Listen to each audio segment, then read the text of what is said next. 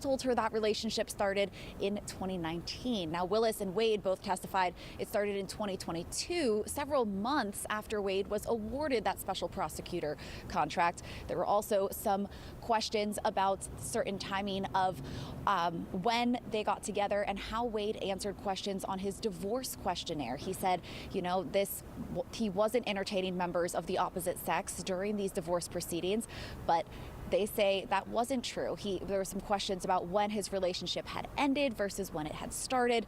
All of those questions were really being asked by the defense counsel, and Fani Willis was pushing back against those, saying, you know, a lot of this isn't true. They need to focus on the true things at stake here, that people were trying to overturn the election and they're the ones on trial. And she kept saying that, you know, this isn't true. I'm not the one on trial. This is distracting from the case. But if all of these distractions do come into play, that appearance of problems could again be enough. But we'll have to see how everything today goes. And Grace, it looks like that's exactly what they were trying to prove yesterday when talking about that appearance, as they talked about the multiple trips and how those were paid for, saying that Wade would have his travel agent to pay for all of the trips first. And then the issue of cohabitating. Now, that really got Fani fired up, asking if they'd ever lived together at some point, because that's a situation where finances would be crossed. And that's really the wrongdoing if you see that money sort of mixing together. Yeah, Grace, that's probably one of the things that they're going to want to expand on today. Absolutely. She kept saying, you know, she was his equal. She didn't need anyone to pay for her things. She always paid him back. But again, those transactions, she said she always paid him back in cash. There was no deposit slips. She said she always keeps a lot of cash in her house on her because that's how she was raised. That's what her dad told her to do. The defense wasn't really taking that for an answer, saying, you know, why wouldn't you have proof of how much you paid Wade and when? They exchanged certain things that they paid for. But again, that lack of proof of who paid for what is really what a lot of this is coming down to. DA Willis really emphasizing, as you said, Grace, I'm not the one on trial. She's really saying that this entire situation brought up because of an attempt to discredit her because she brought these charges after the grand jury indictment of former President Trump and the 18 co-defendants. Yeah, and that is the goal here for that defense, to get Fani Willis off of this case, and that hearing will decide that, depending on what Judge McAfee decides after another day of hearing. But we want to get you a full-fledged recap of what went down yesterday in court. Ariana Maniz has more. Fulton County District Attorney Fani Willis forcefully walked into the courtroom during her misconduct hearing, cueing to her attorney that she's ready. 3 documents in front of me, and they're the 3 filings of Ms. Merchant. I'm very anxious to have this conversation with them today.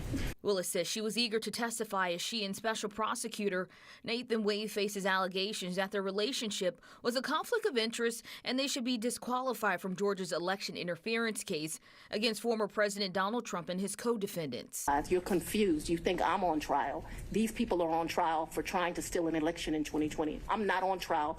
Willis's highly charged testimony went on for more than 2 hours. No. This is the truth, Judge. And it is a lie. It is a lie. Defense attorneys questioned Willis about her relationship with Wade and claimed he paid for their getaways. But Willis says she would always pay him back in cash. And what did you pay for on that trip?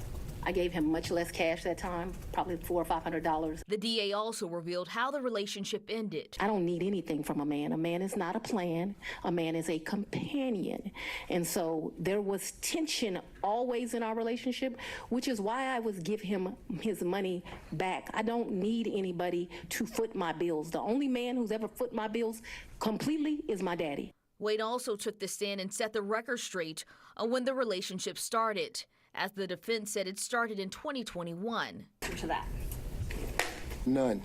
But before his testimony, Willis's former friend and former DA employee denied the timeline. Do you know if Ms. Willis and Mr. Wade started dating in October of 2019? I don't know if it was October of 2019. Could it possibly be November of 2019? Could possibly. Let's take you back live inside the courtroom as they are finishing some final procedural preparations before testimony will begin in just a moment. We want to bring into the conversation now John Acevedo, who is joining us here in studio this morning, Emory law professor. So, John, please tell us more about watching this testimony yesterday from DA Fani Willis. This was our first time hearing from her in this capacity. What were your takeaways after she got off that stand? My main takeaway was this is an attorney who's not used to being in the witness box. She came off at times as a defensive, and I believe that's the role of a district attorney not used to being. Although she kept saying she's not on trial, she was in the witness stand, and I think that made her a little uncomfortable. That said, she seems to have offered explanations for a lot of the different allegations made by the defense counsel, at times very contentiously so. Judge had to stop the trial at one point to allow things to cool down. But I think we'll see today more information come out. I'm not sure we're going to see anything too dramatic, but you never know. The judge will have to make a decision here about whether DA Willis and or Special Prosecutor Wade stay on this case. Talk about the implications and any leanings you might feel one way or the other based on day one. Before day one was fully over, in the morning I would have thought that it was very unlikely that either of them would be removed. By the end of the day, it's within the realm of possibility, and that's mostly because the judge is worried not only about actual misconduct, but the appearance of misconduct. And appearance certainly is there, the paying in cash, the unclear timeline of when the relationship began. Most certainly that leads to the possibility of an appearance. Major problems if DA Willis is removed and Wade is removed, we'll have to find a new prosecutor, and there's just not many offices within the state of Georgia with the financial resources and ability to carry out a RICO trial. How much weight do you think it holds, the fact that they're saying Willis would repay Wade in cash, and the fact that there's no receipts, deposits, or withdrawals to present to support that? The lack of receipts isn't too surprising. Most of us don't take receipts when we go to a restaurant. The lack of withdrawal slips or deposit slips is a bit more troubling.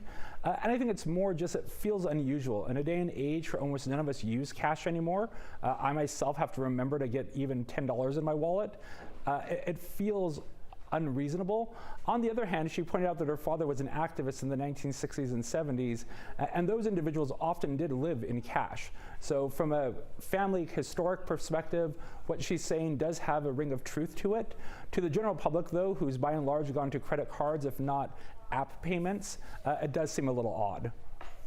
You know, this the bid from Michael Roman's lawyer is to not only disqualify DA Willis and Special Prosecutor Nathan Wade, but to get the entire case thrown out. Talk about, in your professional opinion, the likelihood of that happening. I think that's less likely to happen. The argument for it is simply that because the impropriety began before any part of the criminal investigation began, that is at the appointment of the special prosecutor, everything is tainted. That said, they did go through the due process of having these individuals indicted by the grand jury, and there's no question that that grand jury indictment itself is valid. So I think it's a bit of a stretch to see the indictments quashed. However, it is possible that one or both might be recused. One of the earlier witnesses from yesterday was Robin Yeardy, a longtime friend of Fani Willis. At one point, Willis even sublet her condo and lived there on her behalf. And so they were saying that Ms. Yeardy testified they started dating at that conference shortly after in 2019. Wade and Willis say they didn't start dating until 2022. Having two things now on the record in court, two totally different dates here, how problematic could that be with these timelines totally awry? On the one hand, they are explainable. When a relationship begins is very subjective. When we consider an objective a relationship to have begun. On the other hand, if it is proven that the 2019 is correct, the problem really isn't the when it started, 2019, 2021, both are before the start of the appointment. The main problem would be they then would have, Wade and Willis would have lied to the judge and to the court, and that would open them up to an entirely new battery of legal problems, potential disciplinary hearing by the state bar, Theoretically, they could be charged with perjury, although that's unlikely, as well as being censored by the judge. And even they're allowed to remain on, it would have damaged their credibility quite severely with the court. You know, the man with a gavel trying to sort this all out is Fulton County Superior Judge Scott McAfee, who is also presiding over the 2020 election interference case. Talk a little bit about everything that he's having to weigh and the tremendous weight on his shoulders as this case against the former president in Fulton County thought to have more weight perhaps than any of the other criminal cases now across the country. Judge McAfee clearly understands the gravity of the situation and the importance of this case. The fact that we're even holding this hearing, I think, shows that. He's erring on the side of caution. He knows he's going to be reviewed on appeal unless there's an acquittal. This is a judge who is definitely checking every box, crossing every T. On top of that, though, there's the problem of if he removes these one or both of these prosecutors to start over, the tremendous loss of time and money to the court is potentially quite high. On the other hand, when we are in criminal law, we really want the public to have faith that the criminal defendants are given a full, fair trial and that in no way was there any impropriety. So in many ways, he's caught in quite a bind. All right, Mr. Acevedo, thank you so much. So we have just got some late breaking information in the last minute that DA Willis will not take the stand right now. Let's get back out to Grace King live at the Fulton County Courthouse to learn what just happened inside. Well, of course, we expected District Attorney Fani Willis to take the stand when court was back in session this morning, but in a surprise move, Special Prosecutor Anna Cross said she did not have any questions for Willis and did not need her to take the stand, so the judge excused her from the courtroom. She will not come back unless someone recalls her later, but at this time, she's not taking the stand and she is not excused. The court is now in recess. We're not quite sure when they will return yet, but we will, of course, keep you updated as we learn more. All right, Grace King with that late breaking information. Again, DA Fani Willis will not take the stand at this time today. Of course, there is a lot going on as we saw that curveball coming out of nowhere right there. We're going to keep monitoring this hearing throughout the day from inside the courtroom with our Zach Merchant, and we will break into programming again if there are any more major developments. In the meantime, you can keep watching today's hearing on our 11 Alive Plus streaming app. If you missed part of DA Willis's testimony from yesterday, you can find it right now in its entirety on demand there on the front page. Just download the app for free on your Roku, Amazon, or Apple TV streaming device. Then scroll the carousel on the front page of the app to re-watch her statements. We will now return to regular scheduled programming, but we'll see you back here for 11 Live News at noon with the latest from the courthouse.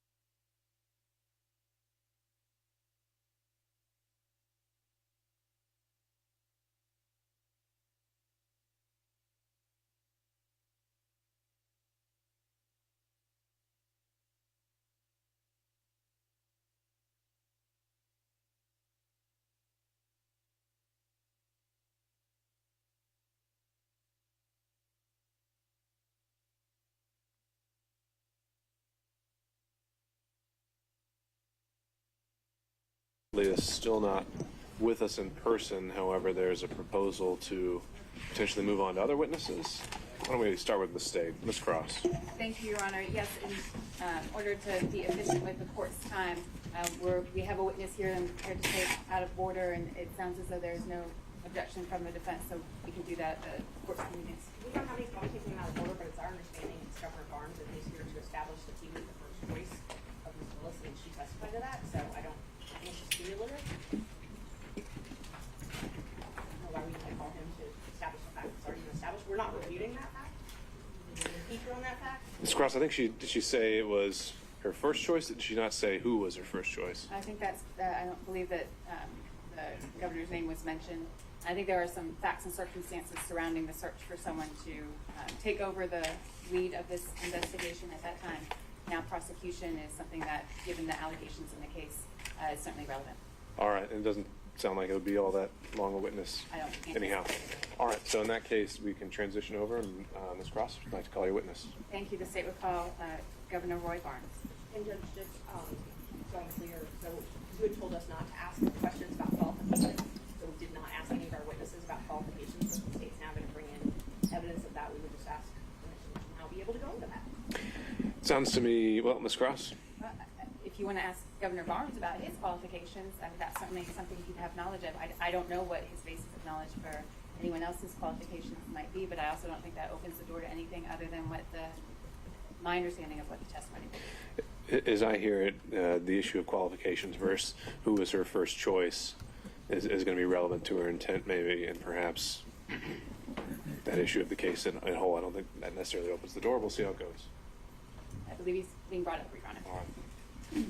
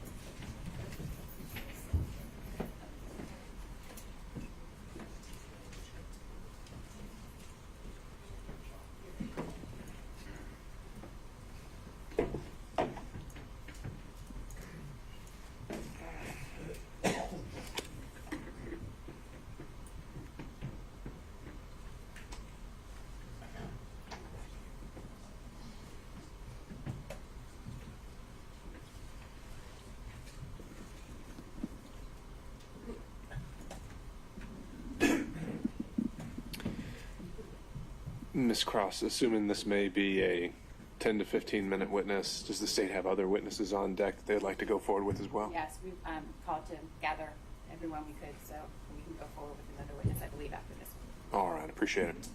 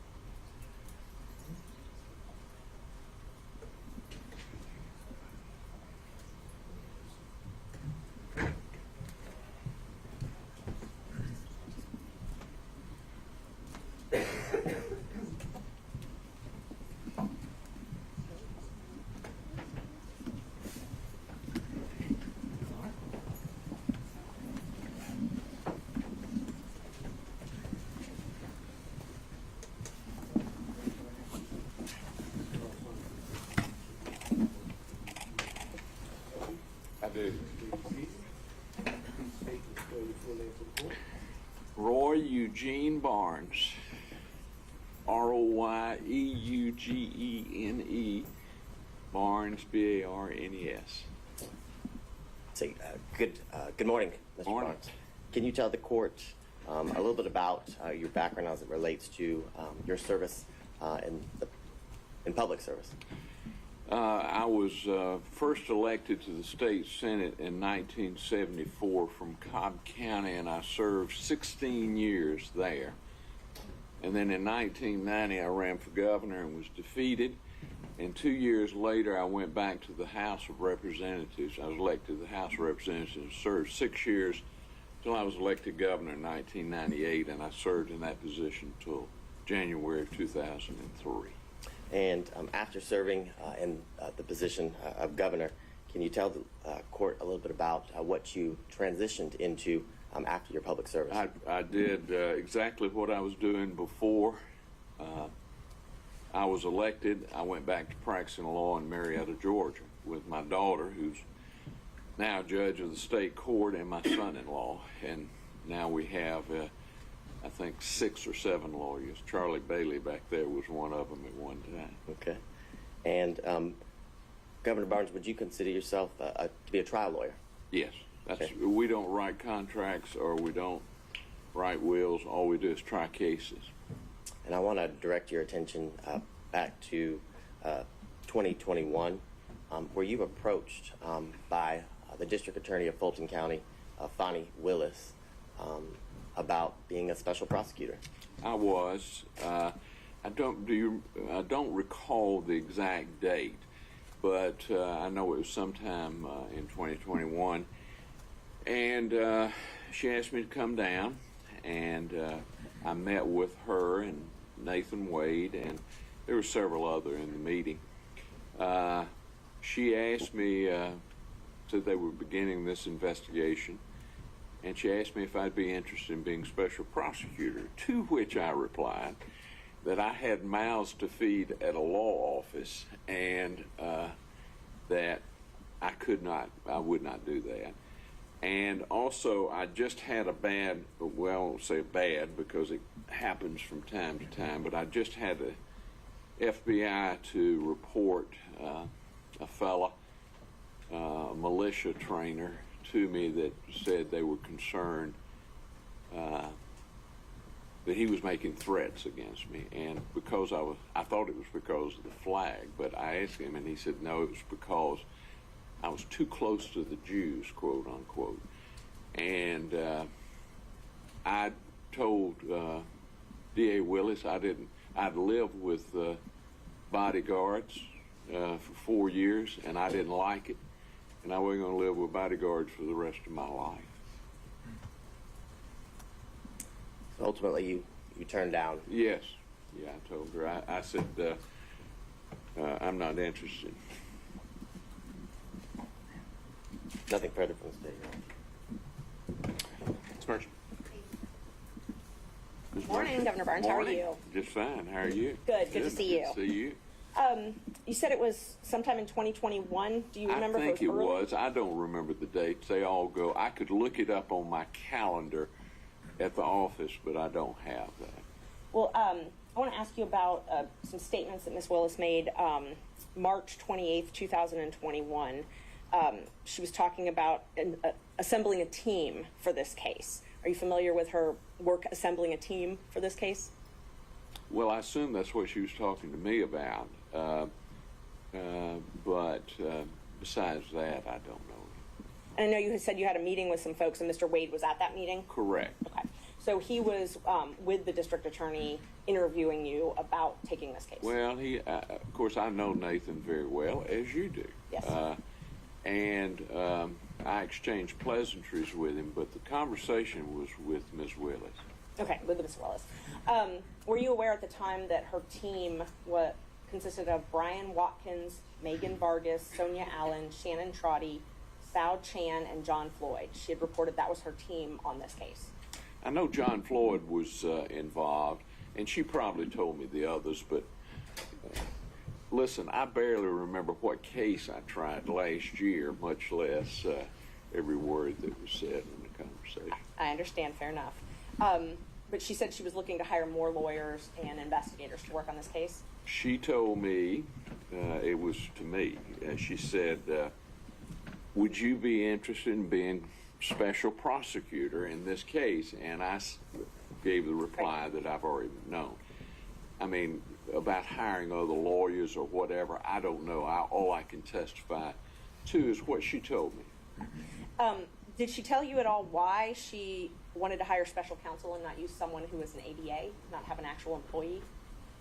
No, she did not. I mean, we did not discuss that, and but I would assume it was because in a case as big as this that you'd have to have some decision help. I know John Floyd has been in some cases over the years out in Cobb County, for example, and others.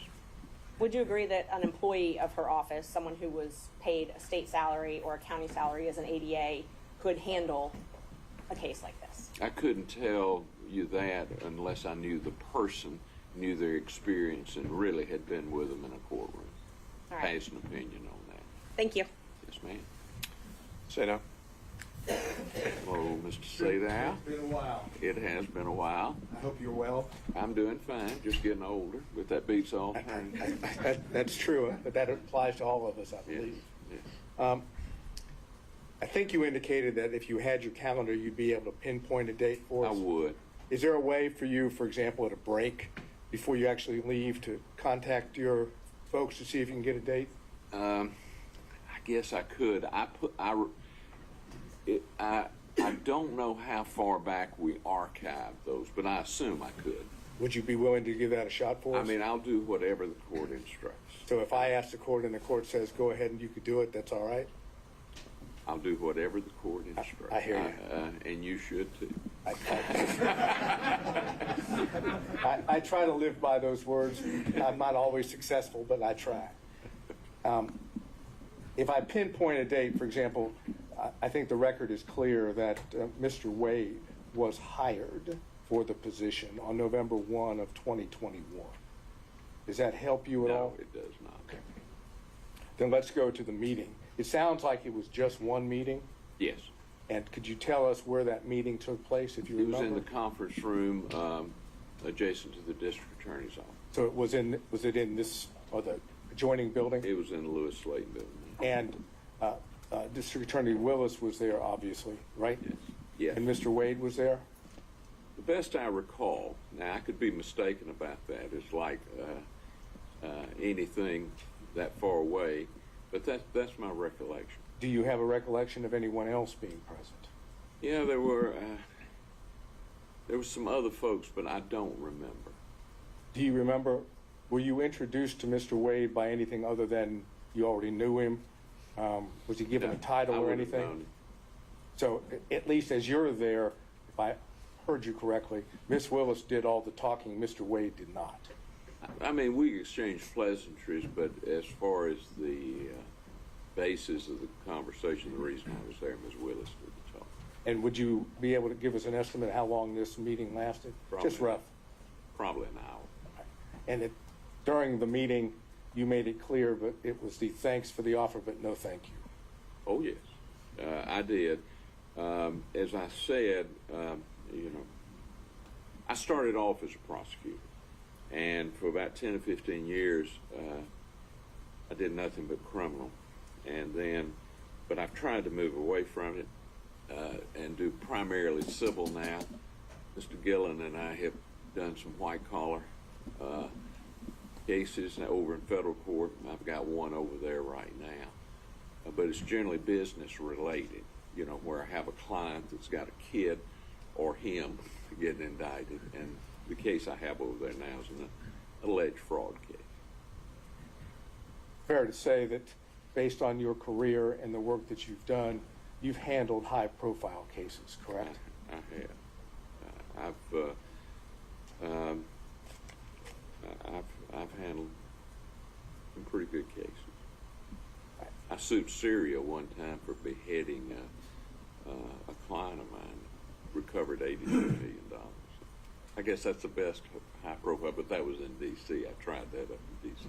And what would be considered complex cases, you've handled those as well, correct? Yes. I mean, we regularly do mass torts, class actions, business torts, breach of contract, and most of those are high complex, or complex, requiring many experts.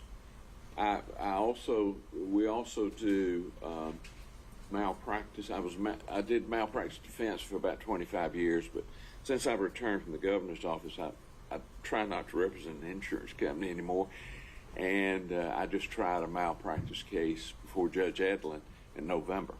And those are complex cases because of the type of,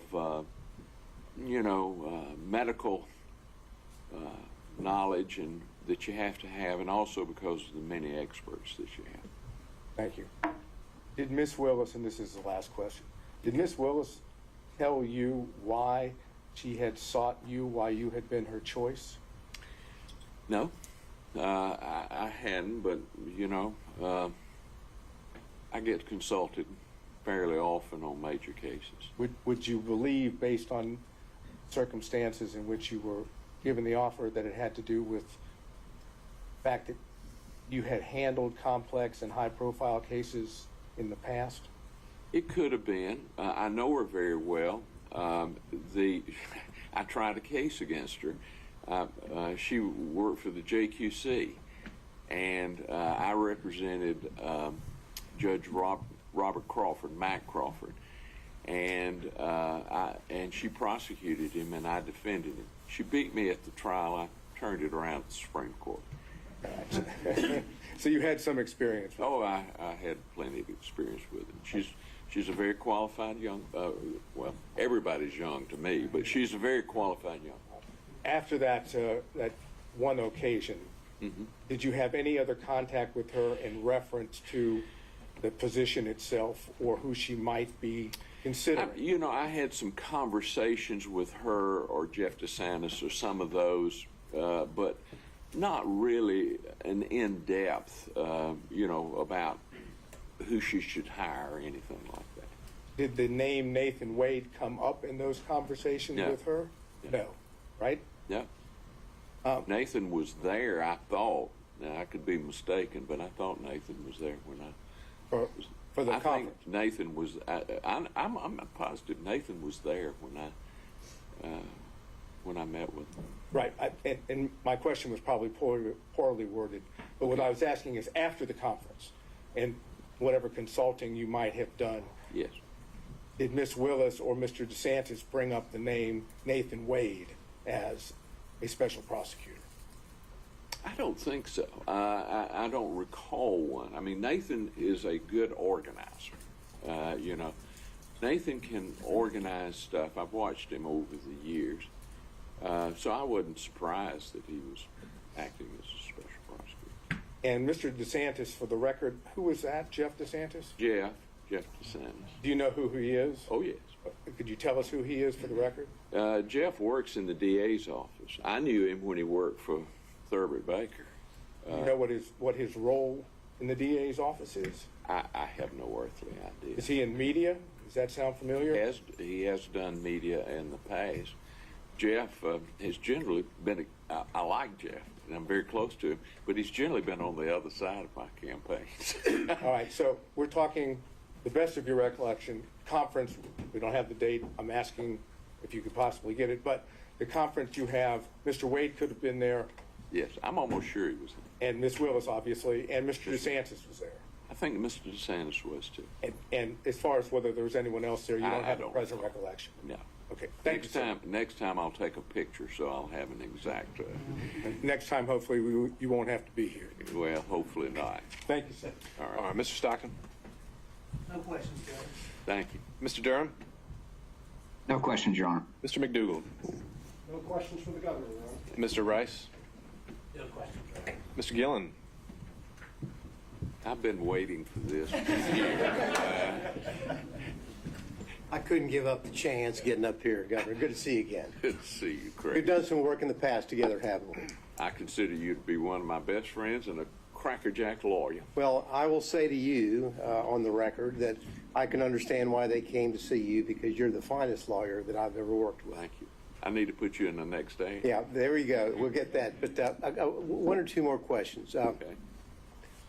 You and I working together when it's appropriate. We've had no qualms about filing motions to disqualify the DA, have we? No.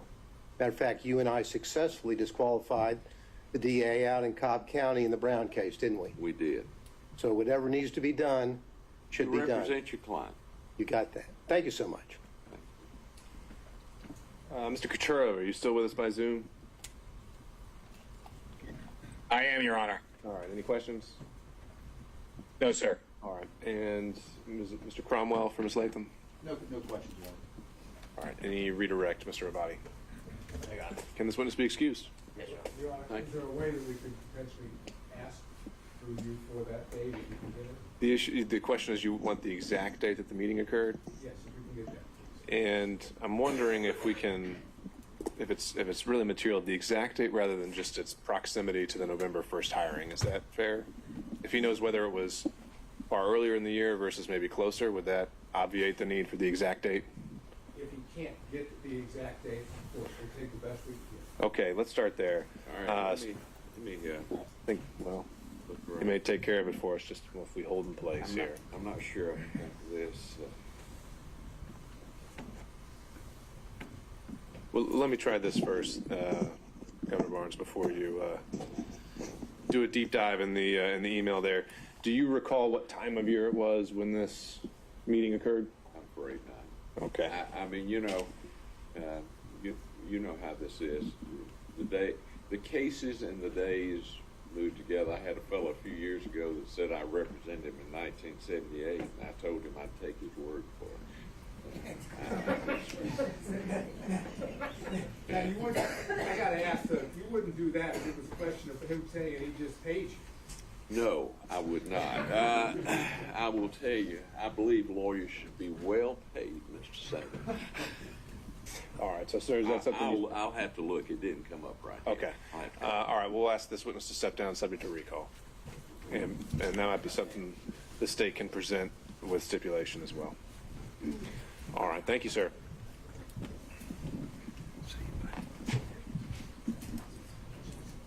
Do we have an update on Mr. Bradley? Lawyer. Lawyer should be here. He's probably outside. The last estimation I heard was about 11:30. Okay. If that's still the case, then Ms. Cross, did you have another witness available?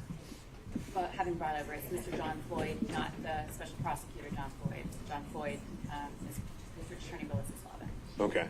And is he heading this way? Yes. All right.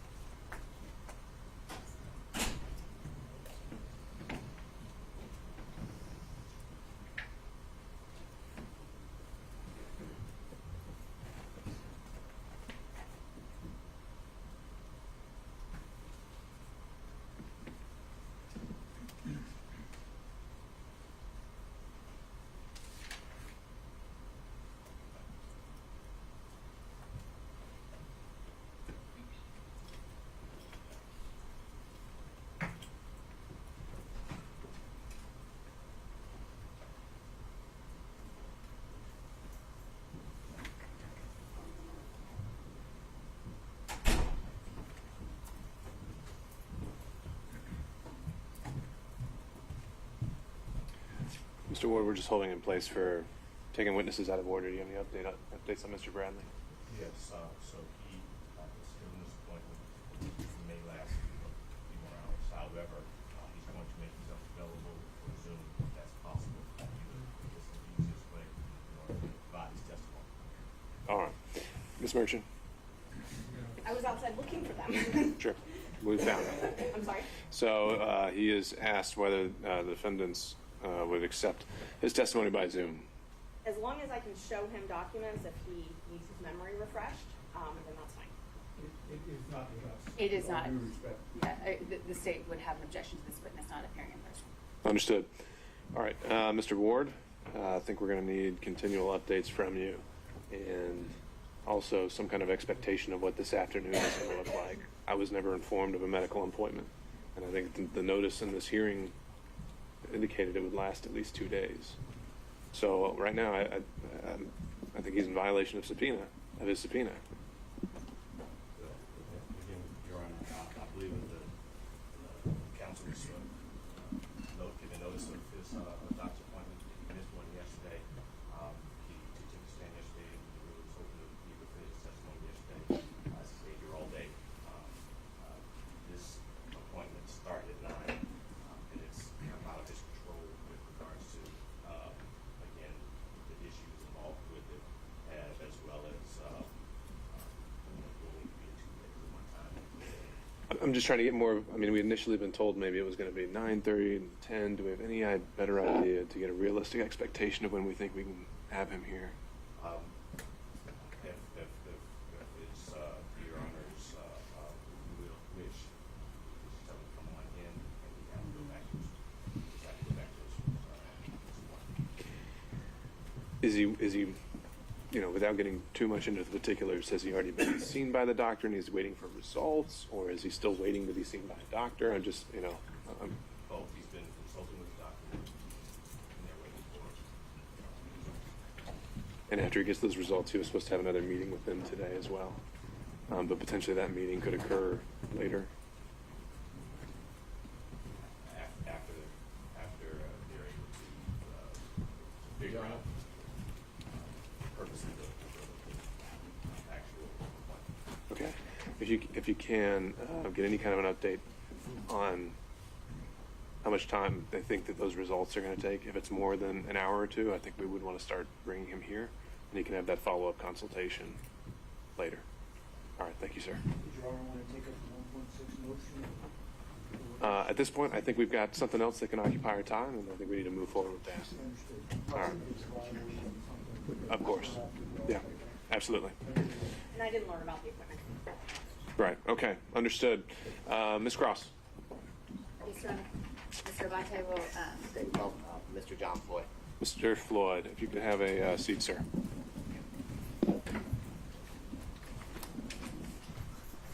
May I approach the witness quickly?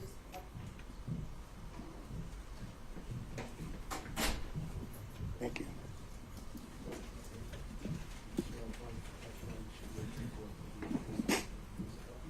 I do. Please state the spell your full name for the court. My name is John Clifford Floyd III. Say, good morning, sir. Good morning. Can you tell the court, are you currently retired? Yes, I am. And prior to being retired, can you tell the court a little bit about, did you work in the legal career? Were you a lawyer? I was an attorney. I practiced law. I've probably tried 1,000 cases. About 50% of my practice was criminal law. 25% of it was family law. And the rest was whatever walked through the front door could pay for it. Okay. And Could we wait 1 second? The governor's come back. He might I ask. do. My calendar shows it was October 26, 2021.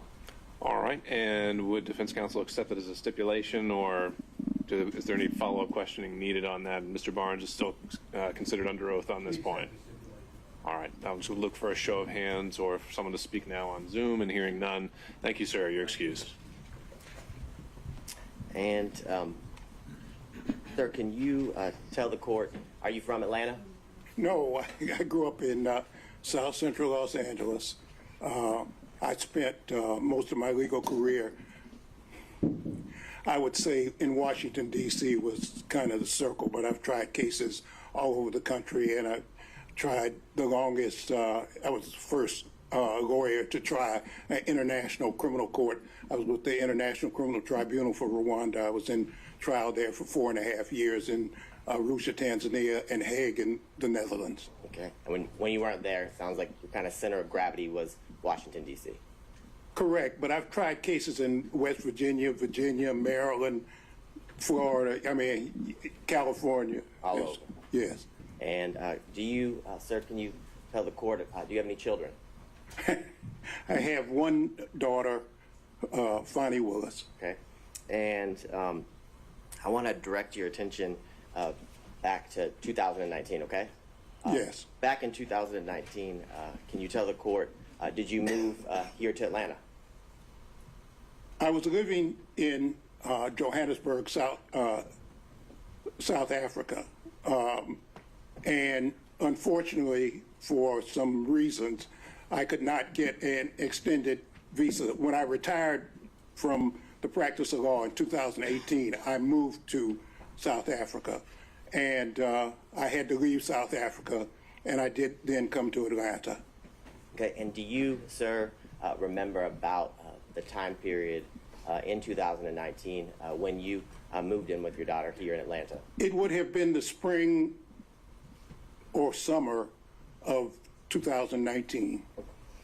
And after you moved here, did you get a driver's license to kind of confirm your residency in Atlanta? Well, my driver's license for the District of Columbia was going to expire on my birthday, which is in October. And yes, I did get a license here in the state of Georgia. Your Honor, may I approach the witness? Good.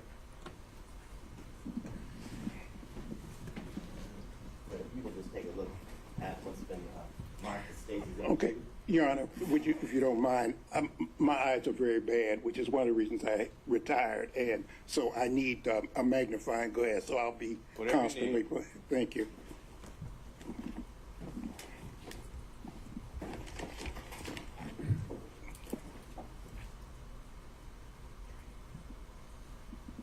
Yes, I see it was issued on 9/28/2019. Okay, so before we get there, do you recognize State's Exhibit 2?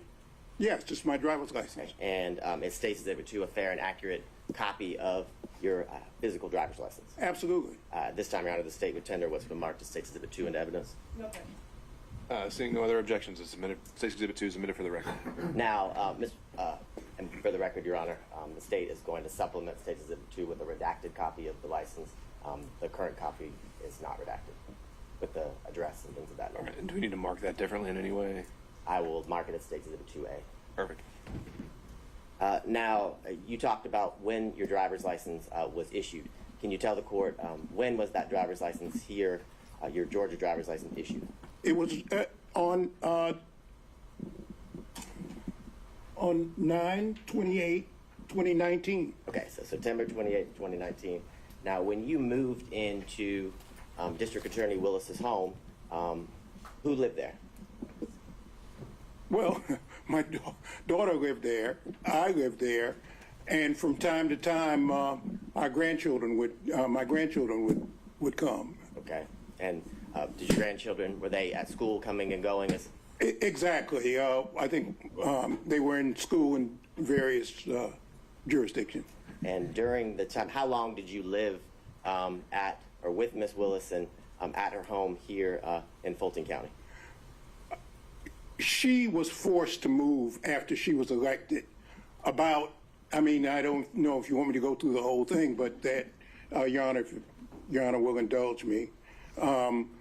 After she was sworn in on January 1 of 2021, and on or about the 3rd of February, at probably 5:30 a.m. in the morning, there were people outside her house cursing and yelling and calling her the B word and the N word, and just, it was bizarre, okay? It just... Sorry?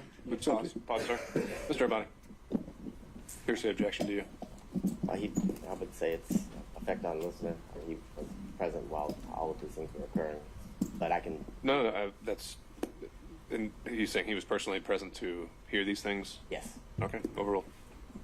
Okay, and fortunately, the neighbors called the police and disbanded, disbanded the group, and, it was just, it was just, I hadn't seen anything exactly like it before. Okay, and after that happened, can you tell the court that Ms. Willis would have to move from her home? Yes, she was forced to leave. Okay, and can you tell the court after she was forced to leave, shortly after she was sworn in, did you remain at her home in Fulton County? Yes, I stayed there really until 2022, I guess. And from what you described, did you fear for her safety? Absolutely. I mean, not only did I do that, I mean, the South Fulton police, they brought somebody, a man with a dog, because there have been so many death threats. And they said they were going to blow up the house. They were going to kill her. They were going to kill me. They were going to kill my grandchildren. I mean, on and on and on. It just, it became, and I was concerned for her safety. And after those concerns came to your attention, and after what you heard and saw that day, you remained at the house? Yes. And can you tell the court, with what you just described, why did you remain living at the district attorney's home here in Fulton County? Mr. Buck? I believe it's relevant based on a lot of the questions that were asked yesterday of Ms. Willis as to about the security threat and the fact that it was implied that those threats were not necessarily real in the sense that Mr. Floyd remained in the home. There were many questions about the fact that he remained and her children could still come and go to the house. I think it's relevant based to the testimony that was elicited from defense counsels yesterday. Overruled. Well, these South Fulton police, first they put a car in front of the house that was there permanently, a police car. That was thing one. Thing two, they brought a person with a dog sometimes more than once a day, twice a day, and they would circle the house to look for bombs. I knew that was a house that my daughter had worked for. It was a brand new house. She's the only one who had ever lived there. It's a 4-bedroom, brand new house, and somebody needed to protect the house, and I stayed there to basically take care of the house, to take care of the yard, to take care of that. Also, somebody sprayed, again, the B word and the N word on the house, and I don't think my daughter even knew that. I cleaned it off and called the police, and South Fulton police, they have, I'm sure, all the records of all the things that happened. And all of the neighbors, I notified all the neighbors to look out and to watch out.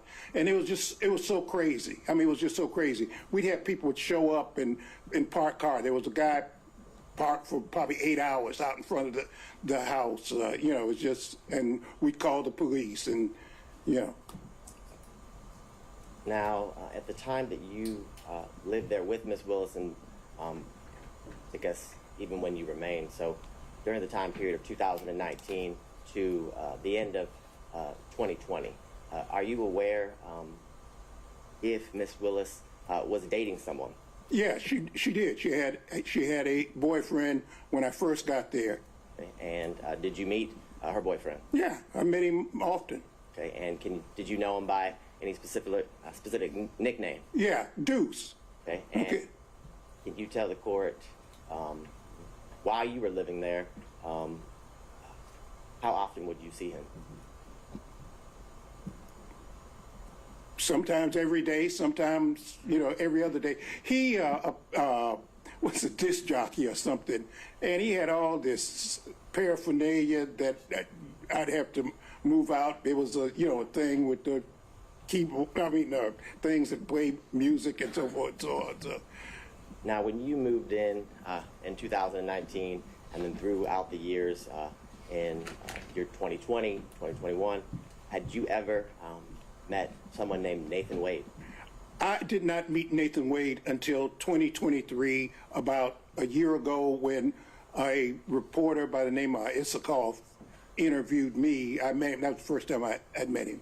You said that was in 2023? 2023, right.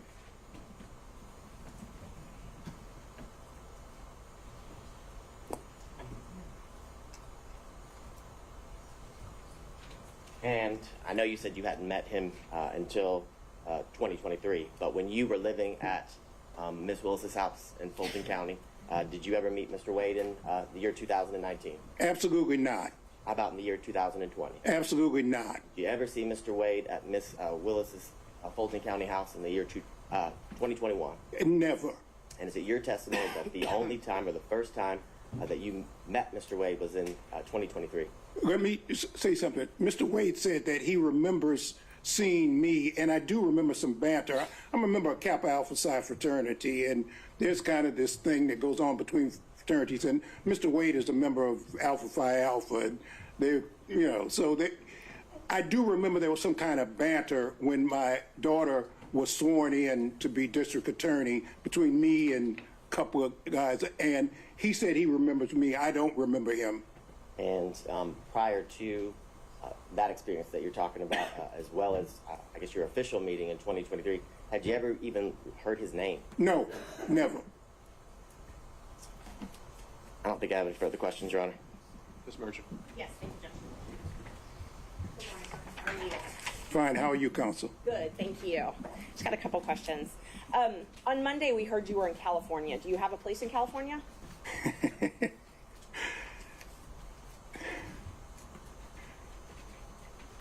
People always ask me about where do I live. I guess I live right here, sitting in this seat right now. But yes, the answer is I have a place in Los Angeles. Okay, you do. All right. So do you share time or split time between Los Angeles and Georgia? Actually, I'm working on a documentary film, and I'm supposed to be being filmed not for this trial, but I'm supposed to be being filmed right now. It was planned, and we had to stop it because they asked me to come here. But the answer is I'm working on a documentary, and I'll be in California until I finish the documentary if we don't have another actor strike and we don't have another writer strike. So do you own property in California? No, I don't. I live with a friend of mine. You live with a friend of yours. Okay. Yeah. And when did you first move? Well, let me qualify with the dates. Did you spend any time in 2019 in California? No, and the reason I didn't is that when I first came here, the answer is no, I did not. What happened was COVID. Once COVID hit, I was just paralyzed. I couldn't go any place. I couldn't go anything. I mean, I'm a theater buff. I used to go to theater at least once a week. But when COVID hit, I just couldn't. I couldn't go to the dentist, which I need to do. Or, it was just a thing. So I was just stuck. I was just stuck there. I may be wrong, but I believe COVID hit in 2020. So I was asking about 2019. In 2019, did you spend any time in California? Before COVID was even here in the United States, remember I lived in South Africa and I've traveled the world. I knew COVID was coming before. I knew COVID was around before. They may have announced it in 20, but in fact, I knew about it and I knew what was happening in 19. Okay, so let's walk through 2019 then. You said you moved here in September. So no, I didn't say that. I moved here probably prior to September. In September is when I got the driver's license. I probably moved in the springtime. I'm sorry, you did. You said spring, summer. I see that in my notes. So spring, summer 2019 is when you moved here. So up until spring, summer 2019, where did you live? I lived in Johannesburg. Well, I lived in Washington, D.C., 2018. I had planned to retire for the rest of my life in South Africa. I had worked for Nelson Mandela and the Free Mandela and get that. And someone I'd gone to law school, he had located there after Mandela was freed from prison and became president. I was going to live there for the rest of my life, but unfortunately, because of political reasons, I could not stay in South Africa, and I was forced, in a sense, to come back to the United States. Okay, so let's just focus in on the period from, let's just start with October 2019, okay? We'll call that the relevant period. October 2019 until the end of 2019. Were you in Georgia every single day of that year? Absolutely. Okay. So now let's move to 2020, okay? And every single day, before I move on, every single day in 2019, you slept at your daughter's house, correct? That's correct. Okay, so let's start in 2020, all right? So 2020, the entire year, did you travel anywhere? No. Okay. You didn't travel at all that year? No. So, and I didn't go to the movies, which upset me also. So that entire year, 2020, you remained here in Georgia? Right. Okay. In 2021, did you do any traveling? No. So when did you move back, or when did you start this documentary film in Los Angeles? What I had been doing to occupy time is I was writing my own memoir. As I delved into my family background, I discovered something, and that's what got me to working on the documentary. So I want you to understand what was going on in my life. I pitched I have a movie script called Bad Blood. I have a movie script we're trying to sell. So I tried to sell that, and I just happened to mention something that happened during the Civil Rights Movement. SNCC, it's called the SNCC 5. The legendary Peter Fitzsimmons was interested, and so with Peter Fitzsimmons and Leah Smith, we're now doing the documentary. So I don't want to interrupt you, but what I was asking was when you moved to Los Angeles, not what you moved there for. Well, you keep saying moved. I haven't moved to Los Angeles. I spent more time in California, in Oakland, if you really want to just be, because Peter is basically San Francisco based. So we're working on the documentary. Okay. I was in Los Angeles because I was going to the Pan-African Film Festival, and that's why we were there. And the way Hollywood works is, you know, when you make connections, and film festivals are a place to try to sell ideas and meet people and organize things. You still own property in Washington, D.C., correct? No, I don't. You don't own property at 1467 Roxana Road Northwest? That's where I used to live. That's where you used to live. Did you own that property? Yes. Okay. And you owned that property when you moved here in 2019? Yes. And you owned it in 2020, correct? Well, you talk about a very complicated issue. I left the property. There was a dispute between me, and I had gotten a reverse mortgage company. And there was a dispute between me and and I just, I walked away from it. Okay. You walked away from it with almost $300,000? Yeah, what is the relevance of that?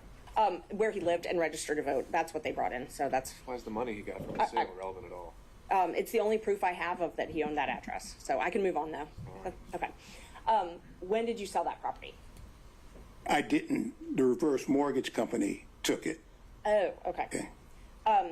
So in 2019, when you got your driver's license here, yes. The next day you registered to vote, correct? I think it may have been the same day, but maybe it was the next day. I don't remember. But you didn't own property here in Georgia that day? No, I was living with my daughter. Okay.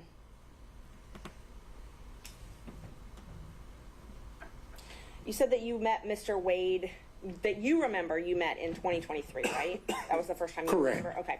And I wasn't really clear. You said something about meeting him. Was it with Mr. Isikoff, or did Mr. Isikoff tell you? No, I was being interviewed by Mr. Isikoff. Okay. And he walked in, and I met him. That was the first time. He walked into the office. And where were you being interviewed? At the district attorney's office. And Mr. Wade walked into that interview? Yes. And so Ms. Willis had not told you about Mr. Wade prior to that? Absolutely not. So she didn't tell you anything about their relationship before you met him that day?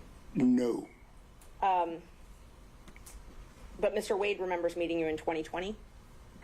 He said that at my daughter's swearing in. I do remember that we having some banner about fraternities, but other than that. Oh, at your daughter swearing in. Okay. Right. That's all I have. Just one moment, Judge. Nothing else. Thank you.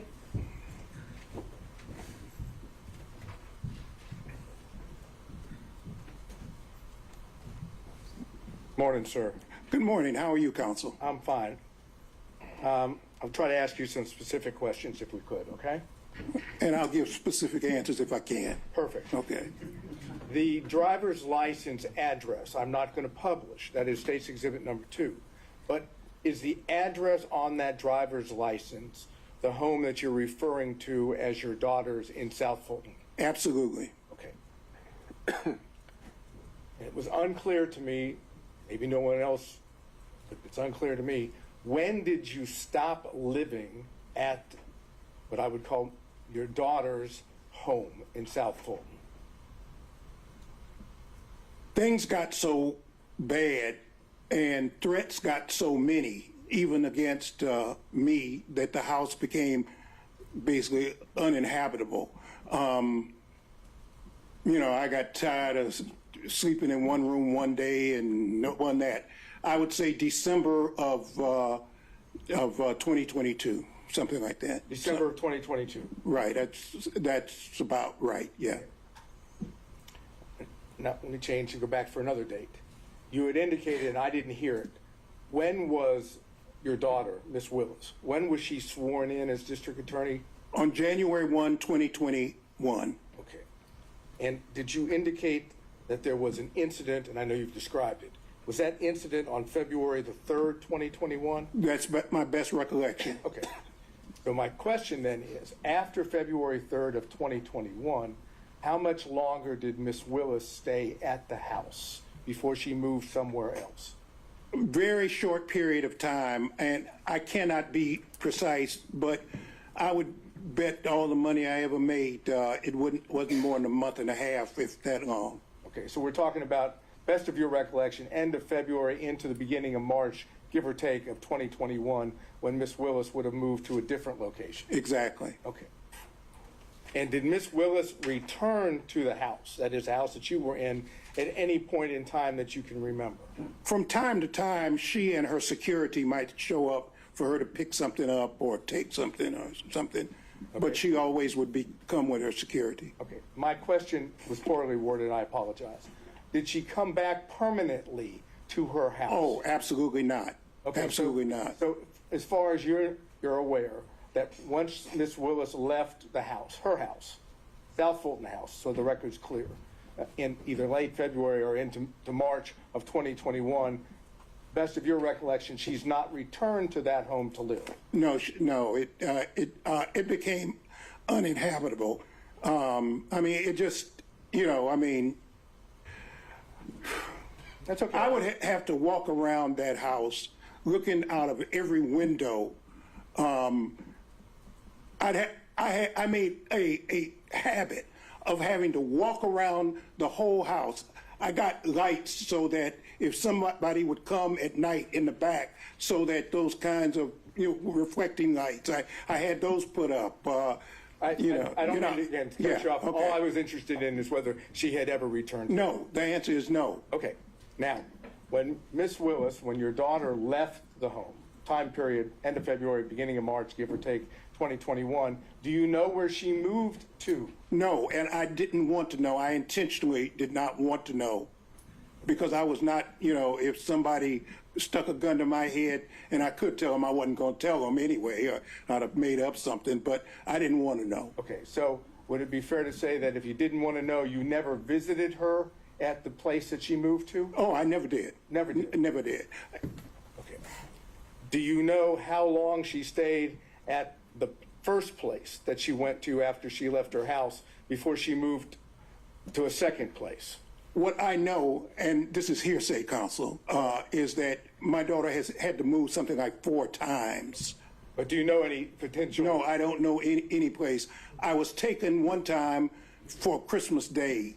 I've only seen my daughter, and this is very hard for me to say, but During the period my daughter left, I've only seen my daughter 13 times because I can't, and we've never seen each other more than maybe 3 hours because of, you know, the nightmare threats against her and me. And I understand that, and from the perspective of being a father myself, I understand what that means. So I'm going to move away from that. I was just trying to get an idea of date-wise, okay?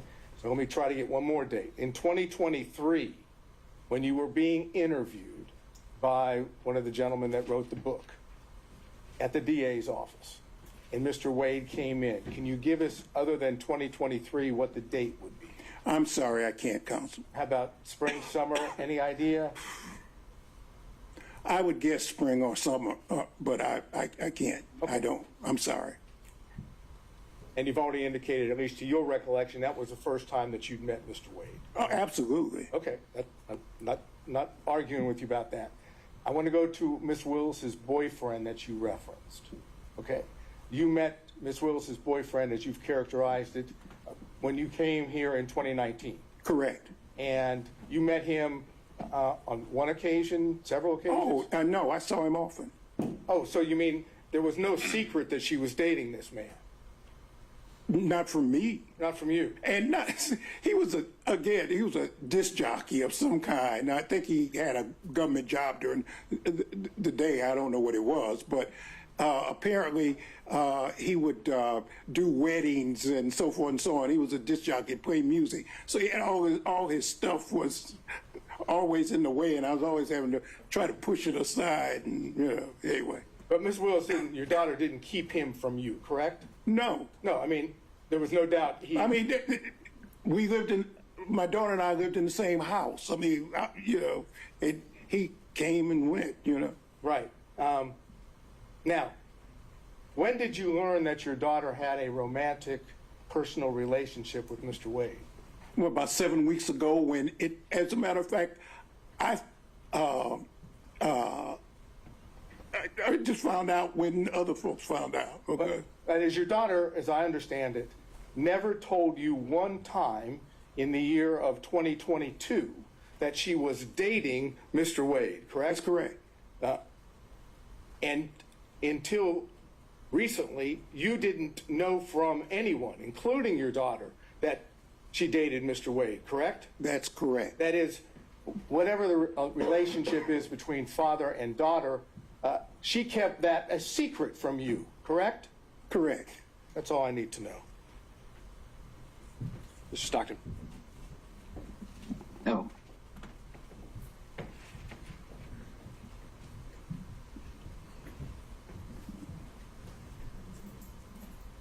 Good morning, Mr. Good morning. Correct. Good morning, Counsel.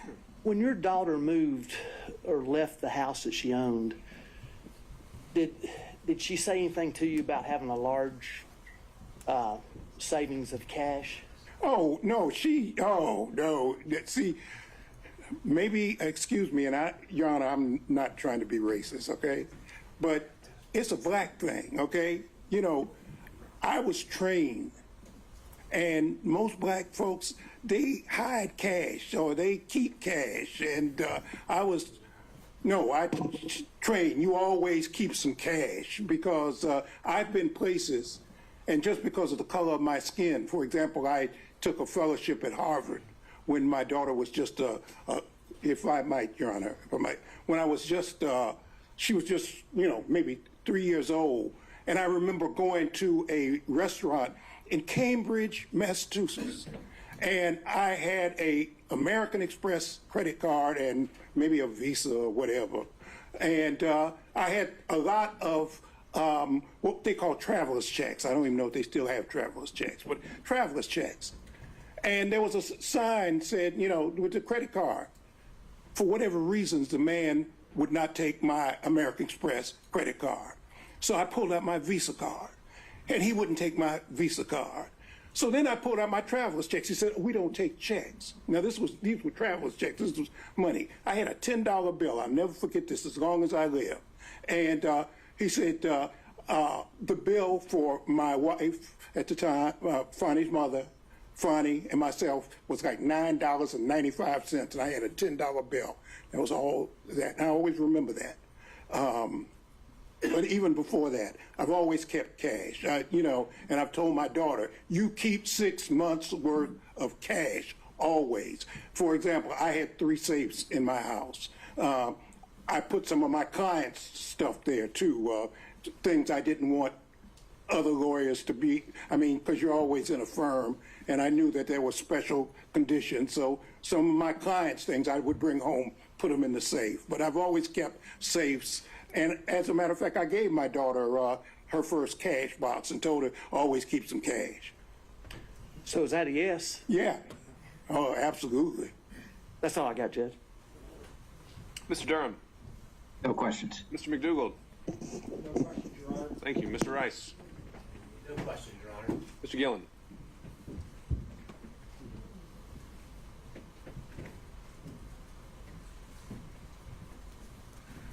It's still morning. Good morning, sir. Good morning, counsel. How are you? Just fine. Just a few questions following up. When you were talking about when you learned about Mr. Wade and your daughter, correct? Correct. Now, did your daughter tell you in around October of 2022 that she had gone on a Caribbean cruise with Mr. Wade to the Bahamas?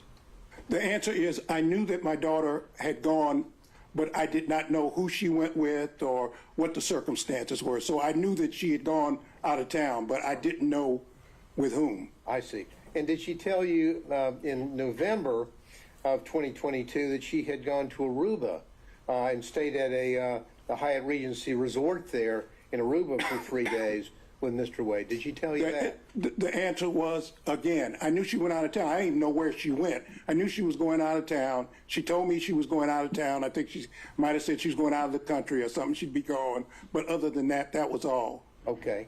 And did she tell you in March of 2023 that she was going to Belize for several days with Mr. Wade? The same answer, that I knew she would tell me she was going out of town, and she may or may not have told me where she was going, but she'd be gone for a couple of days. Okay. Now, in 2023, you were in many days you would be out in California, correct? Some days I'd be in California, correct. Okay. Well, did she tell you in May of 2023 that she was traveling to Napa Valley with Mr. Wade, so maybe y'all could see each other when she visited California with Mr. Wade? The answer is no. And so the first time that you ever met Mr. Wade or learned about Mr. Wade, to your recollection, was in 2023? That's correct. That's all I have, Your Honor. Thank you. Mr. Kucherov. On Zoom. Yes, Ron, just a couple quick questions. Good morning, sir. I know I can't see you. I can't see you either, but we can take a moment. Good morning, counsel. We can take a moment. Let's just pause, see if we can change the screens to show Mr. Kucherov. Sorry. Your Honor, I'm on a phone, so it's kind of difficult. Can you turn your screen on now? I'm trying to.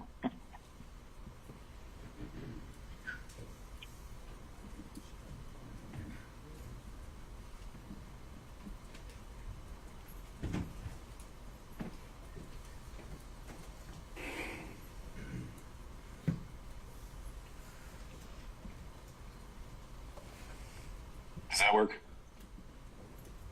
Just to hold one more moment? All right, there we go. You can proceed, Mr. Kucherov. Sir, you seem to know about the issue of cash in this transaction. You said it was a black thing. How did you know that the cash was going to be an issue in this testimony? Because I was asked for it, and I was prepped by the lawyers, and they asked me about it. What else? And did you speak with Mr. Wade about your testimony? No. Did you speak with your daughter about your testimony?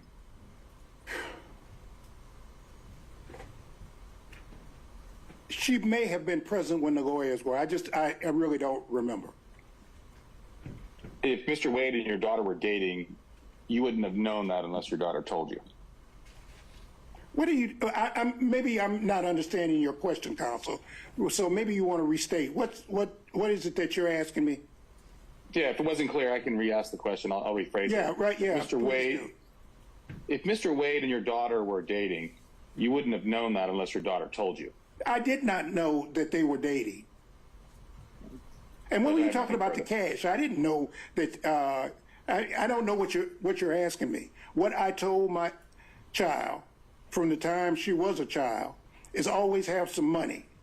Always have some money. If you go on a date so that people don't try to stick you and you want to leave whoever, always keep some cash, okay? Mr. Floyd, you answered the question that the attorneys prepped you for that, so that's all I wanted to know.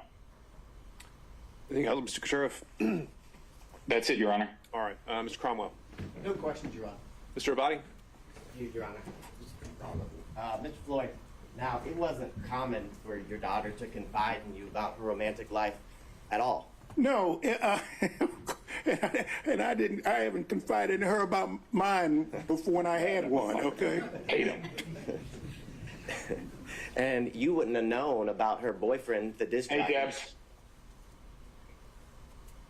that an objection? I think that might have just been still off mute. Okay. Let's keep going. Now, you wouldn't have known about her boyfriend, the disc jockey, had you not been living with her, correct? That's correct. I'll allow overruled. I have nothing further. Did he answer the question? He did. He said that's correct. All right, by show of hands, any redirect on those points only. Ms. Merchant. Yes. I just want to know when you were prepped by the lawyers, when this prep session was. I just got off the plane on, what was it, Tuesday night? I think I was probably drooling at the mouth. I was so tired. So it must have been, I got in Wednesday. It must have been Wednesday. Okay. And did you talk about any of the testimony from yesterday or watch any news reports or anything like that? Oh, absolutely. You can't cut the TV on without seeing this. The first thing, and I listen to conservative radio a lot, and, last night for 5 hours, all they talked about was this case. So you were aware of what the testimony your daughter gave yesterday was? Yeah, unless you don't cut the radio on, unless you don't cut the television on, unless you don't read the AJC or any other, the New York Times or whatever, which I do every day, of course. So is it fair to say nobody instructed you that you were under the rule of sequestration? Right, and I'm not under subpoena either. Thank you. All right, anything else? Seeing and hearing none, thank you, Mr. Floyd. Thank you very much, Your Honor. It's a pleasure to appear in front of you, Your Honor. Thank you. All right, Ms. Cross, let me check in. Was the state planning to call additional witnesses? Not at this time, Your Honor. We're again trying to accommodate if there's a lapse in schedule to be able to this afternoon, but right now that was our last witness. Okay, so even if Mr. Bradley testifies to some extent, it's still the potential that the state has no further witnesses? I anticipate at least one more will be available this afternoon, but that would be it. Okay, so there are potentially more state's witnesses. All right. Judge, before we move on, I'd move to strike the last witness's testimony by violation of the rule. All right, so I think the rule is invoked and the instruction was for the parties to tell all witnesses subpoenaed are expected to appear about the rule. I don't think the remedy is necessarily striking. I think it can go also to this credibility as well. So to that extent, unless Ms. Cross, you want something else to be heard on that, point is made. All right. Do we have an update from Mr. Bradley? Yes, Your Honor. Yeah, he should be here at 12:25. Okay. Then what I think we should do is have these preliminary conversations about privilege, see if we can make any headway, and then take our afternoon break. So to that end, counselors, I don't know if you just want to argue in place there or go to the table, whatever makes you comfortable. But Mr. Chopra, I think maybe it was relayed to you since you weren't in the court earlier this morning. We'd had some initial conversations about the distinction between the privilege and Rule 1.6, and it sounded like you wanted to be heard on that. Your Honor, it was brought to my attention, and I apologize because I don't have things. What do you need? Well, a copy of the case in front of me would be helpful, but it's not necessary. It would just take me a second to keep looking at my phone and respond to the court. Whatever you need to do. Your Honor, I believe the case before in anticipation of piercing the rule 1.6 is on Ms. Corning's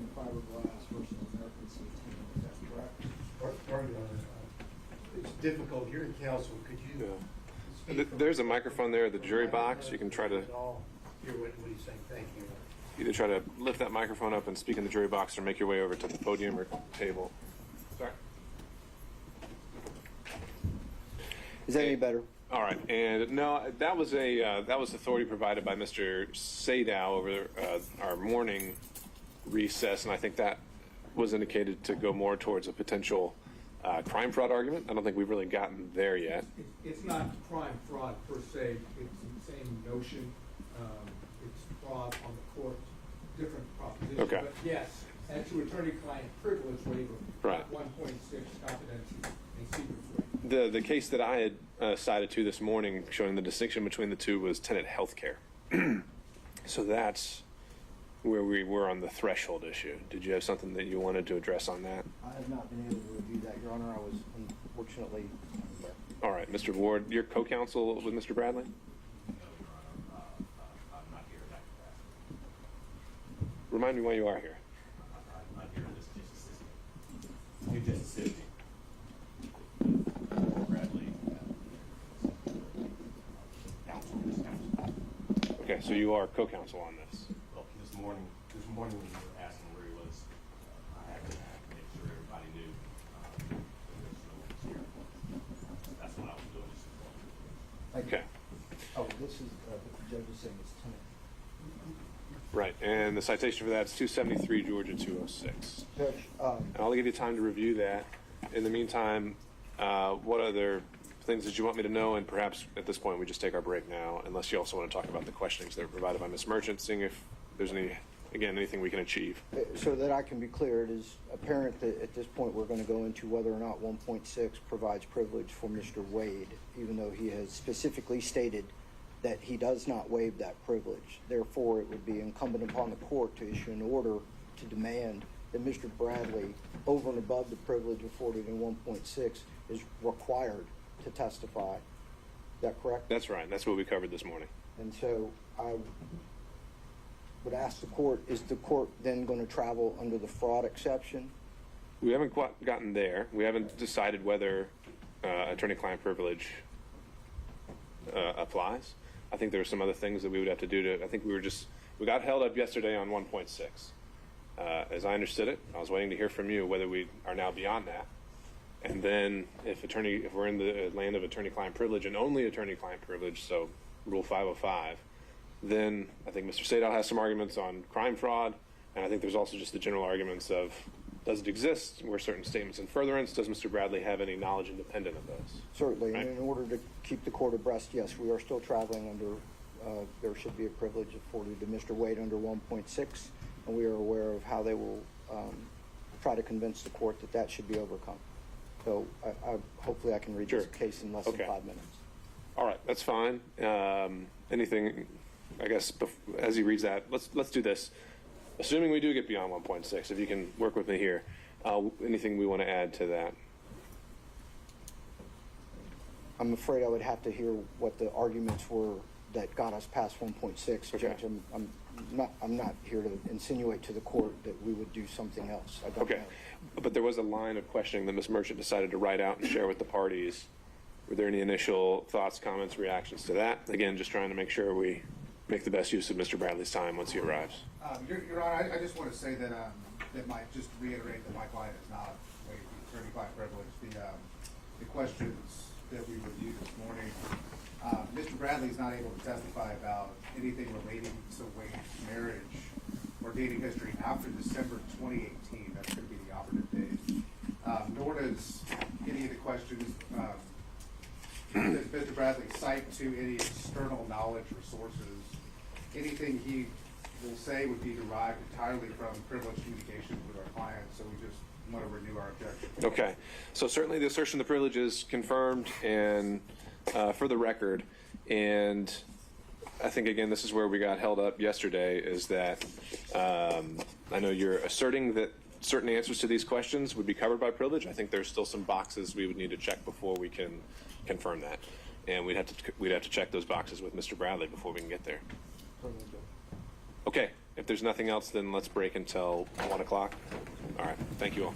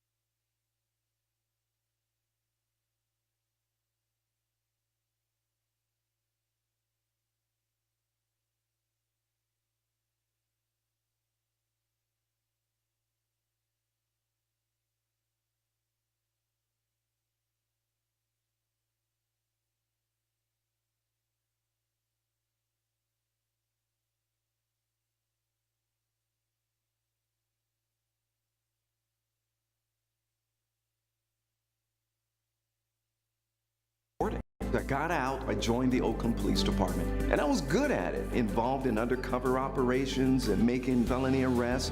But I knew that there was something more, so I ended up transitioning into journalism, where this is where I am supposed to be, and I've been doing this for almost 30 years now. Only on 11 Alive News, defective fire hydrants. We found hundreds across Metro Atlanta broken, or worse, running dry. From inspections issues to repair problems, our investigation uncovered several factors leading to faulty fire hydrants. And we explain how you and your family may unknowingly slow down firefighters by limiting access to hydrants. Scan the QR code right now to watch. When it comes to public safety and our emergency services, the story is only on 11 Alive News. It's a wonderful feeling to be a journalist in my hometown. People that knew me when I was little are watching me, and so I want to make sure that I get stuff right.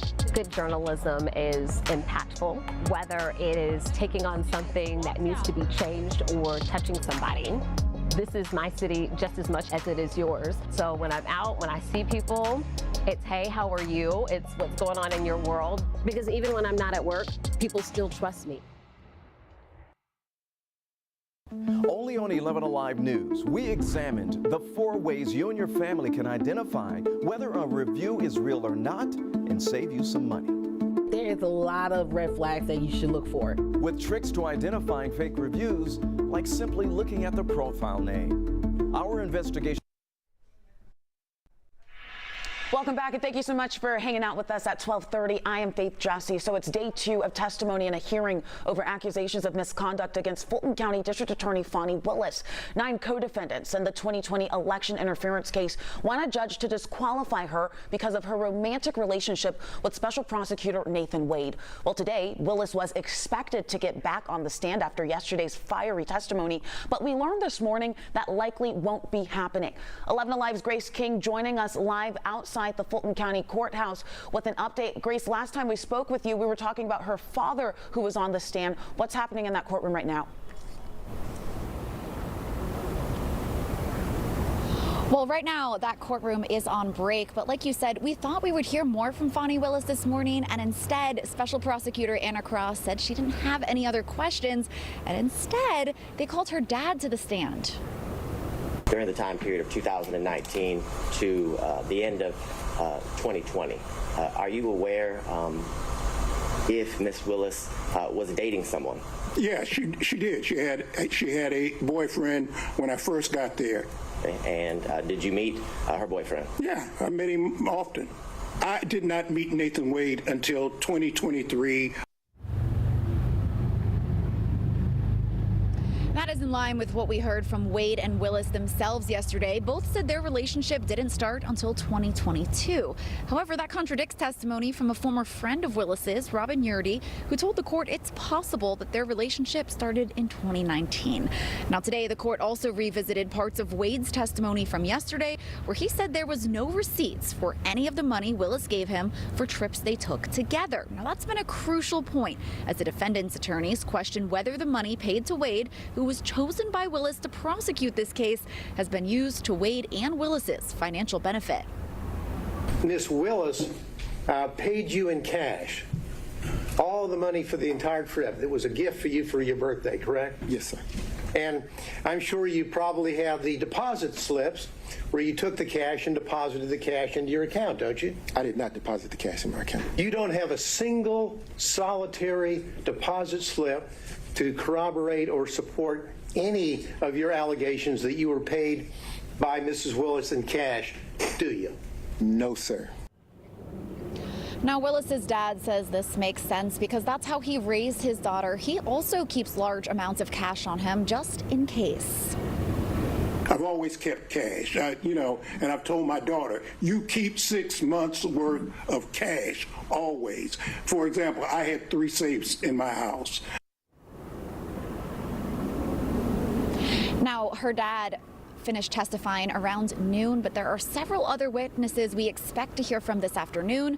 We'll, of course, keep you updated as we hear from them. Grace, thank you so much. Excellent reporting, for keeping us updated there. 11 Alive will be covering today's hearing throughout the day. You can watch the hearing on 11alive.com as well as 11 Alive Plus. That is our streaming app. It's free to download on Roku, Amazon Fire, and Apple TV devices. Well, at this hour,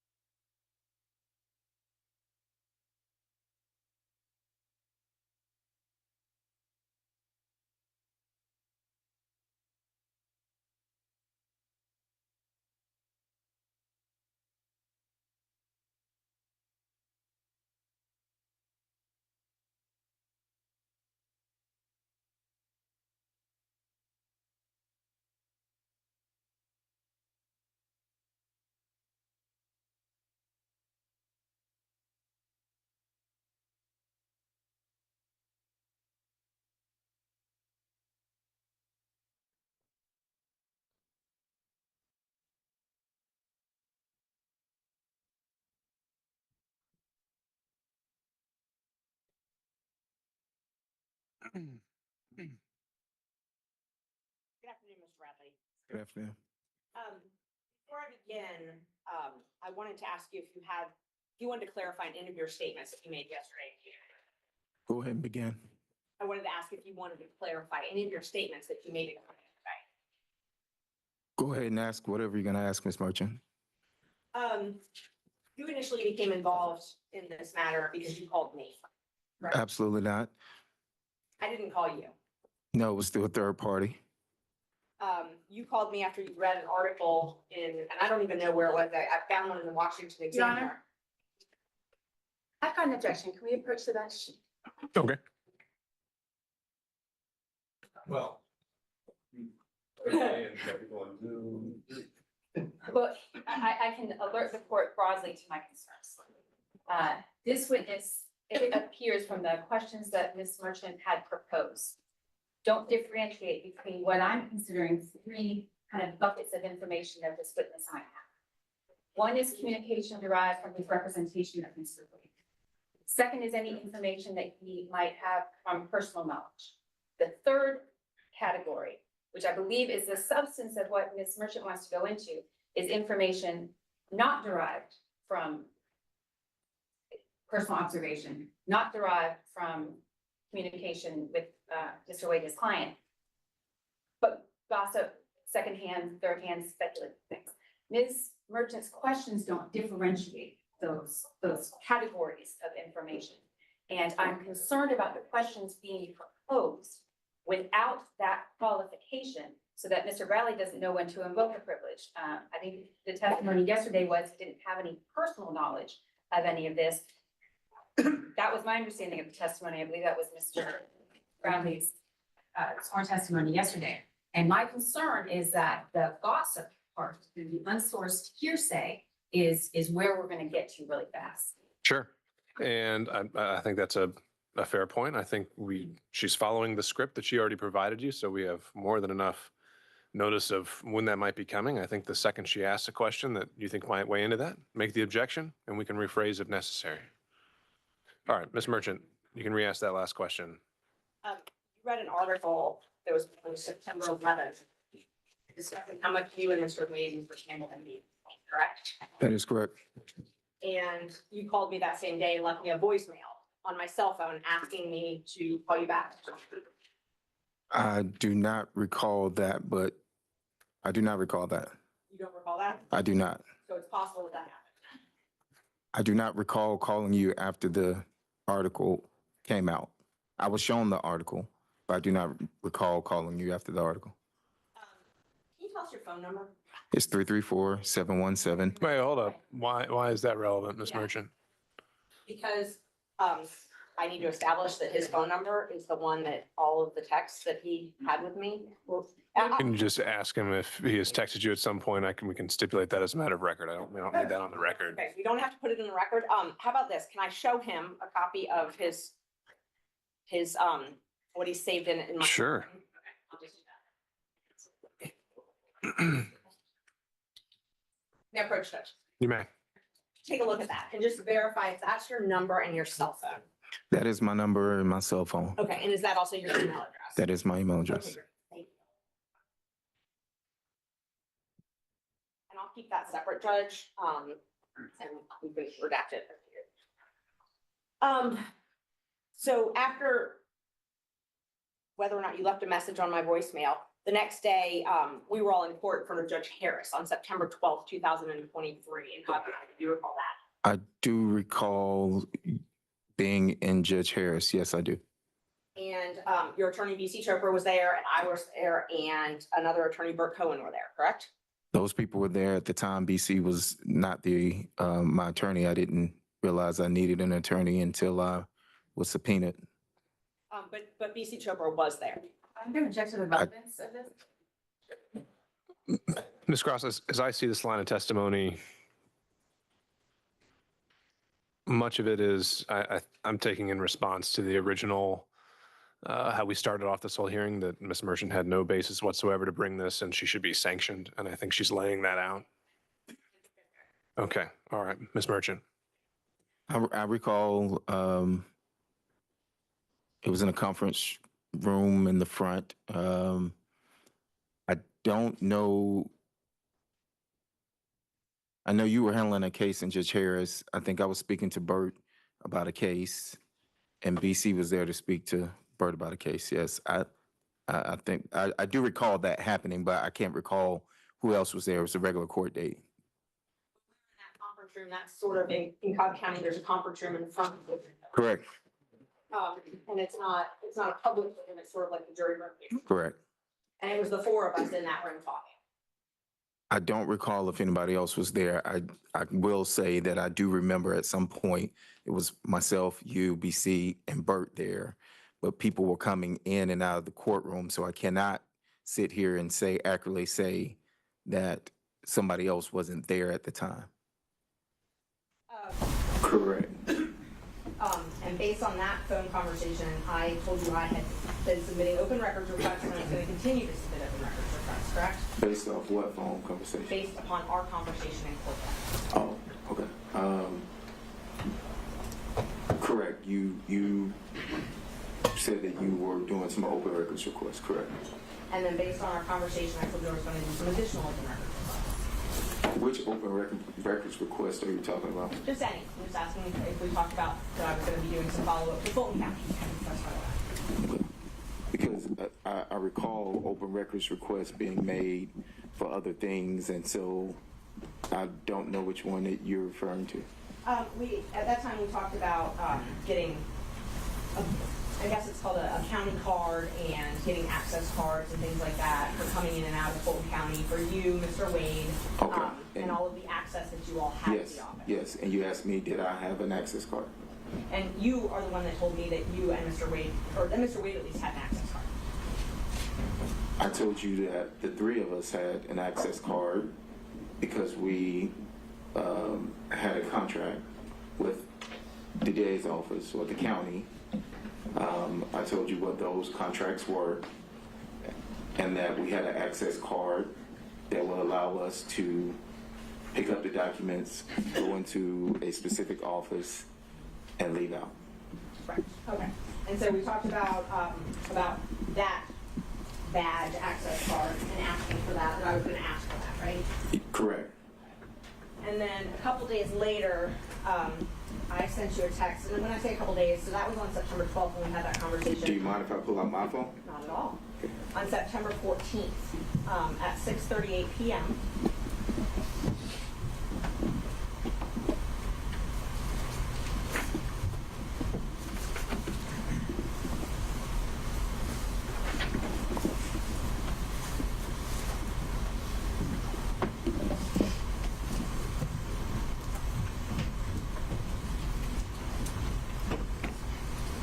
And what day was this? It was September 14th. September 14th, correct. And I sent you a screenshot of a Fulton County open records request I did. Yes, and I said, wow. And then,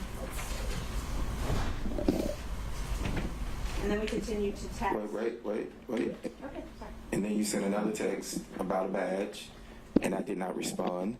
You sent another text about an entrance card. I did not respond.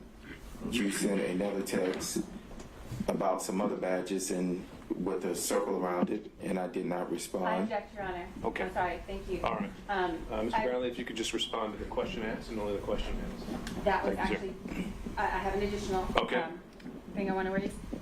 Ms. Merchant provided some text messages that she let us know that she was going to refer to. The text messages are inconsistent with Mr.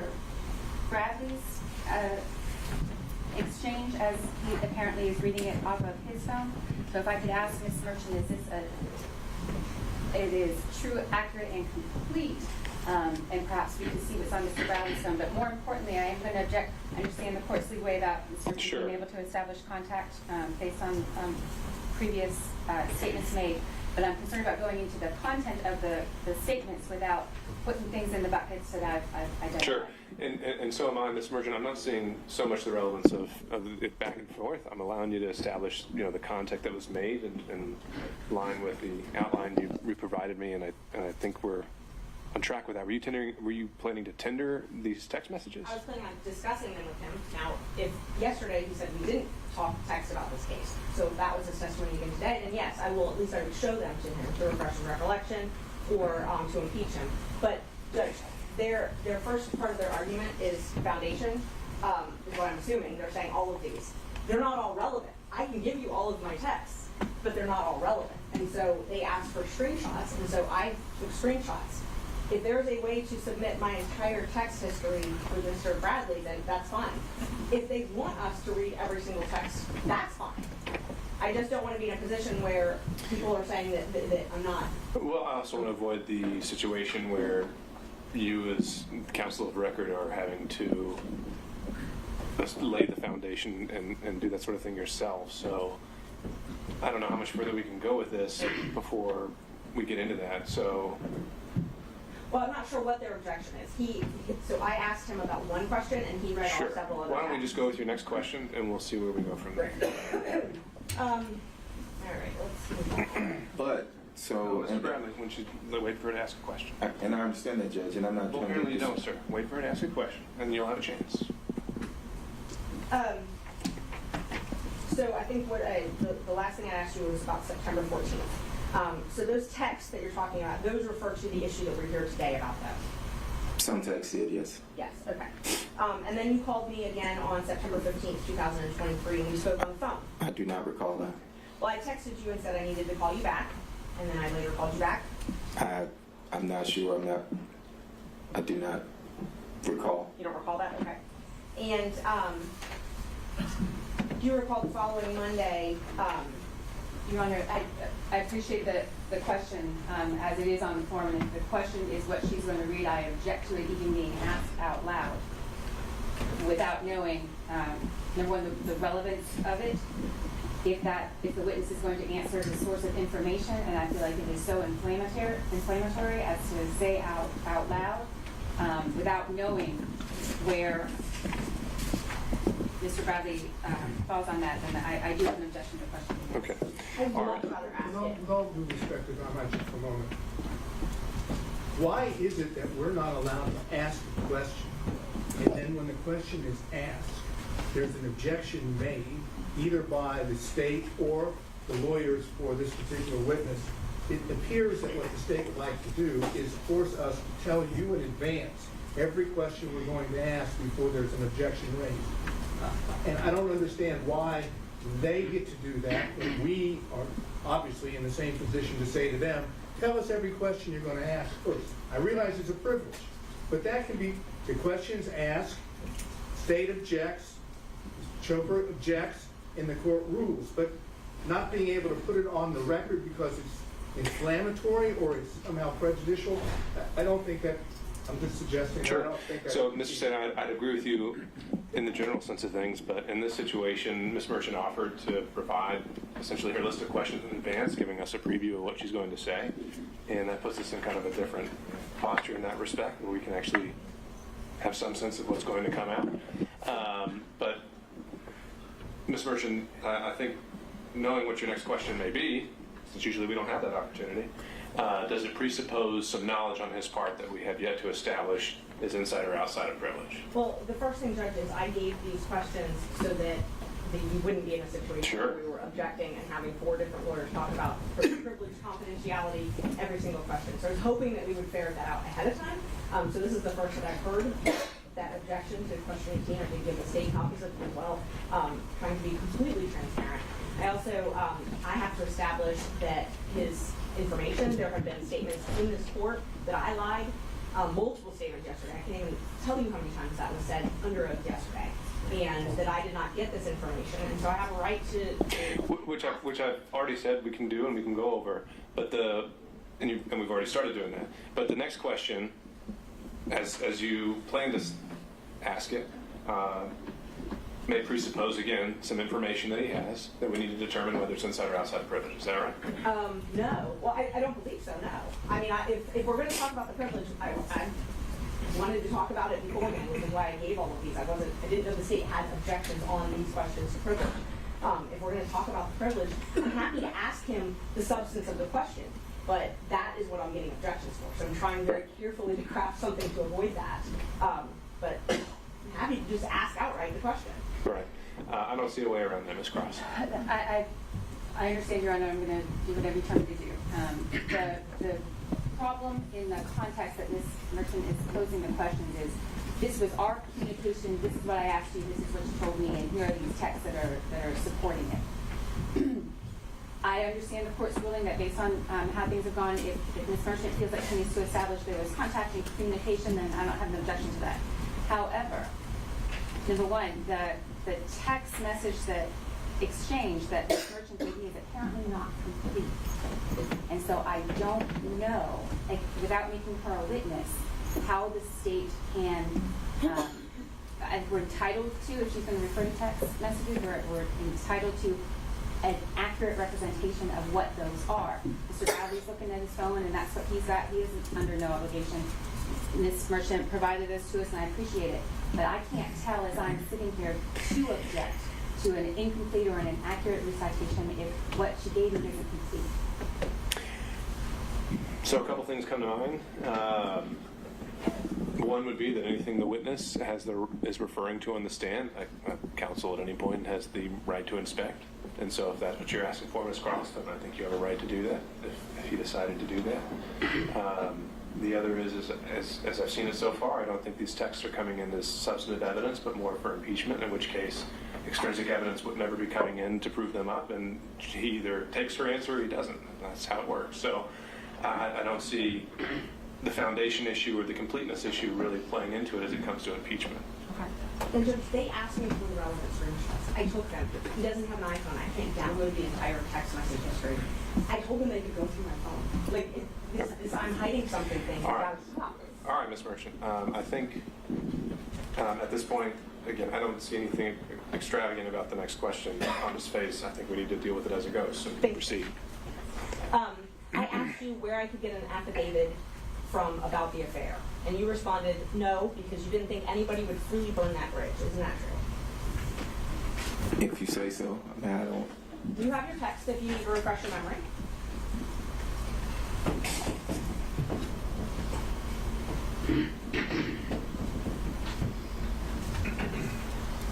September 18th at 3:11 p.m.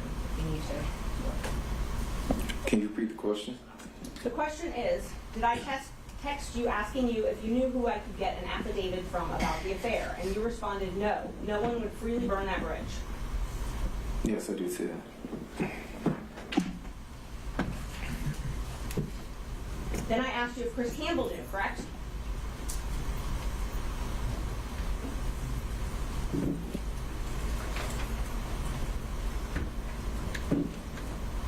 No, you asked me if under oath he would testify. Your Honor, again, I'm going to object to the source of the witness's information about that, whether that's firsthand information or not. And Mr. Campbell, of course, has a privilege too. Well, since Mr. Campbell hadn't even been brought in to this proceeding at all, I'm also wondering about just the relevance of asking questions about Mr. Campbell. It's been objected that I'm not asking about all the text, and I'm selectively asking, so I'm trying to go through all of them. I would much rather just ask the very relevant ones.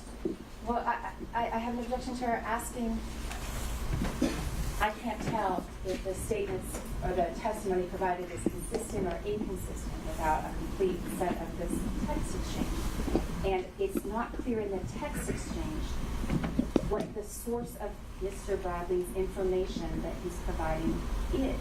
And so that is, I'm struggling, Sure. And I know everybody else is too. And again, I think you're focusing more on the merits than the impeachment value, right? If the sole purpose this is coming in is under those grounds, then you being able to match them up word for word, I don't see that as being the necessary prerequisite. But as it relates to Mr. Campbell, he's not a witness yet. He hasn't come in. I don't think he's come up really at all other than passing and maybe the firm. So why don't we skip ahead to the next questions, and you could always come back to that if somehow he has made an issue in this case. That's great, Judge. I needed some clarity because the state is objecting that it's not full and accurate. I'm keeping things out, and then they're objecting that I'm putting too much in. So I'm just trying to avoid every question having an objection, Judge. So on January 5th, 2024, we had a text exchange where we talked about that I had discovered that Nathan took Fani on a cruise and a trip and paid for it with a business card. You told me you were on a plane home from Dubai, but you would call me as soon as you got home. Do you remember that?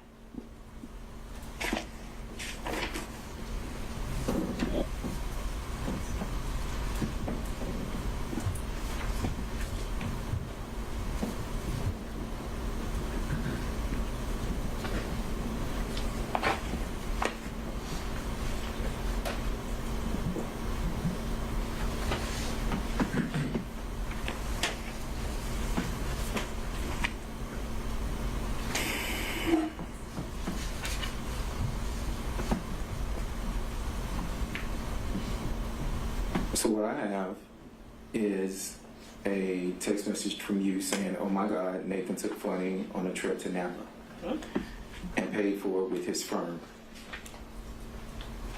Okay, continue reading. And you said, "Is he that dumb?" And I said, "Wow, I'm on a plane from Dubai, land at 3. We'll call you as soon as I land." So that is accurate. That's what you told me. That I will call you as soon as I land, and wow? Yes. Yes, that is accurate. And then you told me that you weren't surprised because they took many trips to Florida, Texas, and California.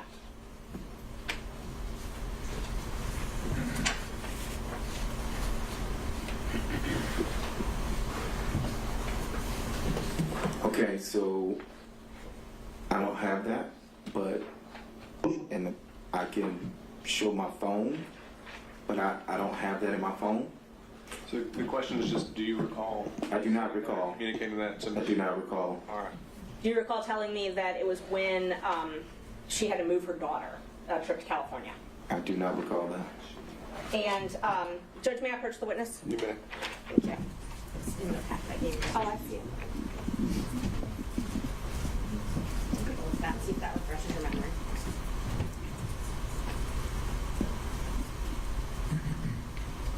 Yes, I see this. Okay. Does that look like, does it refresh your memory? It does not. I mean, I see what's on the text chain, but you said this happened January 5th? I can tell you exactly when it happened. Because there's no date and time stamp on that. Let's see.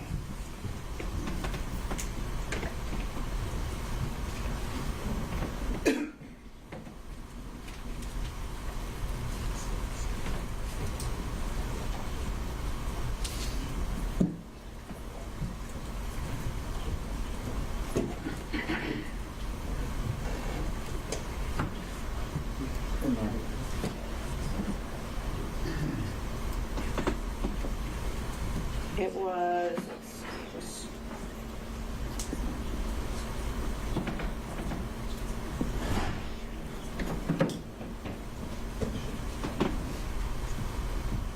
I think it was January 5th. Just give me one. Judge, I just want to, on behalf of Mr. Wade, just to renew the objection again. We still don't. To which question? To the current question, we still don't know the source of this information, whether it was privileged or how we obtained it. I'm wondering now if there's a timeliness issue on your objection, since he already, well, he said he doesn't recall. Right, So there's, he just gave the date. He didn't start answering. well, his question, or his answer was he doesn't recall, and his memory has not been refreshed. So I think it's time for the next question. May I approach the witness, Judge? Okay. Can I see what you're approaching the witness with? So is this the complete text chain? Yeah, it's the complete text chain. While they're looking at that, can I just ask you, did you delete any text messages? I have several messages in the phone with you. I've never deleted. I mean, there are messages about family and my health and things like that. You asked me to be on some panel. Yes. And so I think it's complete, but. Well, no, my question was, did you delete any No, I haven't deleted anything. Okay. I have not. And I offered them to look through my phone earlier if they are welcome to. You never provided it to us. I said you Physical had it. phone, you never provided it to us. It's the only phone I have, Judge. Yeah. I understand, and I don't want to keep popping up, but my concern, of course, is that these exchanges are just two lawyers gossiping about information. And I'm I'm concerned about it coming into the record in this way. I understand impeachment is a thing, but if we could do it in a way that the substance of this gossip is not, that part is not impeaching, the contact is impeaching. So I don't think we've gotten to that point quite yet, Ms. Cross, but you can renew your objection if you think we have. So right now, the sole thing that Ms. Merchant is trying to do is hand him an object to refresh his recollection again. So we'll see where we get with that. And I don't have any way to download it because I'm not. May I, one thing? Mr. Dana. The court is a trier of fact. You're going to be able to determine whether something that has come in, if you choose to, is hearsay, whether it's admissible, whether it's relevant, whether it's impeachment. You're in a position that if it all comes in, but you reserve the right, or all parties reserve the right to object, we can deal with it. This is not a jury. We don't have to worry about a jury hearing something that it will no longer consider. All we're doing now, with all due respect, and I understand there's a process, the state doesn't want something to be heard. I object to that. They've repeatedly attempted to stop questioning. Your Honor can hear it all and then decide what is and is not relevant or admissible. We don't have to go through every single one of these. The only time you have to go through this is if it is in fact a communication, and it's a privileged communication, and an argument has to be made at that point as to whether or not it should be elicited or it is subject to being stated in open court. Otherwise, all of this could come to the court, and the court can then decide how it wants to treat it.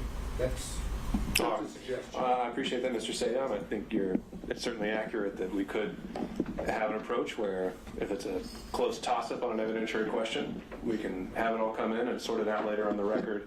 I don't think we've quite reached the point where I need to do that. I think we still have time to get into these, and it'd be my preference to keep the record as clean as possible and without questionable evidentiary issues. But we may get to that point. So the question from Ms. Merchant was to approach the witness and with an object to see if that would refresh his recollection to the last question asked. Yes.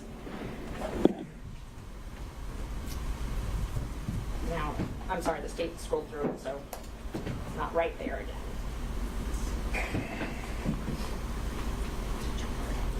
No, we didn't move it. Can't move it. No, I mean like it was on the screen.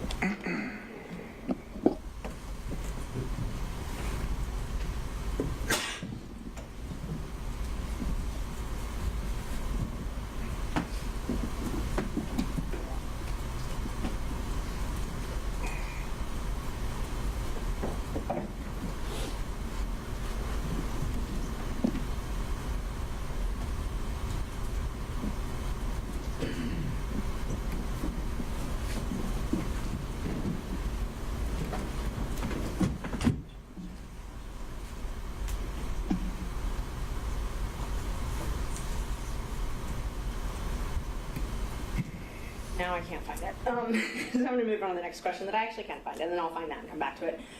I sent you a statement and said, upon information and belief, Willis and Wade met while both were serving as a magistrate judge and began a romantic relationship at that time, and you corrected me and say, no, it was in municipal court. Is that correct? I think that's pretty accurate. And is that based on your personal knowledge? Well, what question, was it municipal court or when they first met, or? My question was, is this accurate? Upon information and belief, Willis and Wade met while both were serving as magistrate judges and began a romantic relationship at that time. And you wrote, no, that it was municipal court. Okay. So I answered. Mr. Bradley, just a second. Mr. Chopra has risen. All right.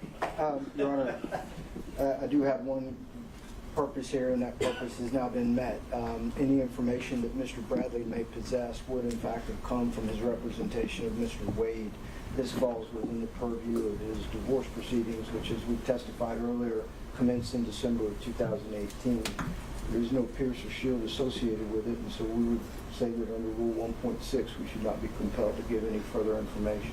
Okay, and as we discussed about before the break, Mr. Chopra, if I ruled earlier this morning that This witness is going to be directed to respond to any question to the extent it falls outside of attorney-client privilege and only attorney-client privilege, meaning 1.6 is not going to bar his testimony in this case. What would be your response then? Then Mr. Bradley would have to consistently assess on his own, unless I'm jumping up and objecting for him, whether or not this came within his knowledge based on his representation. And I can say based on the phrasing of the question from Ms. Merchant, it would in fact come within information obtained from his partner client at the time associated with the activity in question. All right, Mr. Evans, same issue. I just want to reiterate that it's a compound question anyways, so it needs to be separated out, but it's still based, we just renew the objection that it's still based on gossip, either gossip or privileged communication. He doesn't ever cite the source of where any of this information is coming from, so I just wanted to make that objection. Okay. Judge, as far as privilege, any privilege objection, it's been waived, particularly for this issue because Mr. Wade He did testify on this subject. testified on this subject. Well, he didn't testify as a communication with his attorney about any subject. He testified factually about what trips he took and events that occurred. He didn't testify, to my recollection, about any communication with his attorneys. But he testified about the subject matter of the question that was just asked, which was when apparently they first met. Furthermore, Judge, my client wasn't privy to that testimony. We have been under subpoena and therefore under the rules, so we do not know what was or was not testified to. Everything he says would be a violation of that privilege unless we know specifically what all has been waived. Sure, unless I make a finding that there was an express waiver on behalf of the client. Yes. Per question. Okay. So got it. So All for right. this question particularly, Judge, we would ask that you find that there has been a waiver of the attorney-client privilege because Mr. Wade testified to something directly different than what this witness, we believe, has knowledge. Mr. Wade testified as to when they met. That is not the entire substance of the text message that And began a romantic relationship. Yes. He did not testify that they were serving as magistrate judges when they began a romantic relationship. All right. He testified differently. Okay, Ms. Merchant, I think you're going to need to establish whether this witness ever gained that knowledge independently or during the course of a attorney-client relationship. Did you have any, thinking back to the source of your knowledge, and let me just, before I do that, let me remind you of what is covered by attorney-client privilege. It is communications that relate to matters in which legal advice is sought, and communications that have been maintained in confidence, and no exceptions to the privilege. So it's communications that are in furtherance of legal advice. Your knowledge that their affair began, that their romantic relationship, began while they were both serving as municipal court judges. Is that from your personal information, your personal knowledge, or is that from? I'm going to overrule that objection, Mr. Chopra. He can answer that question. State that question again. Your knowledge? Is any knowledge, if any knowledge, of Nathan Wade and Fani Willis's relationship, romantic relationship beginning while they were both serving as judges, is any knowledge that you have from your own personal knowledge or something that was told to you in furtherance of legal advice? I have no personal knowledge of when it actually happened. I was not there. I do not have any personal knowledge, so I would choose not to answer that question under 1.6. Mr. Bradley, we made a distinction earlier. Yes, sir. That it's a bit narrower than that. Okay. 1.6 is. I have no personal knowledge, Judge. I apologize. Okay. If you were, that's not a problem. The issue is attorney-client privilege, and so whether what you learned, if anything, was during communications with a client. It was. Okay. Ms. Merchant. and was it that any knowledge that you had as to the truth of that statement, was it told to you in furtherance of legal advice? I'm going to object to that. If that statement is true, that's all right. And the witness has already testified he has no personal knowledge about that. So whether he represented at one point it was true or not true, he has no personal knowledge about that, so could not testify. Prior inconsistent statement, Judge. Do it all the time. That is what the state does It's not a regularly. statement. They bring in, it's a prior inconsistent statement of another witness, Judge. Mr. Wade Which other testified. witness? I'm sorry. Okay, Mr. Wade testified. That their relationship did not start. But you can't impeach him with a prior and consistent statement that's privileged. And so we haven't gotten over the privilege hurdle.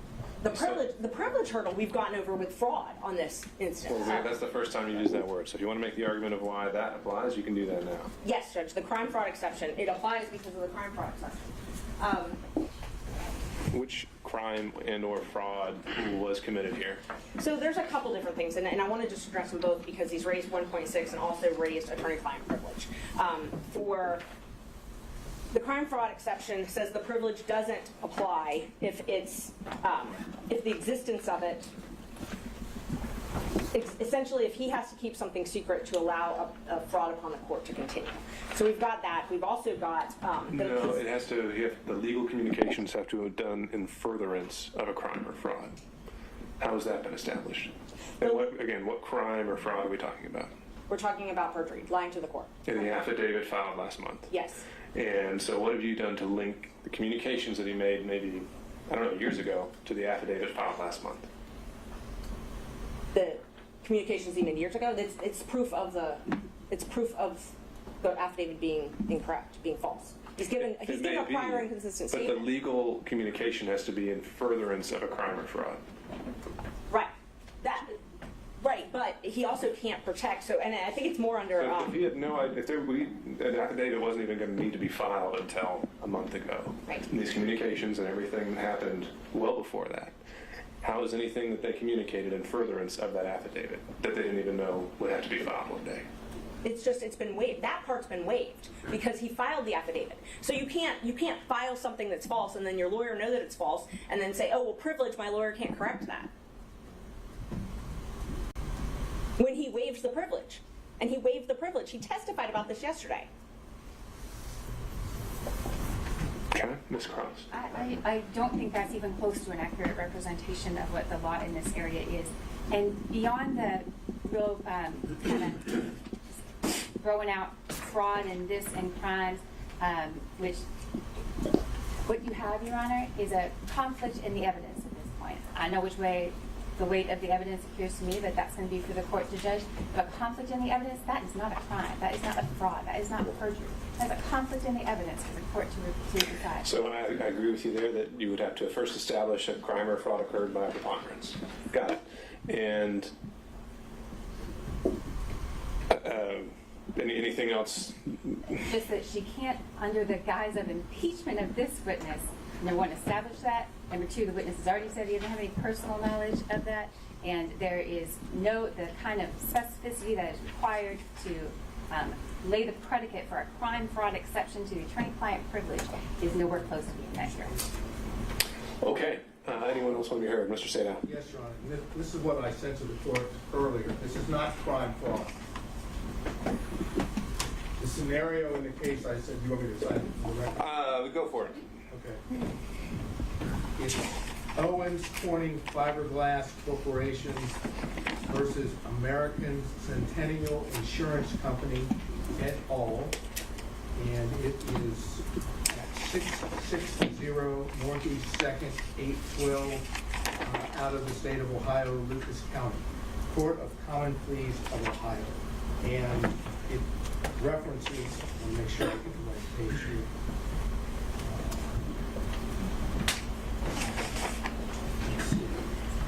I think it's page 256. The point in the case, or the holding in the case, is if the party or witness chooses to testify falsely, and our position is that Mr. Wade testified falsely when he claimed the relationship did not begin until 2022, that if there are attorney-client communications in which the same individual witness has told his attorney something contrary to that, inconsistent with that, here that the relationship, the personal romantic relationship between Mr. Wade and Ms. Willis began prior to November 1st of 2021, which would be the day that he was hired, that if that communication took place, that is the attorney communication, that the fraud upon the court is Mr. Wade lying under oath about the starting date, and the attorney-client privilege under those circumstances for that material fact is pierced, and the attorney may be forced to testify to the contrary or inconsistent statement so that the fraud on the court no longer holds. In our situation, that is precisely what we are trying to do. If this witness's testimony, again, and the court may have to hear some of this ex parte in camera to determine, but if this witness is able to testify that Mr. Wade told him, under whatever the circumstances may be, that the relationship with Fani Willis began before November 1st of 2021, then we know from what the witnesses testified to Mr. Wade that he lied under oath to the court, and that's a fraud upon the court, and the attorney-client communication to that specific matter is pierced and needs to go into the record. Now, how best to do that? The only way to do that, if it's not in writing, and apparently it's not, is for the court to hear in camera, ex parte, what the communications were that are sought to be kept privileged. If the court deems that it is not inconsistent or contrary to what's testified, then you wouldn't pierce the privilege. If, on the other hand, this witness honestly, that is, now we're talking about Mr. Bradley, actually testifies to what he has told in text messages to Ms. Merchant on behalf of Mr. Roman, that he absolutely knows that the relationship started before November 1st of 2021, then he's testifying that his client took the stand and lied under oath and therefore did a fraud upon the court. So my request is, in this regard, the court's going to have to hear from counsel, and that is the counsel from Mr. Bradley, and from Mr. Bradley to determine whether or not he actually said what he said to Ms. Merchant, and whether or not it was based on communications, whenever it took place, with Mr. Wood. All right, Mr. State, I understand. Thank you for clarifying your argument there. So I understand this fraud upon the cart theory, and what I've been going back and forth with Ms. Merchant on earlier was that, as I understood, crime fraud applied in Georgia was that the communications had to have been in furtherance of a crime. And to me, that presupposes the existence of a crime at the time, or the forming of one at the time of the communications. The theory you're putting forward is one where we go back in time and can reopen that box because it's now become relevant for something completely, potentially unconnected to the communications whatsoever. Is that fair? That falsity has occurred now by the very person who is attempting to use the communications as a shield to protect his lives. Okay. And when I say crime fraud, it's a fraud waiver, and that's what Millich calls it, is essentially. Millich says that it doesn't offend the privilege to ask an attorney to testify to matters already freely discussed by the attorney and a client at another hearing or proceeding. Allowing a client to selectively waive and reassert the privilege as tactics dictates, suggests that the client is using the privilege as a sword and not merely a shield. So I think it was quite explicit that Mr. Wade never waived anything regarding to communications between him and Mr. Bradley. He was willing to discuss the subject matter, but he was never willing to get into communications that occurred between him and Mr. Bradley. So as to Mr. Sadow's point of this fraud upon the court theory, my question was going to be, has it ever been applied in Georgia? Well, the answer to that is, it does not appear to have been applied in Georgia.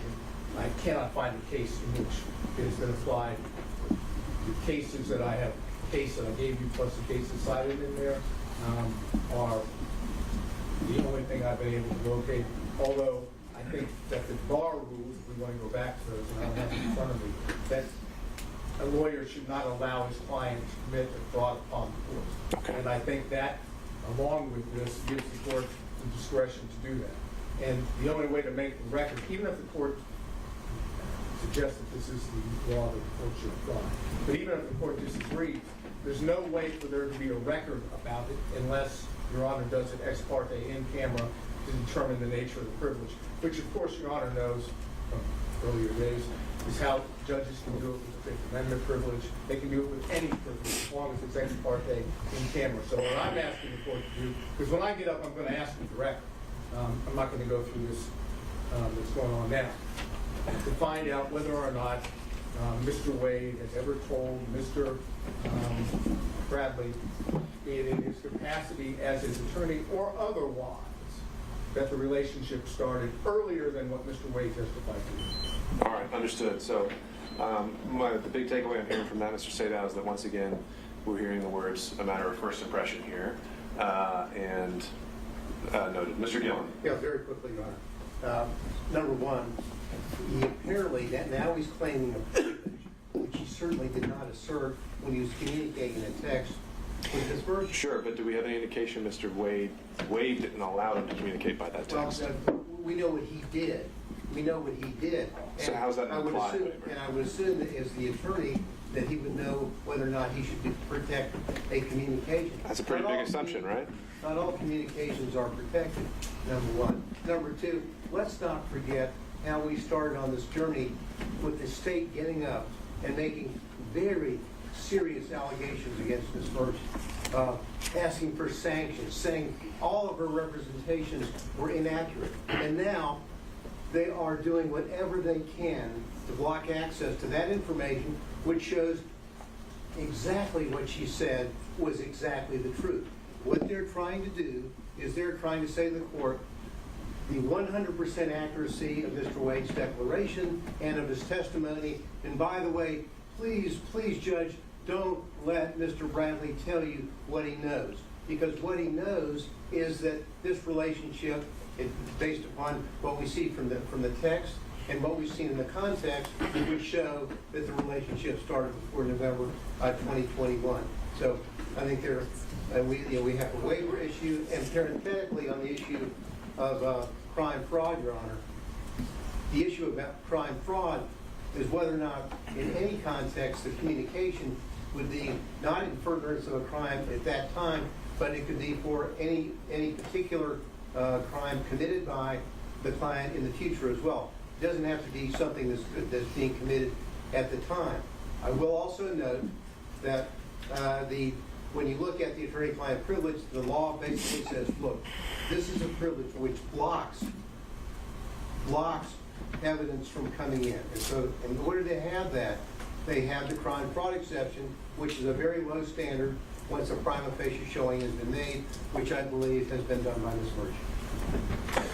All right, let me clarify one thing, Mr. Bradley. When you testify to personal knowledge, does that include anything you may have seen, heard, outside of communications with a client? When you say you lack personal knowledge, does that include anything you may have seen or heard outside of communications with a client?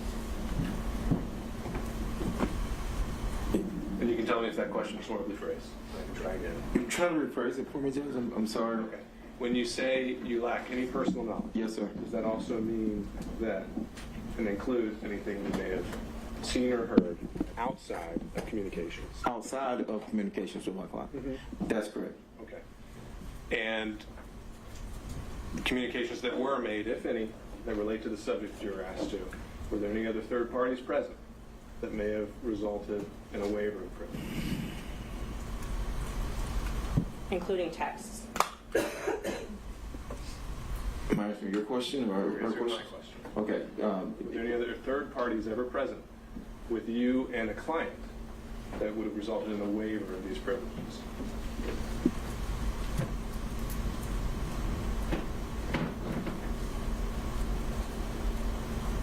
No, Judge. I can't recall anybody being present.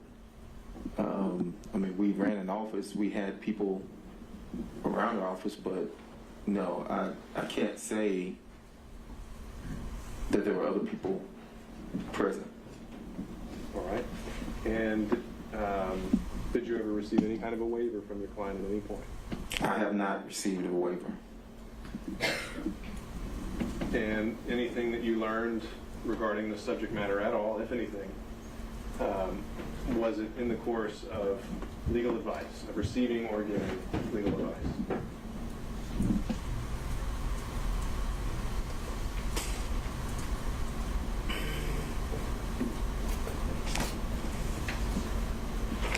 That's a broad question, Judge, to answer, because the advice was given, and then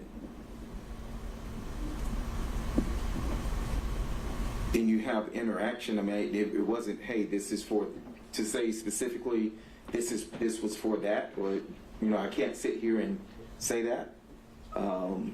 So I don't know how to answer that question, Judge. Okay. All right. So I was given a case that may reflect the same proposition that was argued from George. It's old case. It's Atlanta Coca-Cola Bottling Company versus Goss, G-O-S-S. 50 Georgia Appeals 637. Appears to be a 1935 decision.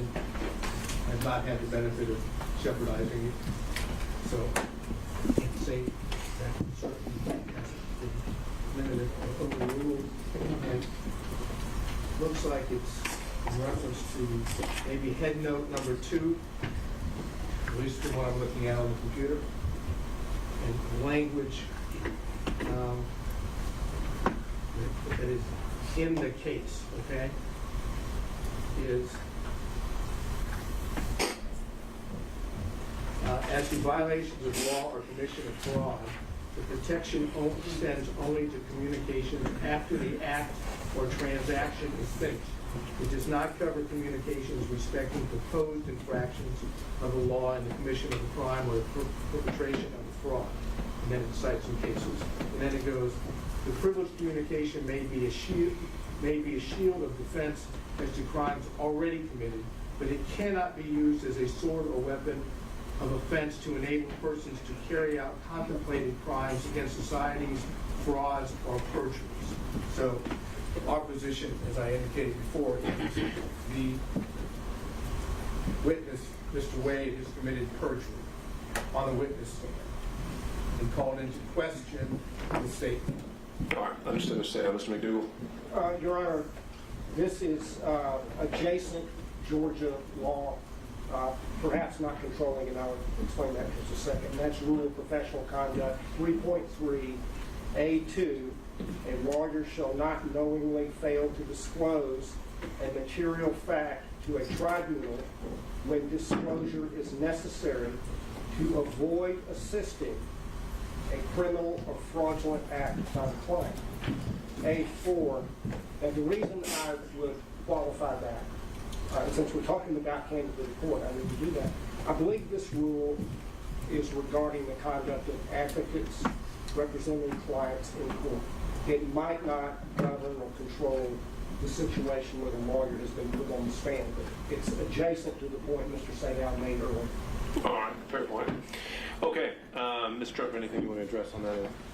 Briefly, Judge, and clearly there's a lot of smarts in this room, but this whole thing is a deductive fallacy. It is suggested that the truth of the conclusion of the argument necessarily follows from the truth of the premises given, when in fact the conclusion does not necessarily follow the premises. They're, called him a perjurist.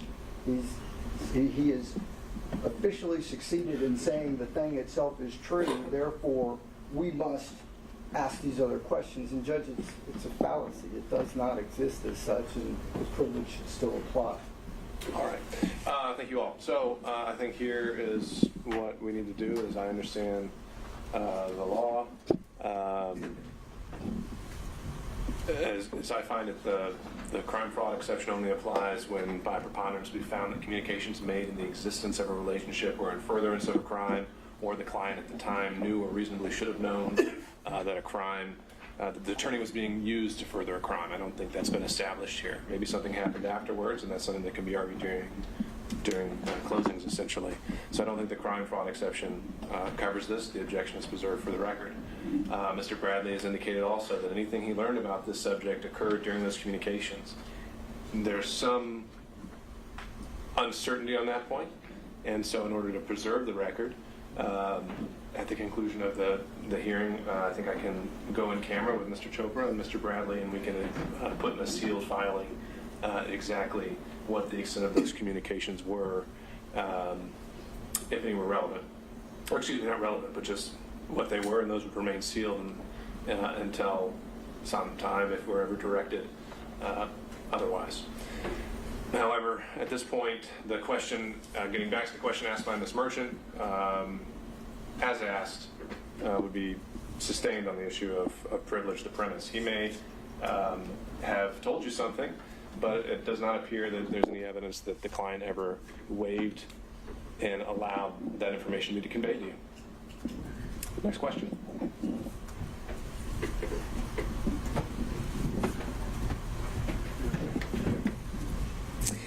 Thank you, Judge. All right, let's see. So we talked about Ms. Willis and Mr. Wade coming to and from your office and security details following them. Do you recall that? Do I need to look at my phone? No.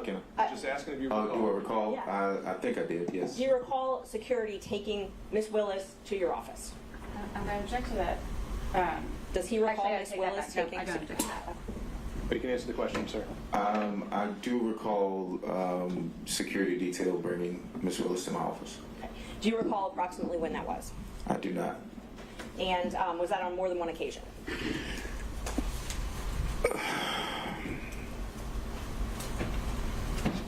I remember 2 occasions. Okay. Yes. Can you tell me about those?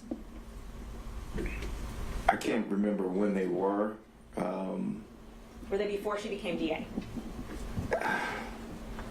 So I don't know if she had a security detail before she became DA. So, I mean, if she was sworn in, or I don't remember the dates, but I do remember.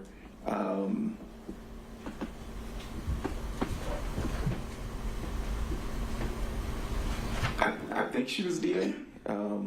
Maybe during her transition team period? Was that? No, it wasn't. I'm trying to remember.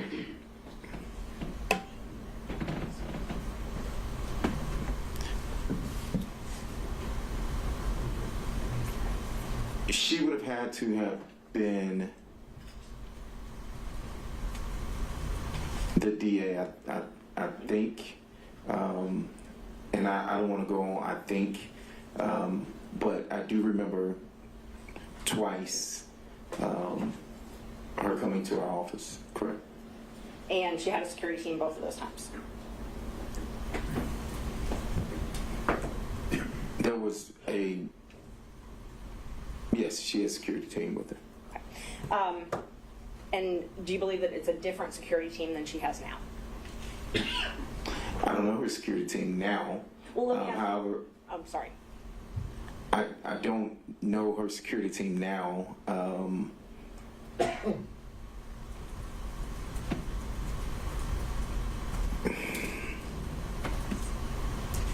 don't know her security team now.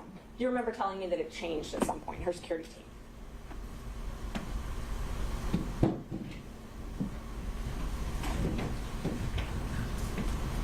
Yes, I think I recall saying that, yes. And that the most likely people that could testify or had seen things about them having a romantic relationship early on would be the original security team? I don't recall saying that, no, but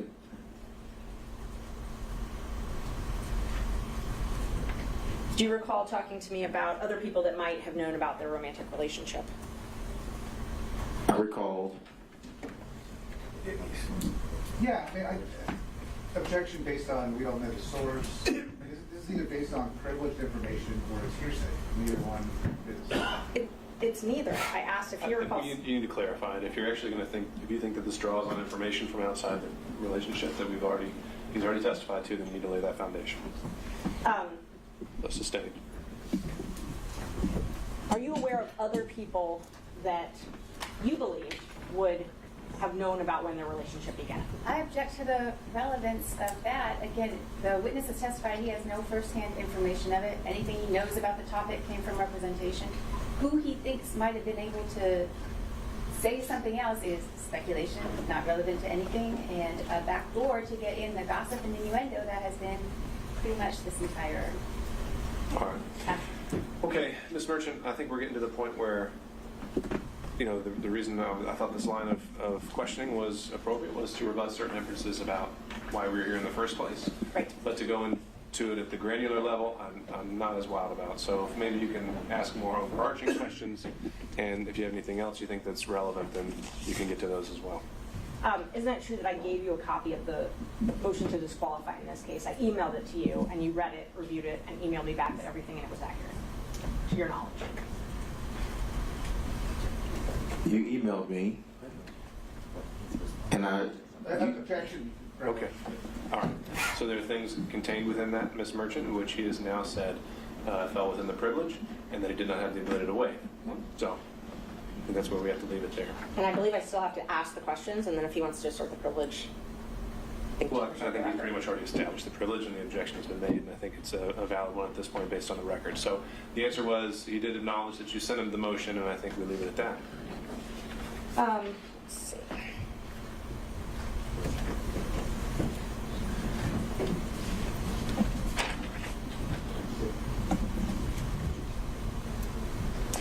And you had knowledge about an apartment. I'm not asking what Mr. Wade told you in furtherance of legal advice, but you had knowledge about an apartment in East Point or a condo in East Point that was owned by someone, and Miss Willis was staying there. Judge, privilege. I think in the way the question's phrased, she qualified that. So I did not have knowledge. You did not have knowledge. I did not have personal knowledge at all. No. So no knowledge outside of what is privileged. That's correct. Did you have texts between yourself, Miss Willis, and Mr. Wade? Do I? Have you ever? I have.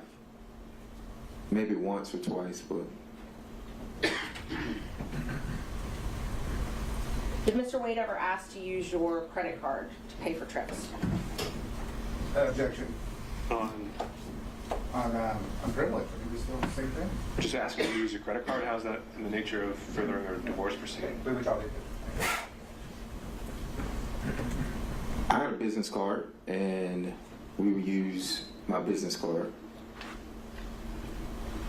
The firm would use my business card. For travel?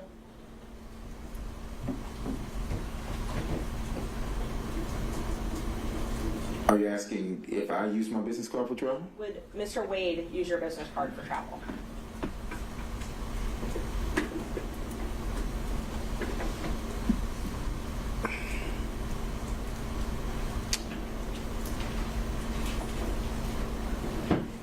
I recall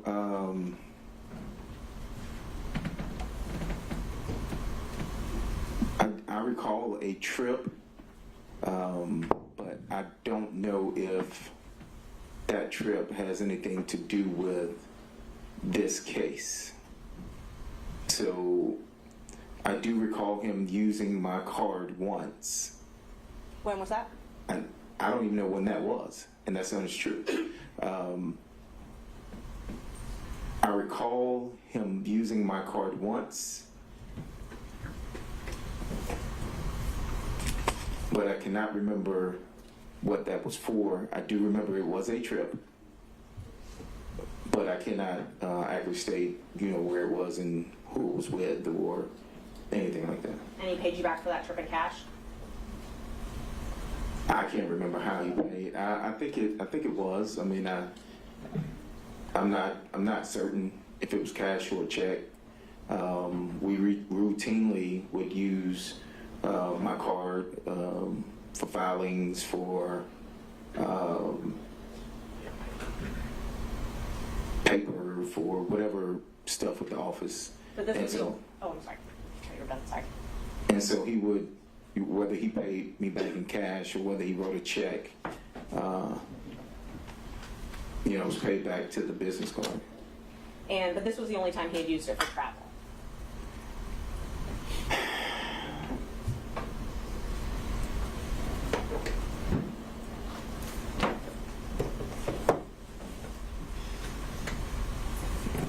I cannot recall. I don't even have that business card anymore. But I do recall at least once for travel, yes. And that was when you were still law partners with him, though, correct? That is correct. Do you recall approximately when that was? I do not. You did not go on that travel with him though, correct? I did not. Okay. And so he asked you to use your card for the travel.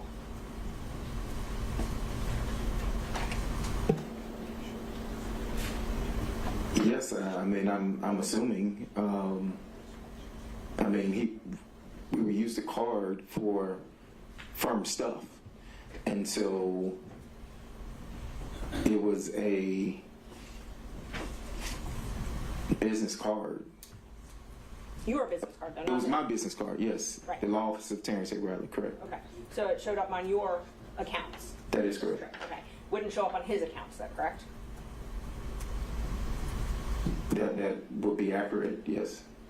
Do you know if this was before he became special DA in this case, special prosecutor? I cannot recall.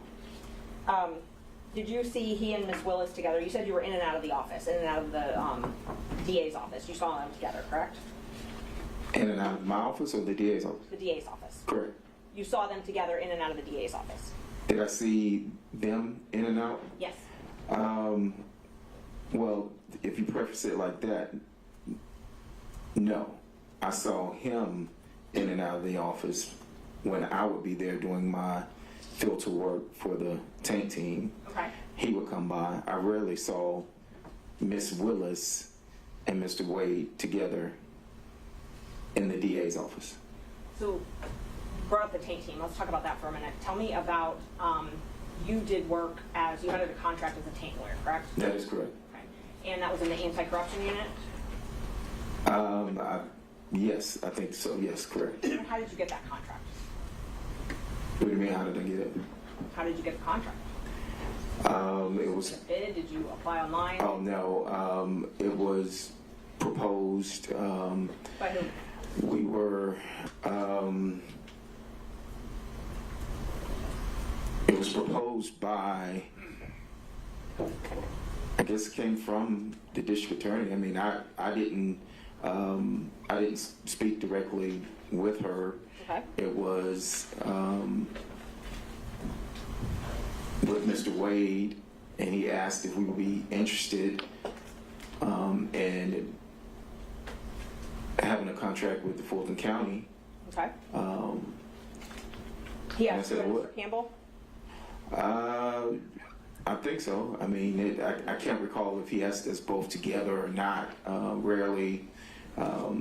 We all handled several, different things for the firm. Okay. Criminal, personal injury, things like that, family law. And so rarely were we together there at the same time, like for an abundance of time. So he may have called me and then he may have called Chris. I can't remember, I can't recall how we got the contract, but was Mr. Wade, to your knowledge, part of the transition team for Ms. Willis?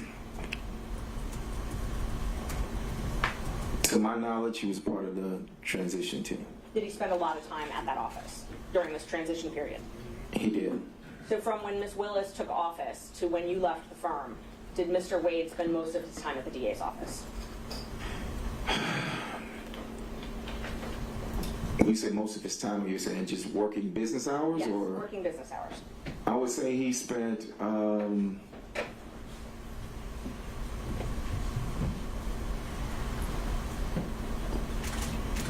I would probably say he spent majority of time. If you say over 51%, I would say yes, he spent over 51% of his time. Okay. And that was the entire time from when she took office to when you left the firm? I can't say that was the entire time, but yes, it was majority of, it was I can't pinpoint specifically when the time that he would spend. I think if my memory serves correctly, getting to the majority of the time, it would have been whenever he started with this, maybe. As a special prosecutor? When you say majority of the time. Right. Okay, so let's talk about the time before he became special prosecutor. Did he spend a lot of time at the DA's office then? He spent time. I mean, it depends on what you say is a lot. He spent time at the DA's office, correct. And so, just so we're clear, you were hired first on January 25th. Both you and Mr. Campbell were law partners, and you were both hired by the DA January 25th, 2021. Is that correct? Repeat the question, I'm sorry. You and Mr. Campbell Yes. both were hired on a contract basis by DA Willis January 25th, 2021, correct? Which contract are you talking The about? first one, the taint contract. Not the first appearance contract, the taint contract. Well, you said the first one, and the tank contract wasn't the first contract, and so, Okay, so what was the first contract? to my knowledge, the first contract was the first appearance. Okay, so let me just mark these. Let's see what number we 23, 24, 25. Where's this contract?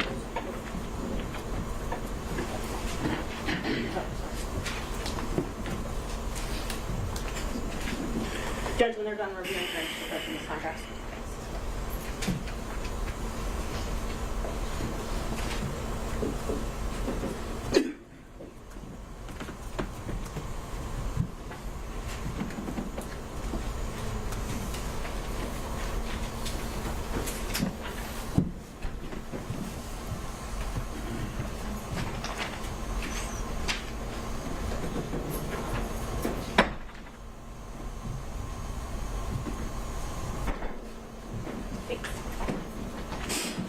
Mr. Riley, showing you what's been marked. That's exhibit 23, 24, and 25. You can just look at those.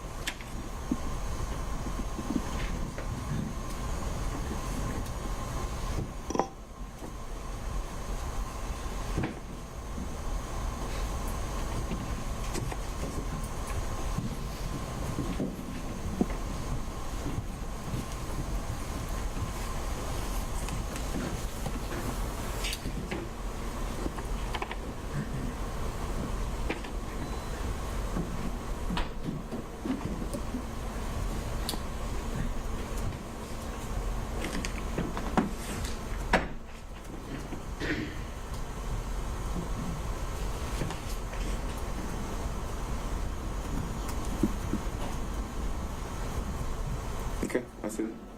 So on, now that you've reviewed those, is it true that on January 25th, 2021, you got your first contract as a taint lawyer? As a taint lawyer, yes, I see the date on that as a taint lawyer, but I'm also looking at this contract here for first appearance, and there must have been, I don't have it before me, but there must have been a contract before this. Okay, so you think there's a fourth contract? I can't say that there is or isn't. What I do know is that we did first appearance during COVID, and it was before 2021. So I don't know, if I had a written contract at that particular time or anything, but I do know, I think that you could look at the recordings, because everything was recorded at that time, as to when the first appearance contract started and the taint contract started. So when the three of you were partners, you had at least two contracts to do taint work, which is filter work, and then at least two contracts to do first appearance work, pretty much throughout that entire 2 years, right? Well, it renewed, so it just renewed. So yes, if it was the same contract, but it was a renewal of the contract. So how did you, and you said that you got these contracts through, Ms. Willis gave them to you, but it was through her knowing Mr. Wade, correct?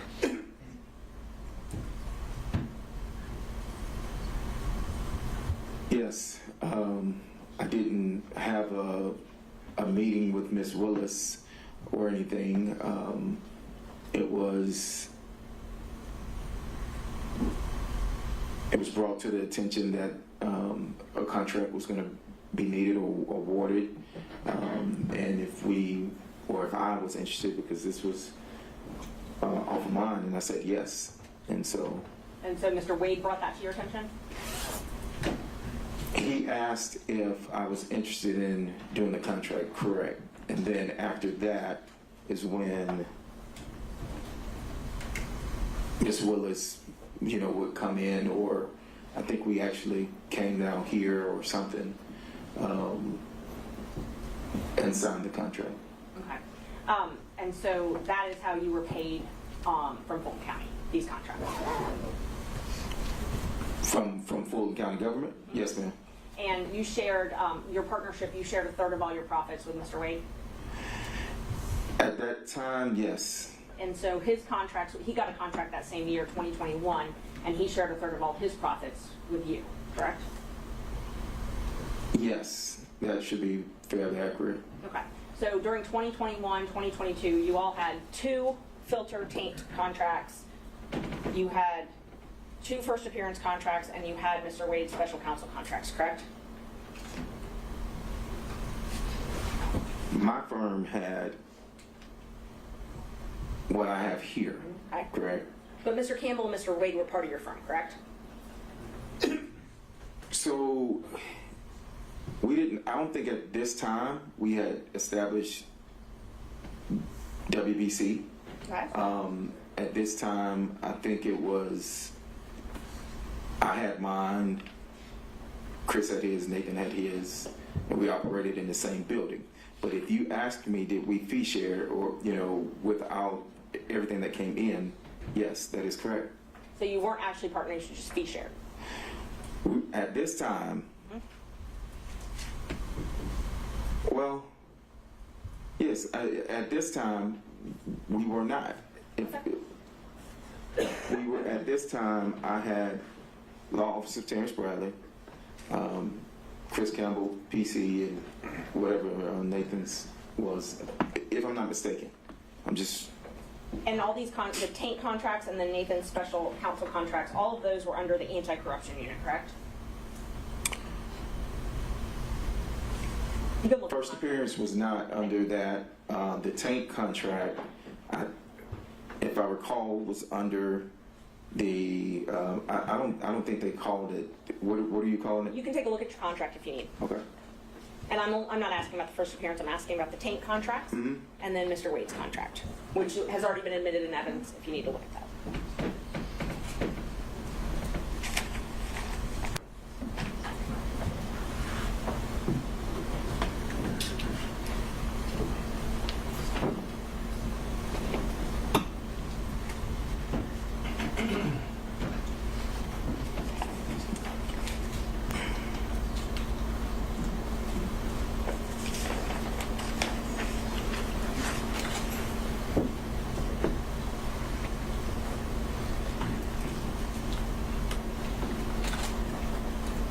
Let me know when you're done reviewing.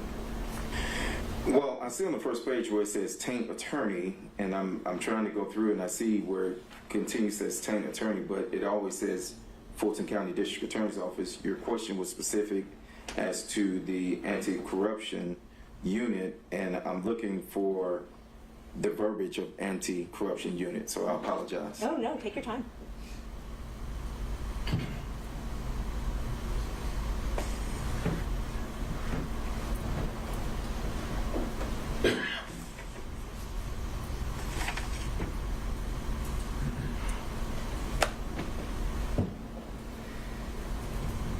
And see, on both pages, it starts out Fulton County District Attorney's Office, and then it just goes to initials FCDA, unless I'm overlooking where it says the anti-corruption unit, then the contract was with the FCDA.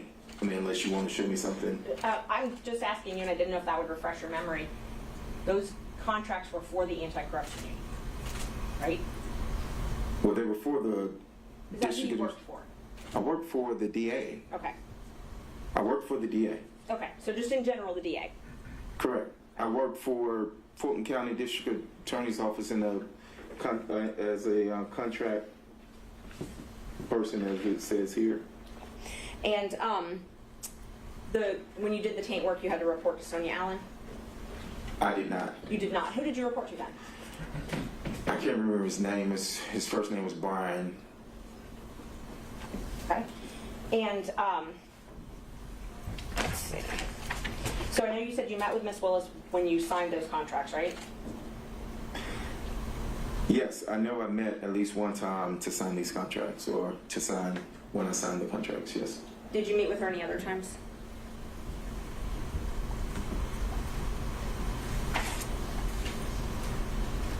I did not personally meet with Miss Willis any other time. When you say meet, what do you mean meet with? Talk with her, meet with her. I mean, I would see Miss Willis in passing if I'm walking through the office and something like that. But no, I didn't have any meetings with Miss Willis. Okay, so the only times you met with her were when you signed those contracts? Clarify meet with. I mean, not. Sat down and had a conversation with her. I signed these contracts, so when I signed these, I met with her to say that I sat down and spoke with Miss Willis. Are you saying in life, and you saying during this time? What are you asking me? I mean, if it's voluminous, I can narrow down the times, but I wasn't in. Mr. Merchant, I haven't really heard a point in a while. Can we get along to something, Yes, or we're going to have to wrap it up? So I had one more question about your text. Have you ever been in any group text with anybody other than, with me, and somebody other than Mr. Chopra and Mr. Merchant? You're going to narrow that down. I'm sure I said many times. I can look at my phone. No, with him, if there had been any other texts. And I think that the state had some things in rebuttal they mentioned, so I was just trying to clean that up before it got there. Can you try the question one more time? Yeah. Isn't it true that the only texts that you and I have ever had have been between me, you, and Mr. Chopra, or me, you, and John Merchant, correct? Can I look at my phone? Sure.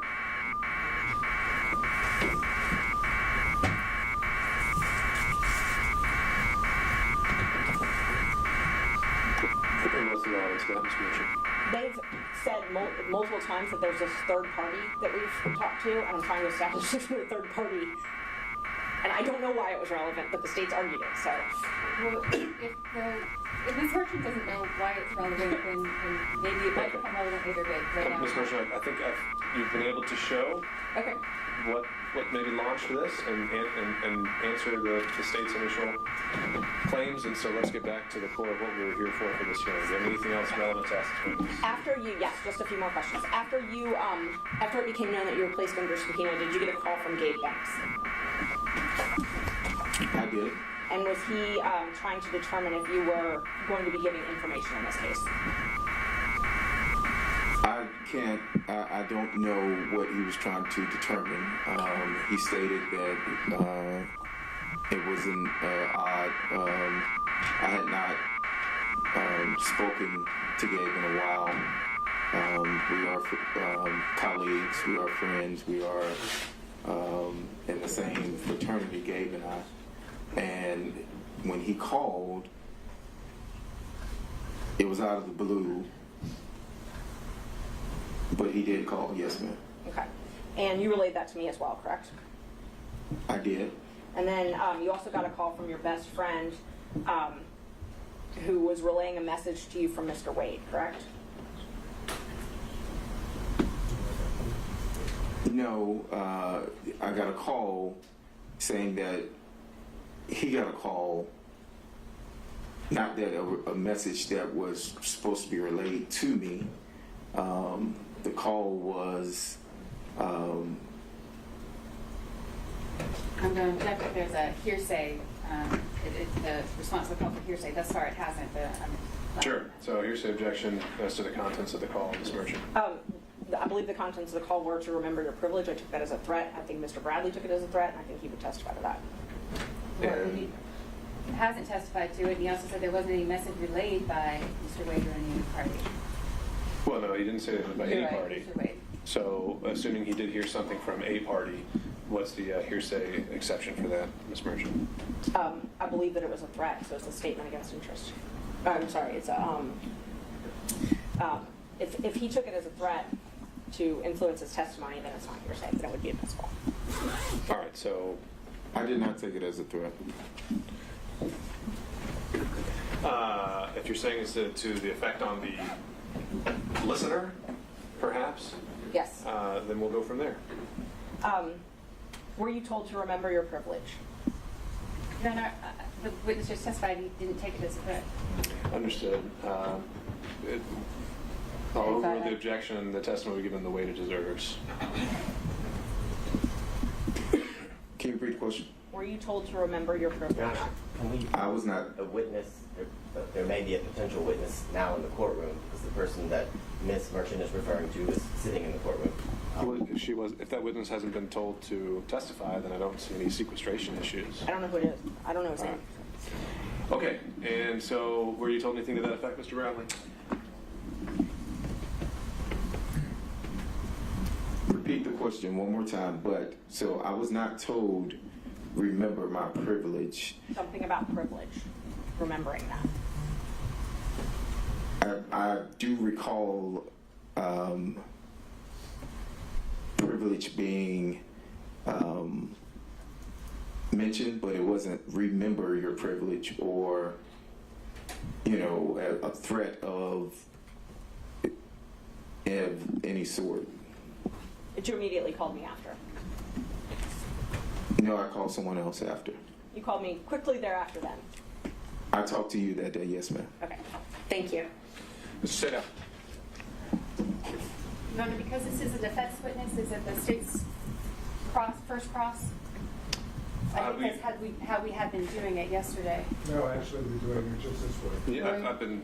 Okay. This is the first time he's gone, and then we go through all the defense, and then you'll have your chance.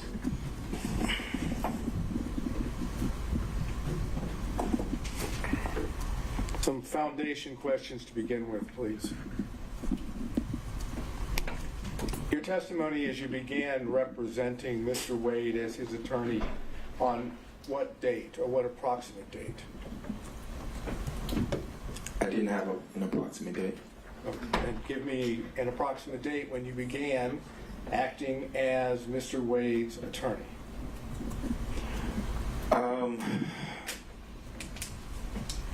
I would say it was, if I'm speculating.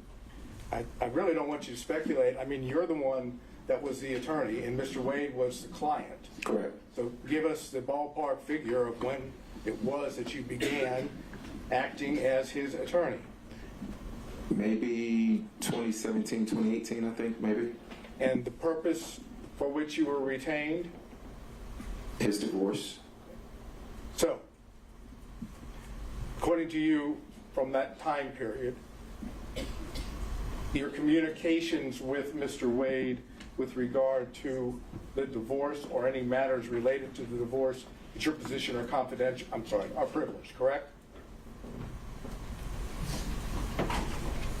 Yes.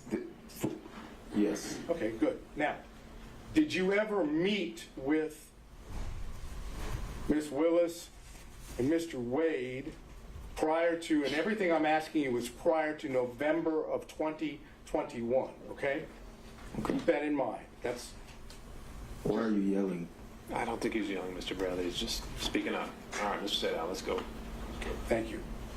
Prior to Mr. Wade getting his contract with Fulton County, which was November 1st of 2021, okay? Just please keep that in mind.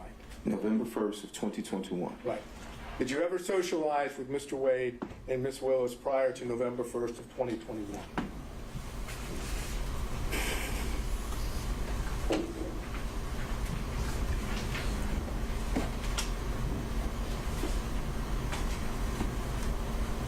I've never socialized with Mr. Wade or Ms. Willis in any setting. If you're asking, have I ever met with them, then I would say yes, but When you say socialize, what do you mean socialize? Have you ever gone out to eat with both of them?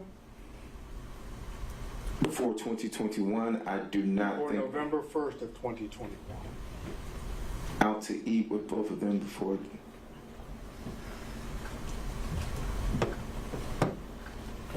When was she sworn in? I'm sorry. When was she sworn in? There was a dinner. There was a dinner before. When she was sworn in that I attended. Shaquille O'Neal was there, so it was like her inauguration dinner. So I'm thinking that's before 2021. So I would say yes. Let's assume, for purposes of my question, that Yes, that's sir. in early January of 2021.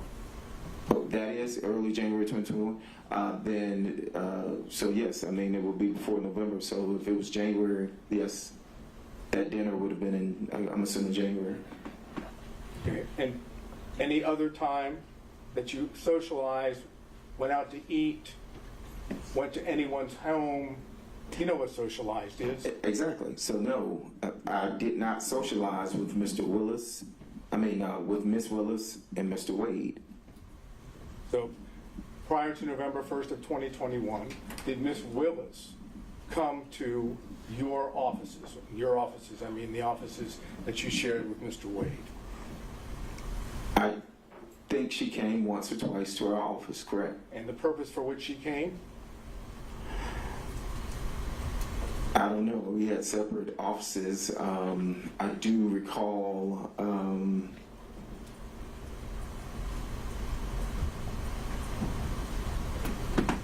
I do recall some type of meeting happening at our office, and I don't know what that was about. I wasn't a part of those meetings. There was a meeting. There were other people there.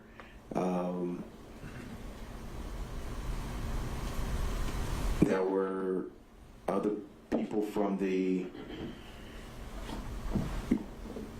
I want to say DA's office there, maybe. Okay, let's go back to the basics. Ms. Willis came to your offices, on a couple different occasions. Correct? I recall Ms. Willis coming to my office at least twice. And on at least one of those occasions, or you tell us, did Ms. Willis meet privately with Mr. Wade in his office that you observed or heard? I can't recall. You can't recall? No. Did she ever meet with you in your office? Ms. Willis now. Privately in my office? No. I've never met privately in any office with her outside of signing this contract. Did Mr. Wade, prior to November 1st of 2021, ever talk to you about socializing with Ms. Willis? I can't recall. You can't recall? You're asking me if he ever mentioned to me that he socialized with Ms. Willis, correct? And I'm saying I cannot recall if he socialized with Ms. Willis, if he ever mentioned to me that he socialized. Did he ever mention to you that he ate or went out to dinner with Ms. Willis? Again, time period before November 1st of 2021.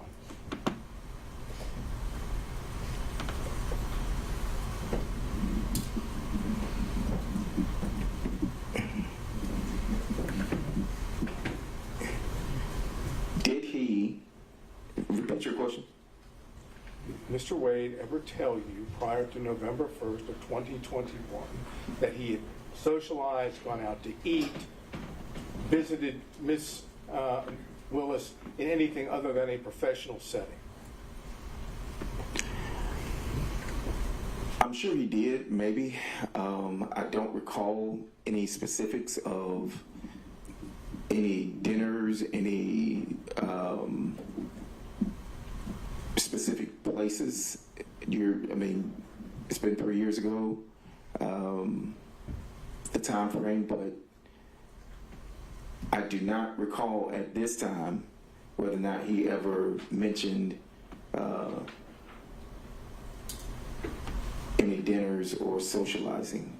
Did Mr. Wade mention to you that he visited Ms. Willis at Ms. Willis's then current abode, which would have been a place, not her original house, but a place she was staying in the period of 2021 before November 1 of 2021.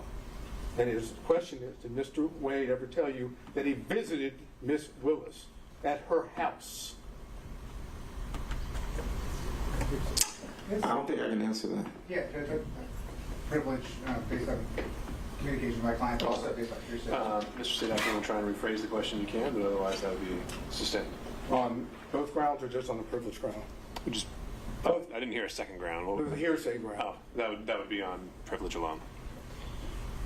Did you talk to Mr. Wade at all about his relationship with Miss Willis prior to November 1st of 2021? I think he's just laying a record, Mr. Wade. It's okay.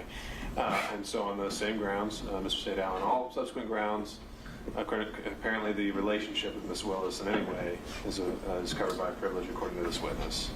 Well, I think the key words, respectfully, Your Honor, are according to this witness. So I'm trying to drill down to see if there are communications that are not within the privilege. Sure. I can. So then we need to acknowledge the privilege in the form of your question, right? You're asking me to ask it as in a way saying, are there any non-privileged? Essentially. Okay. Did you ever communicate with Mr. Wade prior to November 1st of 2021 about Miss Willis that was not privileged?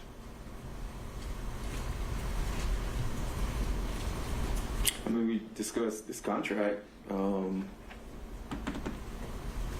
but This contract doesn't help. You have to give me a exhibit number, please. you said before November 2021? Yeah, November 1st of 2021. Before November, this contract for 1/25/21 is before that. So I mean, we discussed this contract. Okay. And if I remember correctly, when again, just give me that exhibit number so we can reference it. Exhibit 23. Okay, hold on one second. 1 second. On Exhibit 23, did I understand you to say that it was Mr. Wade that, in effect, brought you and Miss Willis together for the contract?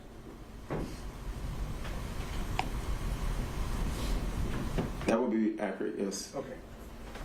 And what did you understand was the relationship at that point between Miss Willis and Mr. Wade, for Mr. Wade to be able to bring you to Miss Willis for the contract?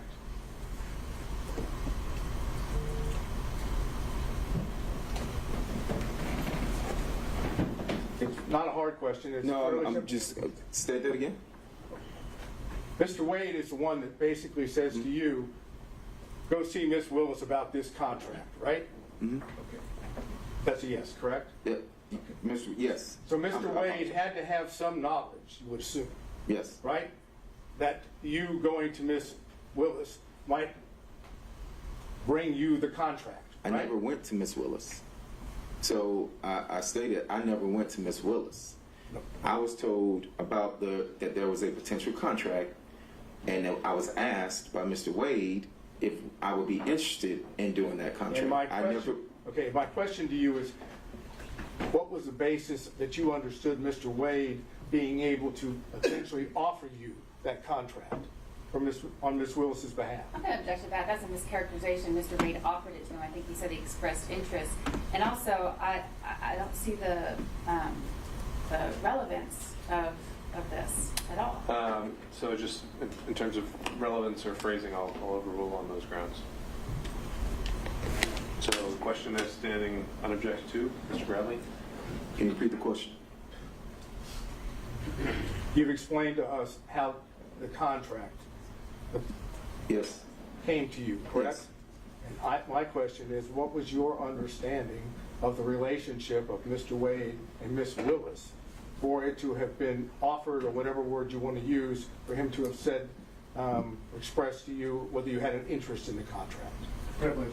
All right. Mr. Evans is invoked privilege in my question, so Mr. Sadal, I think you need to clarify whether... Was it a privileged conversation that you had with Mr. Wade that let you know about the contract? Or no, it was the relationship was the question you're focused on. Is the nature... No, I'm trying to do it in such a way, and I understand what the court said. Was the relationship that I asked you about just now between Mr. Wade and Miss Willis that gave rise to the contract? Did you know about that relationship as a result of an attorney-client communication? No, I knew of that through whatever work they did together as municipal court judges. And how did you know that? Who told you about the work that they did together as municipal court judges? Mr. Wade told me that they did work at some conference.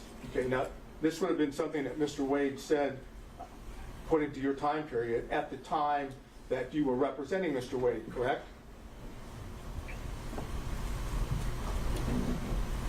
Say that again? Ask that again?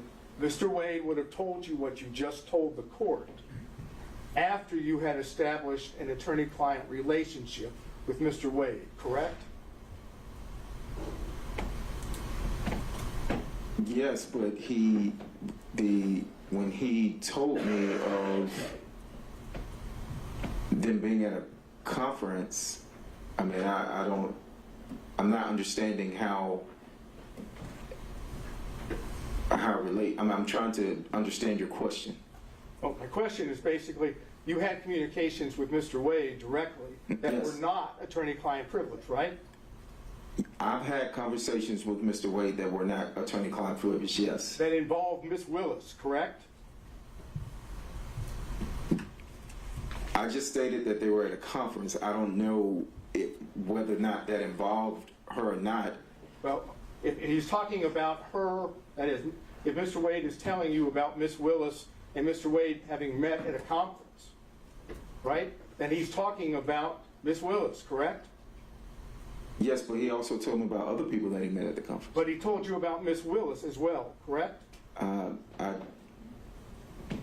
think so, yes. Okay. So there were communications in which Ms. Willis was at least a topic that was not covered by attorney-client privilege, correct? This particular instance, I was told about a conference.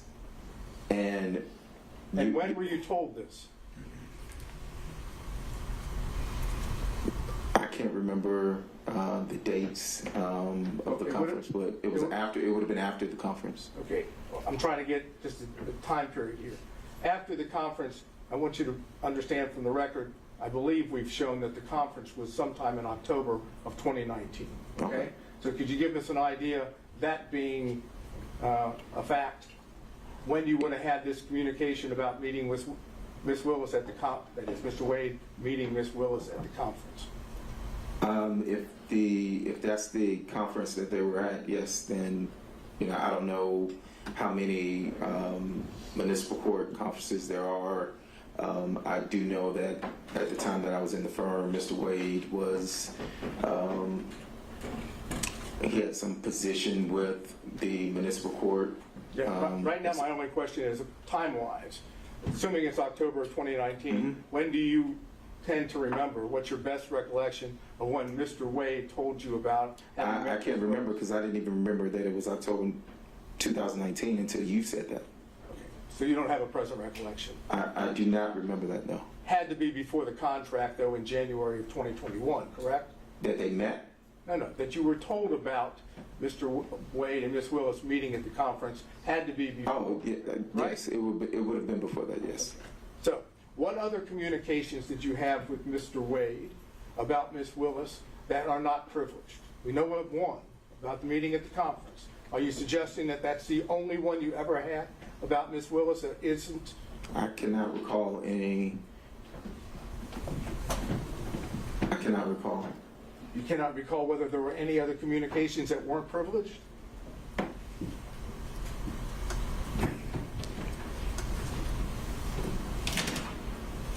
No. I'll be specific, and I understand there's probably going to be objections, but I want the record to reflect. Did you have a conversation with Mr. Wade prior to November 1st of 2021 about Mr. Wade dating Ms. Willis? Mr. Wade has risen. An objection is sustained for the record. Excuse me, Mr. Evans. Say that again. You don't have to answer the question, Mr. Brown. Next question, say that. Well, I understand it's been objected to and the court has sustained the objection. Can you tell us the circumstances in which, that is, under which Mr. Wade may have told you about dating. What I want to do is try to figure out if we can, you tell me if you want me, if I can do this. I'd like to know how the communications themselves took place, where they took place, how they took place, under what circumstance, whether he was at the time providing advice or seeking advice. So those are the basics. If I can ask you as to all those, but if the court's going to sustain the objection to those, then I don't want to waste your time. And that's something I'll cover in camera. So I'll note the question and your question for the record, and I'll sustain the privilege objection to that. Okay. All of this prior to November 1st, 2021. Okay? I'm going to show you 2 text messages. I don't have a hard copy. Text message? This is one. What's that one?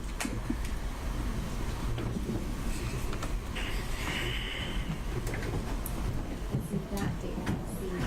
What do you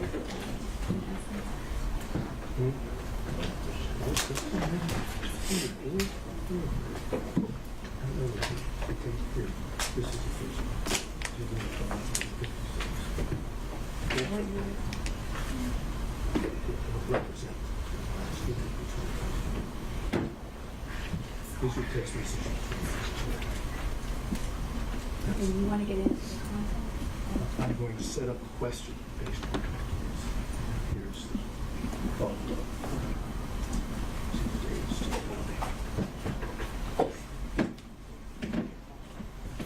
Okay, so I'm going to have objections. Of course you're going to have objections. I realize that. I want to be able to show it to him, and then I'm going to frame the appropriate question, and then you're going to object. We'll see where we are. May I approach? You may, sir.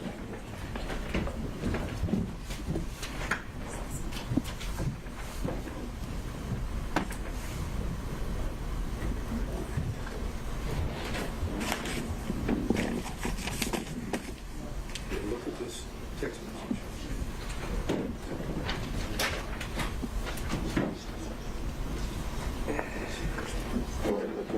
Of course, of course.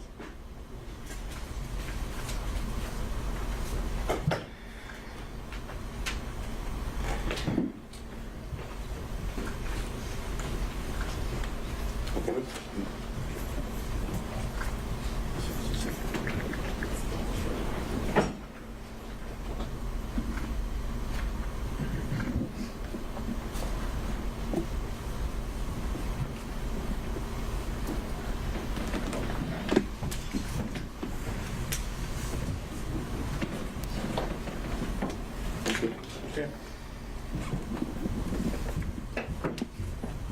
Kind of hard to object. I haven't asked the question.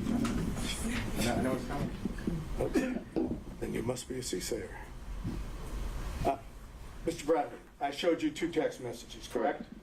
Both of those text messages occurred on January the 5th of 2024 at approximately 11:56 a.m. Am I correct? I think so, yes. Okay. And the text messages would have been between you and Miss Merchant, correct? I didn't see it. Yes, it should be. Okay. And I've shown the same 2 to prosecution, so we're talking about the same 2.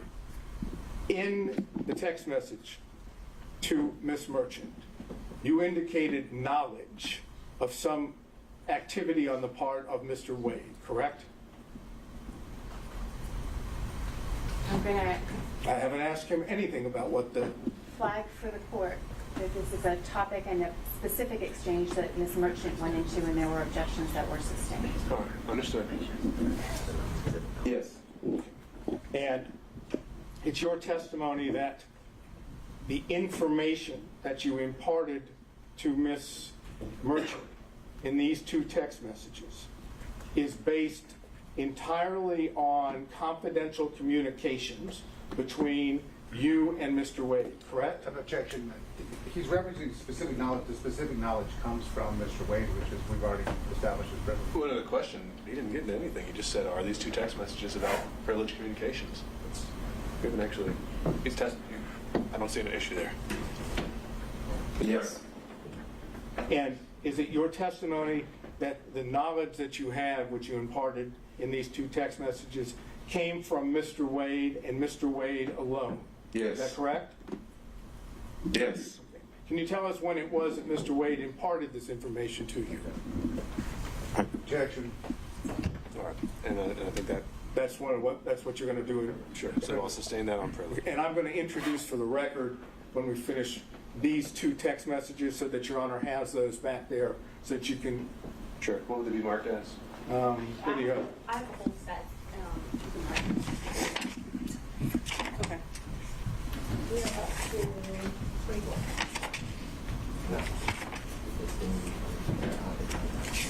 I'm going to go ahead. No, I think you're in the contract. I think you were in place. And the new one will be 26.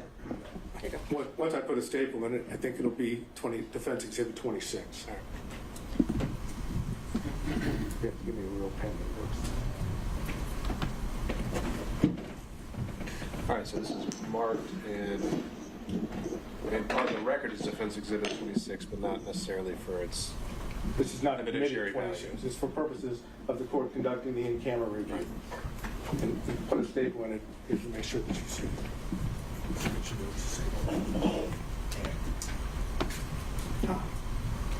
No charge? Nope, it's free. All right, Mr. Sadell, what else?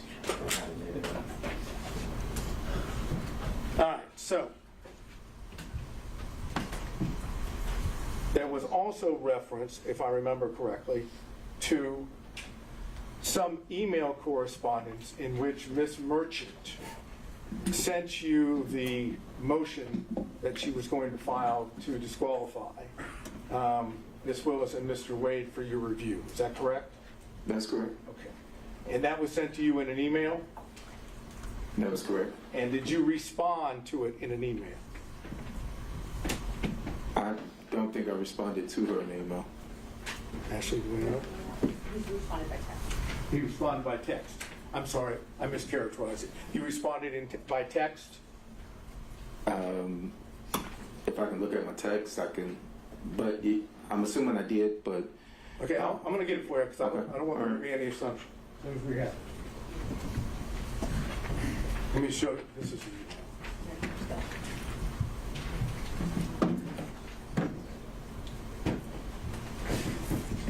here's the text. I don't have anything besides what I just image. I'll attempt to do it through this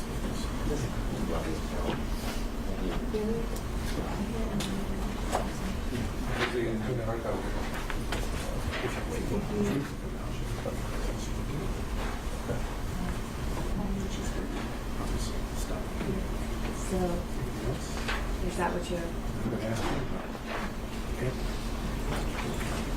I'm going to show you if I might approach. I made reference to an email that Ms. Merchant would have sent you about the motion she was going to file. If you look at this, does this appear to be the email that you received? It's dated January the 6th, 2024 at 10:20, 5 or 6, 10:25 a.m. Yeah, I see it, the email, yes. So that's the email that you received, correct? Along with, obviously, the attachment, which is referenced. Yes. Okay. And then, did you respond to that email within the text message that I've just placed before you? Yes, I said looks good. So the answer is yes. Oh, yes, I did. Okay. Then we'll mark this as another exhibit for Your Honor to look at.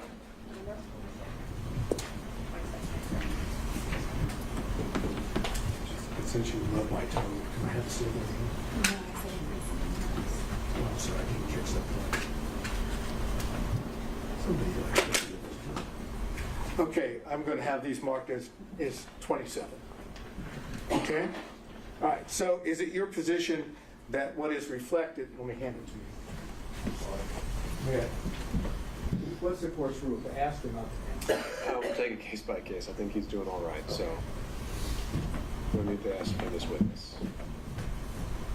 Is it your position that your response, which is the second page of Defense Exhibit 27, is based on a confidential or confidential communications that you had with Mr. Wade?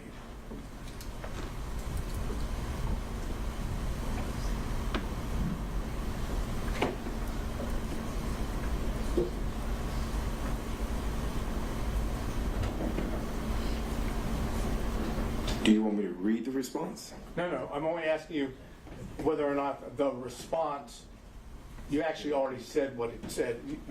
I don't want you to read it again.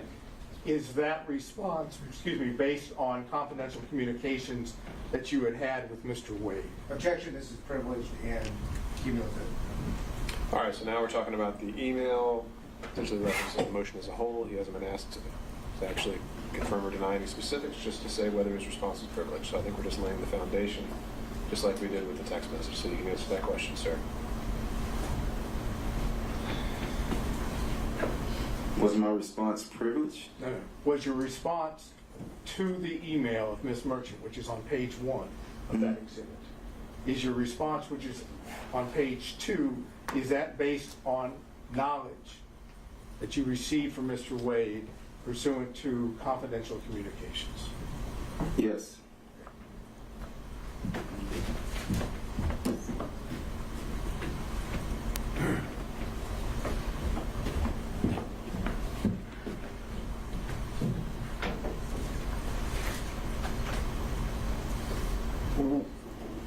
Have you discussed with the district attorney's office this case, your purported testimony? Of my testimony? Yes. No. At all? No. No prep, no conversations, no nothing? No. Have you given your attorneys, for this matter, did you give them permission to speak with the district attorney's office? Well, he can assert his own privilege, but that's kind of crazy. Is there a objection to be heard? Absolutely, this is privileged. Okay, sustained. Stay down. Next question. Do you know whether or not your attorneys shared privileged information with the district attorney's office? No, I don't know what my attorneys shared or didn't share. I don't know if they even met.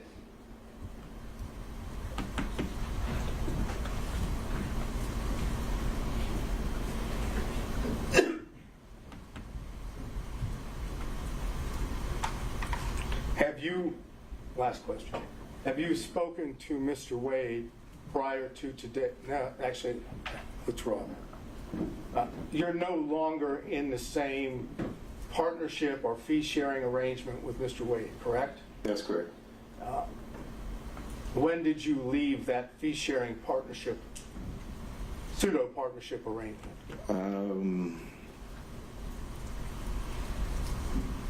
I don't remember the hard date, but maybe sometime like July, August of 2022, I think.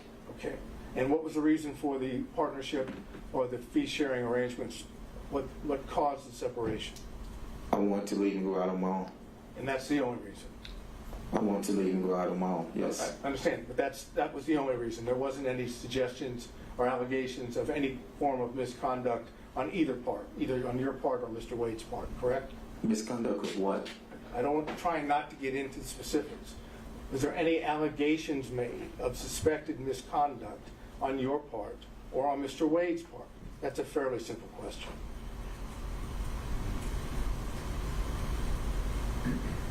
Did he accuse you of doing anything? Did you accuse him of doing anything? Without getting into what it is, were there any accusations made by you or him against each other? We had a disagreement, yes. And did that disagreement have anything to do with Ms. Willis? Oh, no. Okay. Did it have anything to do with your conduct? No. Did it have anything to do with his conduct? Hold on, wait. So we had a disagreement. Whether the disagreement was, we disagreed, and so we dissolved. I left the firm. And was the disagreement having anything to do with alleged or supposed misconduct by either one of you? If you define misconduct, I'm telling you we had a disagreement and we... Just tell me what the disagreement was then. The disagreement is mine to know. I mean, I don't see the relevance of the disagreement that I had. It had nothing to do with this Trump case or any other case. I'm simply getting a question asked, what was the disagreement? It's not privileged, correct? No, that is privileged. Oh, it is privileged. It Why is. is that privileged? Because it's privileged. I can tell the court in camera, but it was privileged. Ask a few questions further to see if this is actually something that does fall within that privilege. We can take it from there. Did it have anything to do with you representing Mr. Wade in any capacity? Excuse me. It would fall in that line, yes. But your testimony is that it has nothing to do with your representation of Mr. Wade in connection with Ms. Willis. As a connection to Ms. Willis, that's correct. It's connected to the matter for which you were hired by Mr. Wade? I wasn't hired by Mr. Wade. I thought you were the attorney representing him in the divorce. Oh, I apologize. I thought you were saying something else. Oh, yes. So will it apply as to whether I was hired during the divorce? Yes, that's correct. I'm not sure what this correct means under that. You kind of got lost on it. Yes, the question. It did or did not relate to your representation? It did relate to my representation. In the marriage case? It does. And this was whose decision was, at that point, did you stop representing Mr. Wade? It wasn't at that point, no. Was it before that? No, it was after that. Okay. And how much longer did you represent Mr. Wade in the divorce action? I went to see the divorce proceeding to see Mr. Wade. I represented Mr. Wade for a time after that. He represented me in a construction case for a time after that. And I'll have to look at the filings. I ended up hiring new counsel for my construction case. He ended up, but it wasn't right at that moment. It wasn't in a matter of weeks. It was. So you continued representing him in connection with the divorce case after you had the separation that you've made reference to? And he continued to, yes, and he continued to represent me on the construction case. But the separation, at least in part, if I heard you correctly, and please tell me if I'm wrong, had something to do with your representation of him in the divorce case. That is correct. Okay. Now, Mr. Wade has testified that he did not have a relationship, a personal relationship, a romantic relationship with Ms. Willis until sometime early 2022. Okay? I'm leaving that as the premise for what I'm about to ask you. Do you possess information that counters that, that's inconsistent with that? Any information Mr. Bradley has would be privileged, Your Honor. Okay, let's say that. I think we. Would such information be privileged in your mind? I think this has already been asked during Ms. Merchant's direct, so we're covering the same ground. So I'll sustain that. So I can't get an answer to whether he possesses information which is inconsistent without getting into the information itself. I think the issue would be that we've already gotten an answer on that. And now we're asking the same question again. Ms. Merchant asked a variation of that, and he already answered. I think the variation, Your Honor, is referencing whether or not he had what would be personal information, independent source information. Mine is not so limited. Mine is, I'm asking him point blank whether or not he has information from whatever source, including Mr. Wade, that is inconsistent with Mr. Wade's testimony. Because if it includes Mr. Wade, it is privileged communication. So therefore, the answer is it's privileged. If it excluded Mr. Wade, that would be a different appropriate question. And I just want to say, the answer is either it came from privileged information or it's hearsay. That's it. He's already testified that he has no personal knowledge. Unless it's for impeachment at this point. But Mr. Seda, I think that might be too fine a distinction for me to see the need for the question. I think I'm failing to see the difference. Well, I'm not asking, respectfully, I'm not asking you to see the difference. I'm asking whether I can ask that question and elicit a response which doesn't elicit the actual communications, which is what I'm attempting to do. And if Your Honor says I can't, then I'm finished. And I think that this was another aspect of what came up before, which is, in my mind, even confirming the existence of the information goes into privileged communications, whether he does or does not possess information if it came from that relationship. That's part of the privilege as well. So if I make that clear, then So you're sustaining what the objection would be. That's right. It'd be sustained on privilege. And of course, all the questions that we're Reserved for the talking record. about as far as the foundation about when things are said and what is said, you're going to go into, if I understood correctly, ex parte in camera with the 2 exhibits we talked about. That's right. My intent would be to make a record of the knowledge of when it was obtained and the extent of it in the different sources, and that'll be sealed. And what was actually said? That's right. So I guess my question before I sit down is, if hypothetically, you learn through this in-camera ex parte examination that the information that this gentleman has through the attorney-client privilege is in fact inconsistent with what Mr. Wade testified to under oath, then the court is going to then make a determination of whether it can be used here or whether it just remains in the record sealed. So my intent would be to make the distinction of, from the in-camera hearing, if I still determine that everything is covered by privilege, then anything else that is said cannot go into the factual determinations or credible determinations that need to be made. And so just the issue of whether the privilege did or did not exist is preserved. So, again, just to follow through to make sure.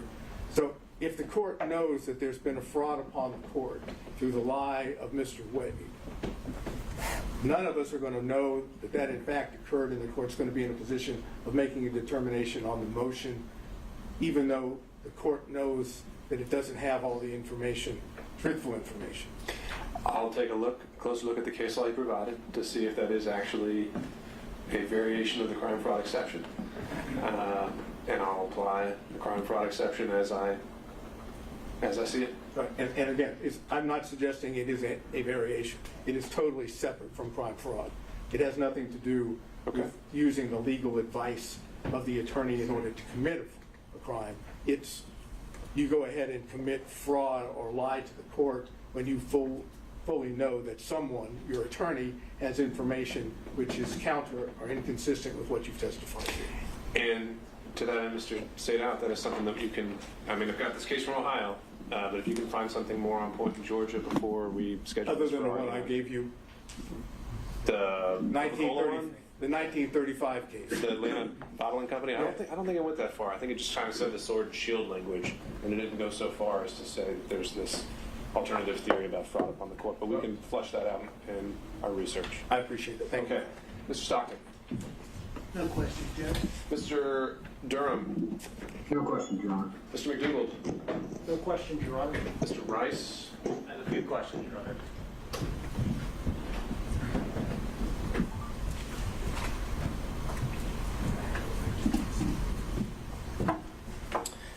Mr. Bradley, you were counsel for Mr. Wade in the divorce case when the interrogatories were initially served on opposing counsel on or about December 27th of 2021, correct? That's correct. And you were also counsel for him when the amended interrogatories were served on May 30th of 2023, correct? That's incorrect. So you ceased representing him sometime before May 30th of 2023. That's correct. At any point during the divorce proceedings, was a pleading filed with the court or a paper served on opposing counsel that purported to have your signature that you were not the one that signed or authorized your signature on it? Say that again? Did anyone sign your signature without your authorization on any pleading or any other paperwork served on opposing counsel in the divorce proceeding? I don't think so. If you have the documents, I can authenticate my signature. And you have testified that you also practice criminal law and divorce law and perhaps other types of law as well? That's correct. And are you aware that OCG 16-6-19 defines adultery as a misdemeanor crime in the state of Georgia? If you say so, yes, sir. Go ahead. Judge, I would ask the court to take judicial notice of that. For what relevance? Judge, I think it does go directly to the crime fraud exception. Because before we draw objection, because if Mr. Wade was providing information to him, to his counsel about his intent to either commit adultery or that he was committing adultery, then that would be a misdemeanor crime. It would implicate the crime fraud exception. And additionally, as we know from yesterday's evidence, Well, let me pause you there. Isn't adultery, as a statute, just on its face, been found unconstitutional? You can't actually charge anyone with adultery anymore. It is still current. Then it can't be a crime. It's still a current charge. Let's move on to that next argument. Additionally, Judge, with regard to the interrogatories, we have 3 different sets of interrogatories that were filed that came into evidence yesterday, 21, May of 23, December of 23, that contain false information. We also have the January of 24 that contains the invocation of privilege. So to the extent that this witness has information, both with the original interrogatories that were filed in December of 2021, and frankly with regard to the later ones, even though he wasn't counsel, that would be a false swearing and fraud on the court, which again is a criminal offense, and therefore the crime fraud exception would apply as well. Okay. Understood. No further questions. Okay, Mr. Gillen.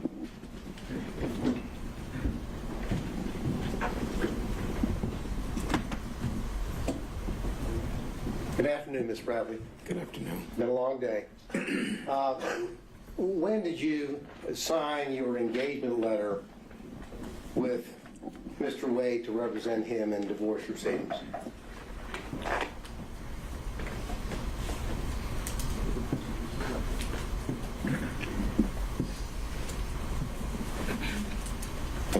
It would have to be 2017, 2018.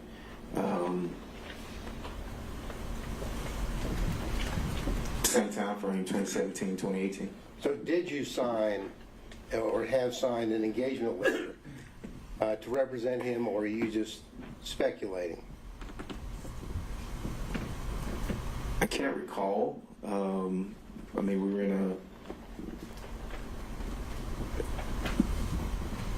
we shared space. I can't recall if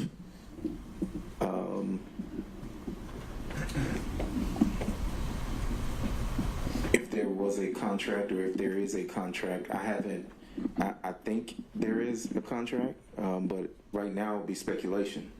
Right now, sitting here, you do not know whether or not you had a signed engagement letter with Mr. Wade discussing the parameters of your legal representation of him. Isn't that correct?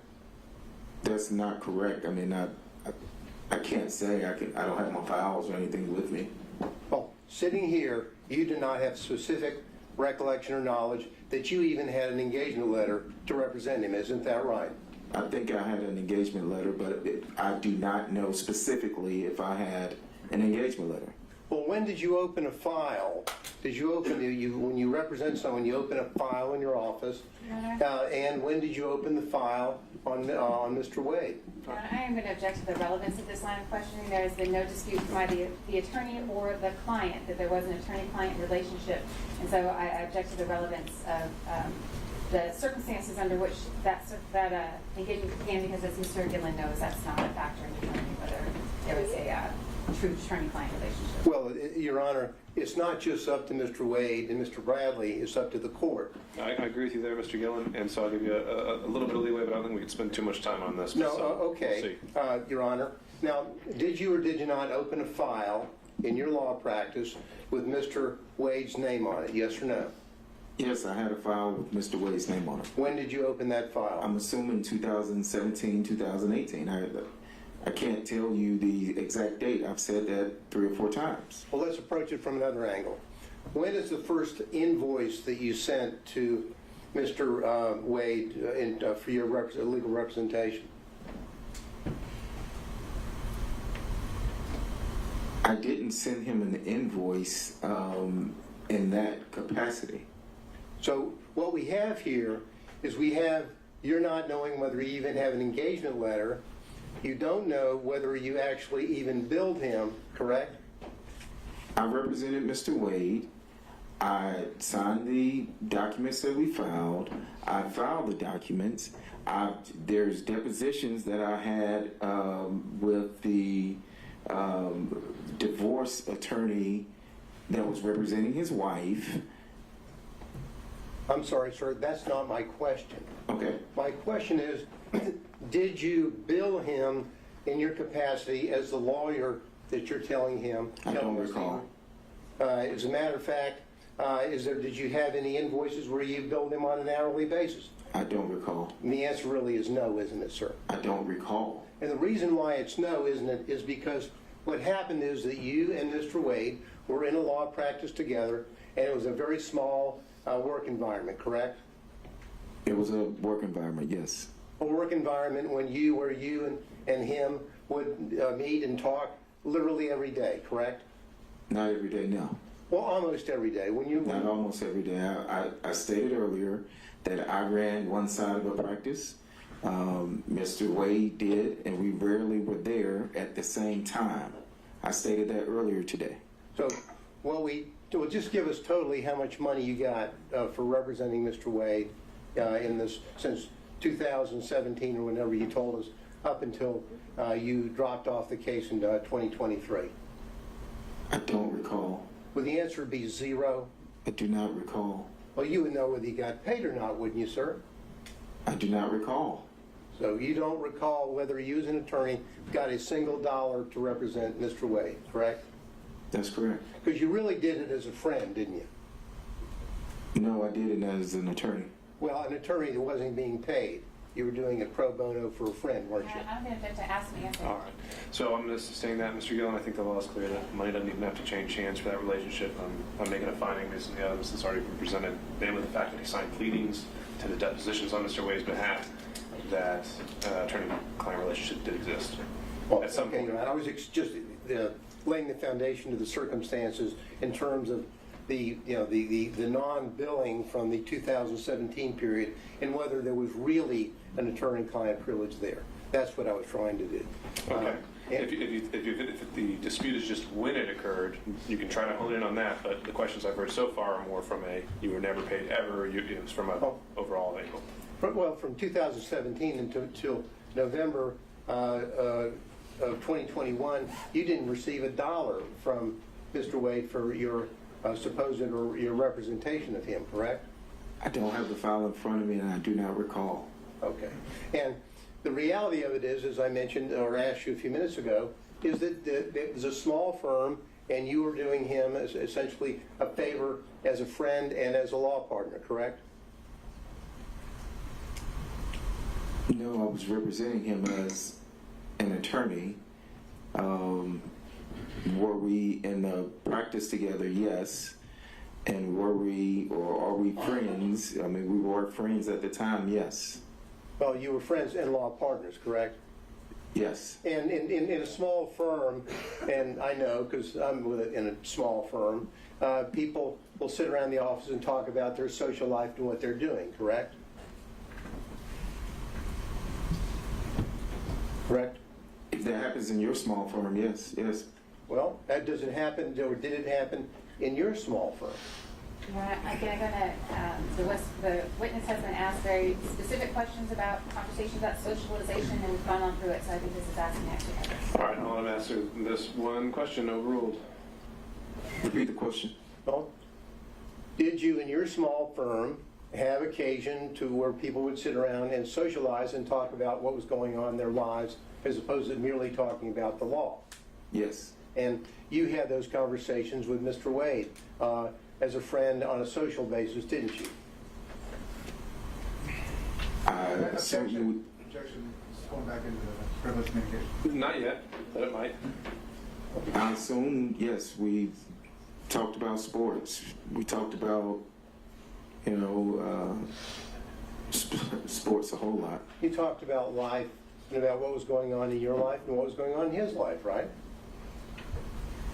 Right? Sometimes, very rarely, yes, sometimes. And that is what you do in a small work environment when you know people very well and you do favors for them, correct? I'm going to object. There's questions? All right. Sustaining. Next question, Mr. Gill. Now, in that capacity, didn't you have discussions with Mr. Wade about what was going on in his social life that had nothing to do with him asking you legal advice? Objection, to be more specific. I think he's just asked whether he socializes outside of legal advice. So I think you can answer that question. I did answer the question. I said we talked about sports a lot. And I'm asking, sports is one thing. The social life, did you talk about each other's social life, like Mr. Wade, and who he was dating? All right. So that'll be sustained on privilege.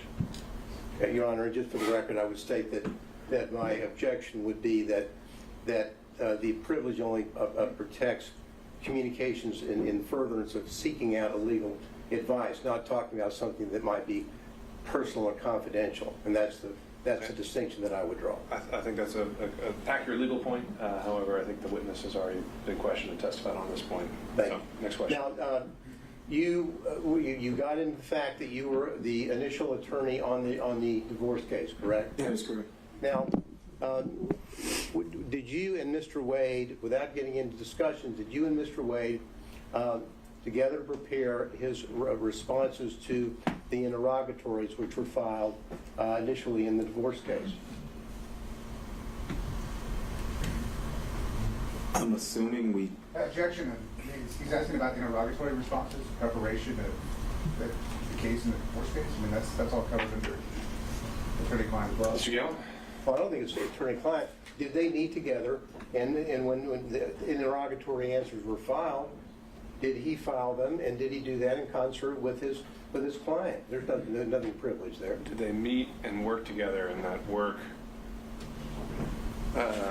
taking the form of them talking back and forth to each other on the right responses? I'll change it a little bit. Did you review yourself the interrogatory responses given in the divorce case? I did. And whatever knowledge that you had when you were involved in the interrogatory responses, you had the knowledge of all that material or information that you had without getting into the content. Objection. You had all of that knowledge and information. I'm sorry, let me get my question out before he objects. And when you filed those interrogatories, you had all the knowledge and information that you had obtained from Mr. Wade from 2017 up until the date the interrogatories were filed, didn't you, sir? Okay, so that's the follow-up question to that is going to be incorporating knowledge learned during communication. So No, I'm not going to have a follow-up question. I just want to know whether is that the case? When he filed the interrogatory forms, he had all of the information that he had discussed with Mr. Wade from 2017 up until the time. That's it. That's my final question. Okay. It's all in which case, without doing that extra assuming link that he based his answers on those communications, it has no relevance. Well, it does in the sense that it shows what knowledge he may have had when he, the attorney, is filing interrogatory responses. That's what it shows. Okay. I'm still not seeing the relevance of his knowledge as the attorney filing the responses, unless you're linking this back to Mr. Wade. It gets back, Your Honor, to whether or not, if you're an attorney and you're filing an interrogatory response, which you have reason to believe, or specific information to know that certain responses are not accurate, then you shouldn't be filing them. And now, so that's where I was going with that. So if he's got a body of knowledge over here that's built up from his communications with Mr. Wade that everyone so dearly doesn't want everyone to know about, in spite of the allegations made against Ms. Merchant, now... So what if the question was, did you, when you signed your name to the interrogatories, did you commit any knowing fraudulent statement and submitting those to the court at the time? Would there be a problem with that statement or that question? Well, I mean, I think that is a conclusion that others could draw, like the court. I just want to know that he had all that information at the time that he, as the attorney, filed the interrogatories. That's it. We would object. This does fall under attorney-client, and he is making presumptions about when information may have or not have been disseminated to Mr. Bradley in his capacity as attorney. He didn't have to know about anything at the time of, in the middle of, at the end of, or he may never have had that information. There's too much presumption associated with it. The whole matter is covered on his privilege. One comment on that, Your Honor. We have spent almost a day talking about trying to block public the dissemination of what Mr. Wade said, either as an attorney or in any capacity, about his relationship with Ms. Willis prior to November the 1st, 2021. And questions about discussions in 2019, all objected to, claiming the privilege. And now to say, well, that doesn't mean that he learned something after. I'm talking about, what did you know at the time the interrogatories were filed? And everything that now they're claiming privilege, well, that's fine. The court will address that in chamber and in due course. What did you know?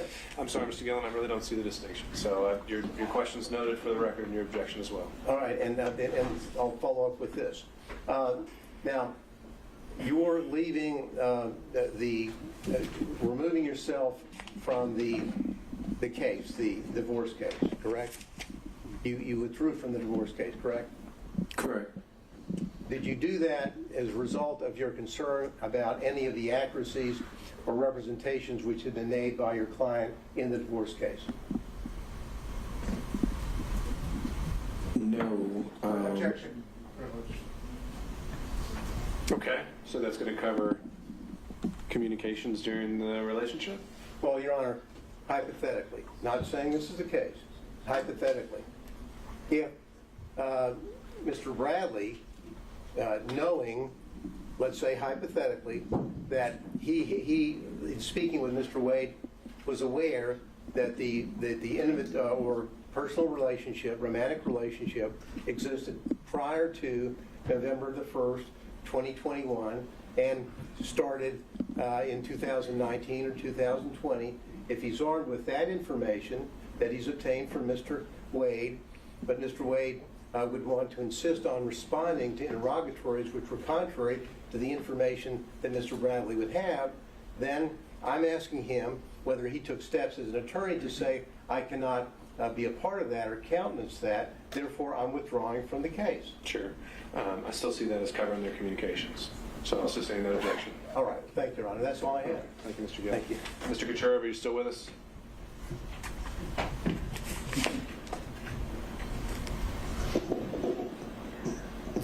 Anyone on behalf of Mr. Floyd still joining us? All right, moving on. Mr. Cromwell. Just two brief questions, Your Honor. I think everybody's exhausted with this line of question, right? We're going, Mr. Bradley. When did you withdraw from Mr. Wade's divorce case? I don't have it in front of me. I don't have the file. Was it sometime in 2023? No, saying I left in 2022. It could have been anywhere between July of 2022 and maybe December of. It wasn't. I don't have the accurate date, but it wasn't when I left, and it wasn't. I'll make it easier. Okay. All right. You were not his divorce lawyer at the time the interrogatory responses were filed in May of 2023. Is that correct? Oh, no, I was not. Okay, yes. And as of today's date, Mr. Wade is still a married man. Would you agree? I haven't kept up with the divorce proceedings, but I think they're still open. Okay. So, and if they're still open, that means he's still a married man. Yes, that's correct. So the fact that in a pleading there's a reference to the marriage is irretrievably broken, that doesn't mean the marriage ends, does it? I guess you have to ask the judge that's handling the case. Well, it doesn't end until there's actually a divorce decree signed by a judge. Would you agree? I would agree. All right. Thank you. Okay, Ms. Cross, were you taking I am, Your Honor, and I'm going to have a minute. My cross-examination might be a long one, so we can go for about an hour and a half. So I have just a 5-minute break. Sure. All right. We'll be back in 5.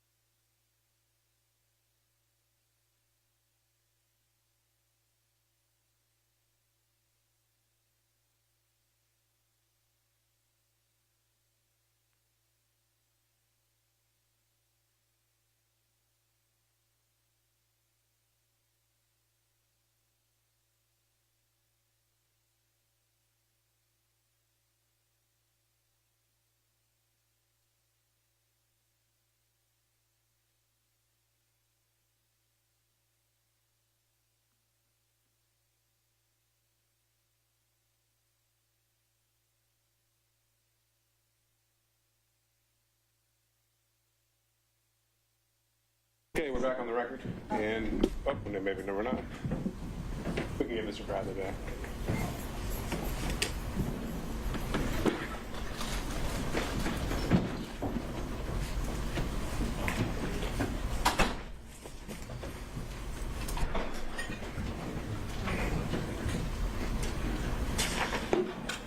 While he's coming out, Ms. Merchant, for planning purposes, based on Mr. Bradley's testimony was presented, do you anticipate calling any further witnesses?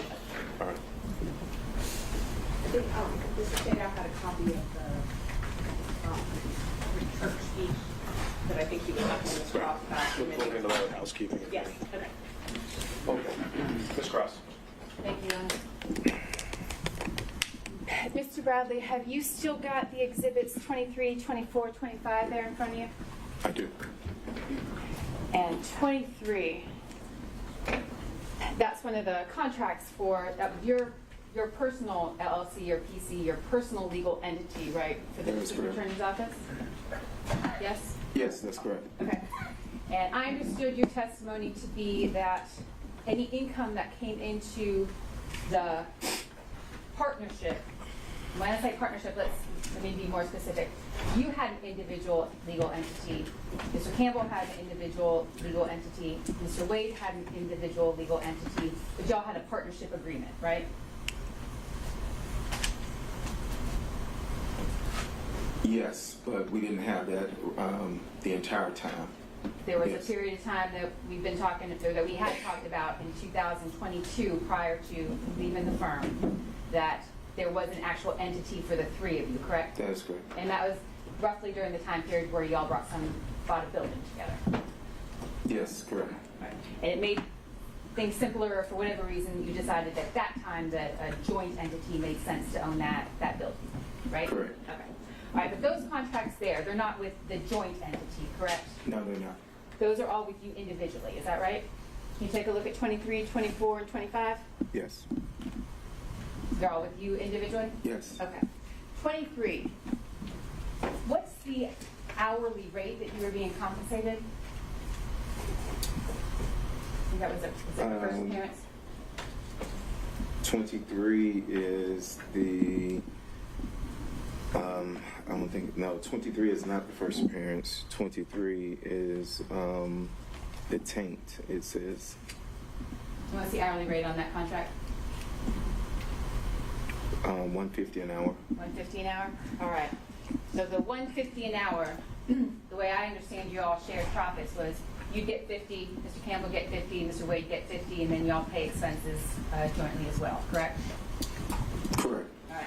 What about exhibit number 24?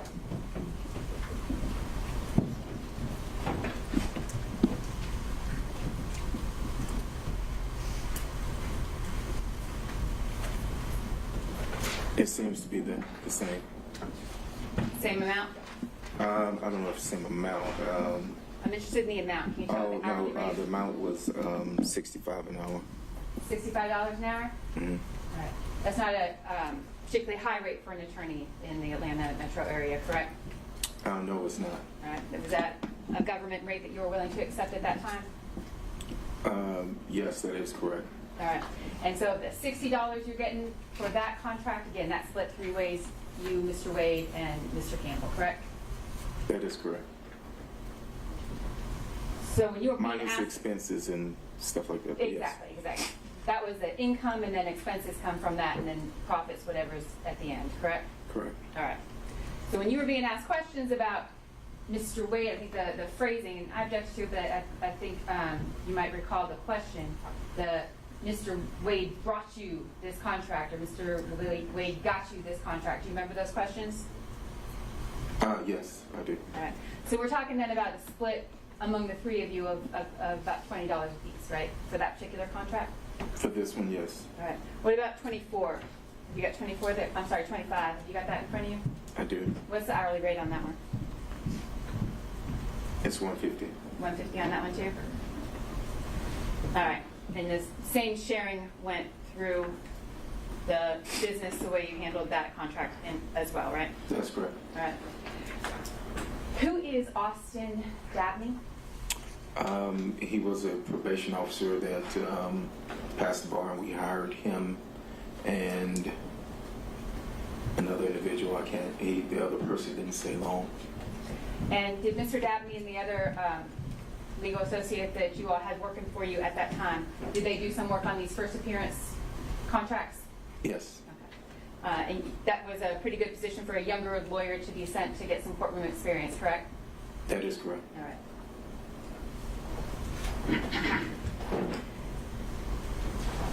2020, you're aware that Mr. Wade had a serious illness during that time? I'm aware.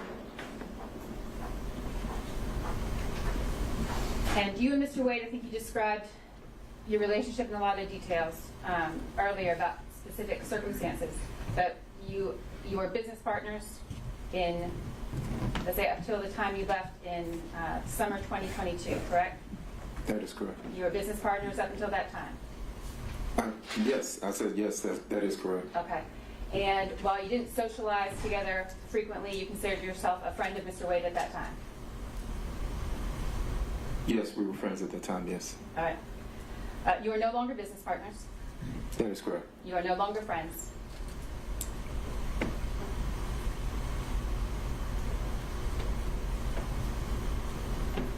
I mean, if he's saying that we're not friends, then I yeah. want to know what you think, Mr. Bradley. Do you consider yourself a friend of Mr. Wade? I'll consider. It goes to potential bias. Thank Ms. Cross. Would I consider myself a friend of Mr. Wade? Mm-hmm. I would.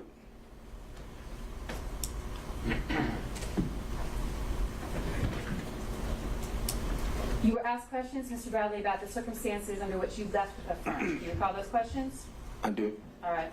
And you left the firm. The firm remained the same as far as other employees, Mr. Wade, Mr. Campbell, as the named partners of the firm. You were the one who left, correct? That is correct. And you termed it as a disagreement. You recall answering questions as though you left due to a disagreement.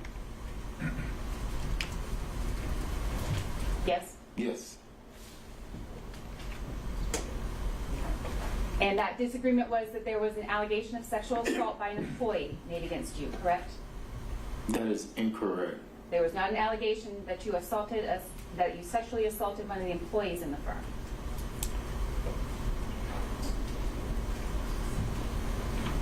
That is incorrect, but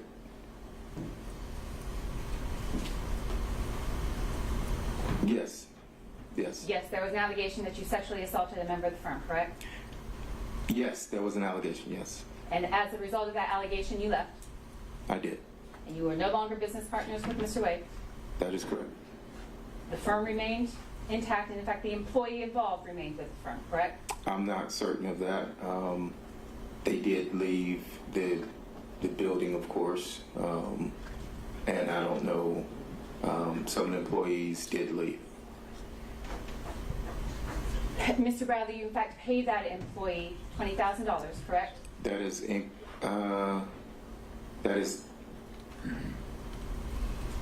incorrect as far as what was. No. On or about the time that you left the firm, and on or about the time that the allegation of sexual assault was made against you, did you pay the person who had made the allegation of sexual assault any amount of money? There was money left in an escrow that belonged to me. I don't know what that amount was. And did that money that was left in the escrow that belonged to you, was that paid to the employee who said that you sexually assaulted her? I never signed any, I never gave any money. I left the money in the escrow account. What happened to that money? I don't know what happened to it. For what purpose did you leave the money in the escrow account when you left the firm? I left the money in the escrow account. For what purpose, sir? There was no purpose. You just left the money in the escrow account? Yes. If there's no connection to the money you left in the escrow account and the allegations of sexual assault that an employee of your firm made against you, why was it that you brought to my attention, or why did you respond the way you did about money in an escrow account when my question was, did you pay this employee any money? I didn't hand any money It was money from an escrow account, to my knowledge.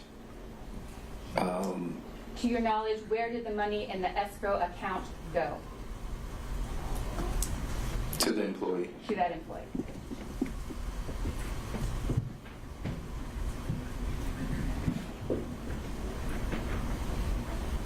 Was there one allegation or one incident of sexual assault with this employee, Mr. Bradley, or was there more than one? It's one incident. There were not two.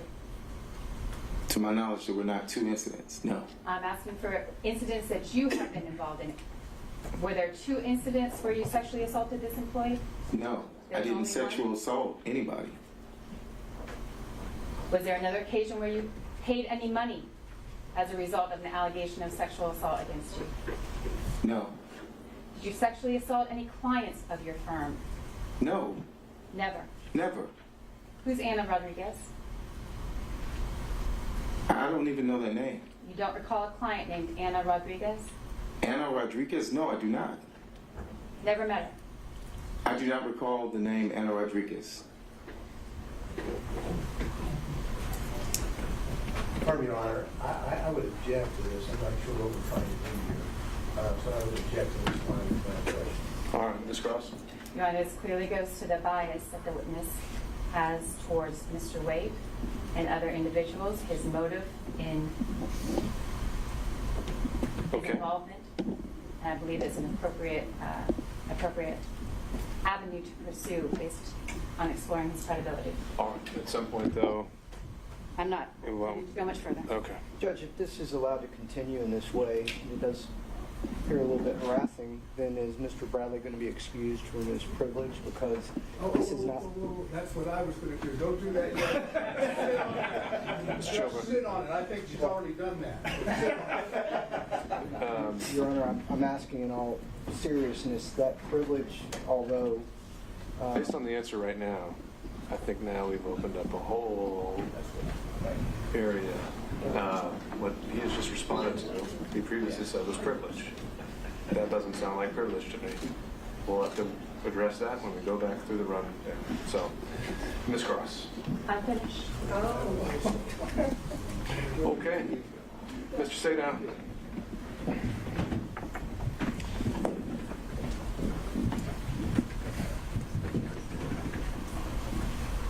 You were accused by Mr. Wade of misconduct in the course of your representation of Mr. Wade, correct?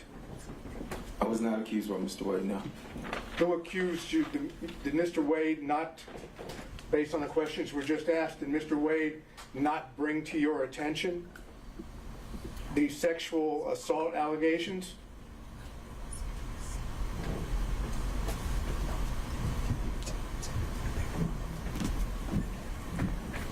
Ask that again, please. Mr. Wade brought to your attention the sexual assault allegations that you've been asked about by the prosecutor, correct? Correct. And at that time that Mr. Wade brought those allegations to your attention, you were still the attorney for Mr. Wade, correct? Correct. And therefore, your conduct as an attorney, and the attorney at that time for Mr. Wade was called into question by Mr. Wade's passing along to you allegations of misconduct, correct? I object to that. I don't think that's factually true. I don't know that that's not, I know that that is not legally true. The attorney-client relationship is of a matter. It is not vitiated by other instances or anything outside that matter. I'm not sure that that's accurate. He was accused by Mr. Wade, his client. Do you mind if I speak? I allowed you to speak.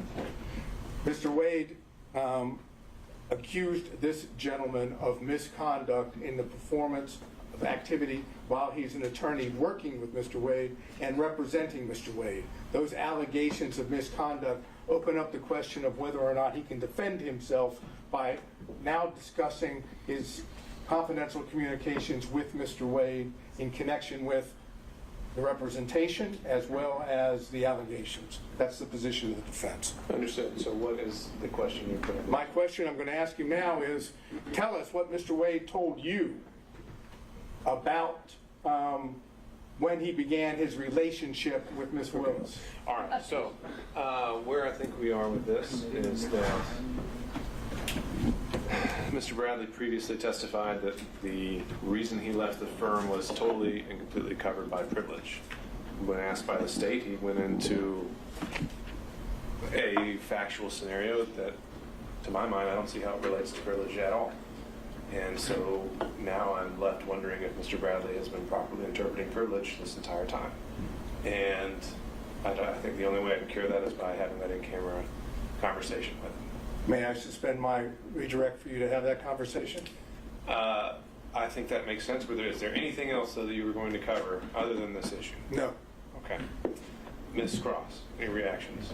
Only to, Your Honor, the premise of Mr. Sadow's question was that Mr. Wade accused Mr. Bradley of the sexual assault. That was not my question, and I don't believe that's factual, though there was an employee who accused Mr. Bradley of sexual assault. Okay. But regardless, though, the point is that the circumstances of his departure from the firm, from what I've now heard, had nothing whatsoever to do with his representation of a divorce. Is that fair? My question, I believe the testimony has been that the circumstances of Mr. Bradley leaving the firm were related, I can't say how much, but certainly in a large part, based on the allegation of sexual assault that was made against him by an employer. Sure. And his previous testimony was that that was totally covered by privilege. Yes, he lied. Okay. All right. Other than this issue, which I think we've covered at length, was there any other questions based on Ms. Cross's examination from other defense counsel? No, Judge. Your Honor. Okay. No, Your Honor. No, Your Honor. All right. With that understanding, can this witness be excused, Ms. Merchant? Yes, Judge. All right. So, Mr. Bradley, I would ask, I don't know if we may be able to do it today. I'm sorry, Judge, I don't think I can excuse him. Mr. Sadow had reserved the rest of his cross for after we determined the privileges. Right. What I'm about to say, just logistically, is what I'm trying to do is, if we can conclude this hearing with the exception of that in-camera hearing, we end for today. And if, as a result of that in-camera hearing, that I learn that we need to reopen the evidence, then that's what I'll do. So to that end, I can give Mr. Bradley instructions that he's to report back if upon order of the court. But otherwise, is there anything further the parties need from him today?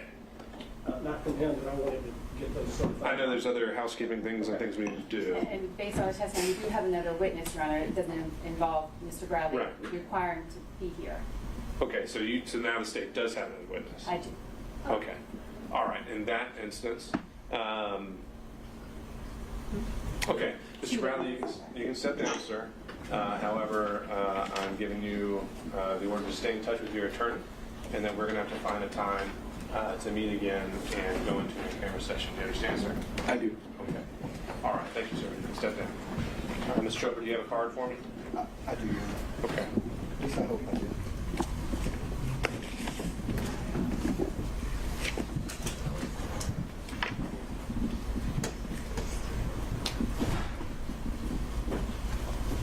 I'm the worst lawyer on earth. I usually just tag bus stations with my You can write down your contact information for us? I will.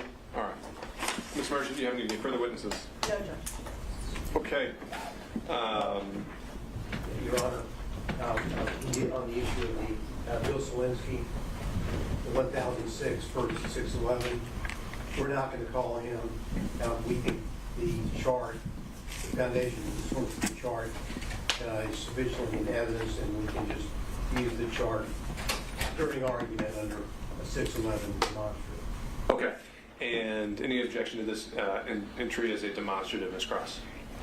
No, Your Honor. Given the parameters we discussed earlier. Okay. Can we go ahead and mark that an exhibit and make it part of the record in advance of arguments? Since I don't know when we're going to be able to have that scheduled. I think this would be Defense Exhibit 28. But let me go down the order just so we're staying organized. Ms. Merchant does not have any further witness. Excuse me. Ms. Merchant, on behalf of Mr. Roman, has no further evidence. Mr. Sadow.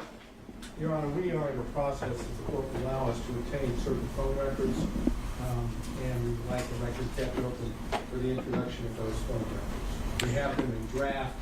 I say draft, we have them informally, we do not have certification. And they would deal with, you'll remember I asked Mr. Wade about certain activity down in Hapeville during the time period, and it deals with that specific time period. So we're talking about February to March of 2021 to November 1st of 2020. And is it your intention that you would want to introduce these solely as an exhibit, or you think that this should reopen and bring us back for an entirely new evidentiary day with witnesses? I think that we would want to, if what we believe is there, based on our preliminary research, is there, we'd like to reopen and be able to introduce the records and someone to explain what they mean. But that's it. The state certainly has. Sorry, were you finished, Mr. Sagan? I believe so. All right. The state would certainly have an objection to that. This hearing has been set. We haven't seen the records, so I don't know if I have any objection to what they are. But the day has been set for quite a while. We object to leaving the evidence open for any purpose. Okay. And Mr. Sagan, when did you first go about trying to obtain these records? I think, I know it's also the Delta records. As soon as we got a hearing date and the state's response, so what happened was when the state responded, I think it was February 9th, and admitted to the relationship but put parameters on the timing, I sent subpoenas out in response to that, so that was February 9th. Problem is, Delta, AT&T, all these folks aren't super fast about that. And so I know Delta, we're also waiting, I wanted to remind the board, waiting for those records to be submitted in camera. And AT&T actually emailed me these phone records yesterday morning on the way to court. Okay. All right. Any further exhibits that are self-authenticating? If counsel are able to provide those, obviously serve those on opposing counsel, and then before sending them over to us, let us know whether they would be tendered with or without objection, just purely on authentication or hearsay issues or relevance. We can make those part of the record, and I'll reserve whether this reopens a full hearing format. But the exhibits themselves, I'm willing to have come into the part of the record, but there will be a cutoff point very soon, as soon as we schedule argument. All right. Any other evidence, Mr. Sadow, then? No, Your Honor. So that would be cell records. Mr. Stockton? No. Any evidence? All right. Mr. Durham, if you're still with us? No, Your Honor. All right. Mr. McDougald? Certified copies I mentioned to Your Honor yesterday, Your Honor. Okay. And why don't you lay those out for the record?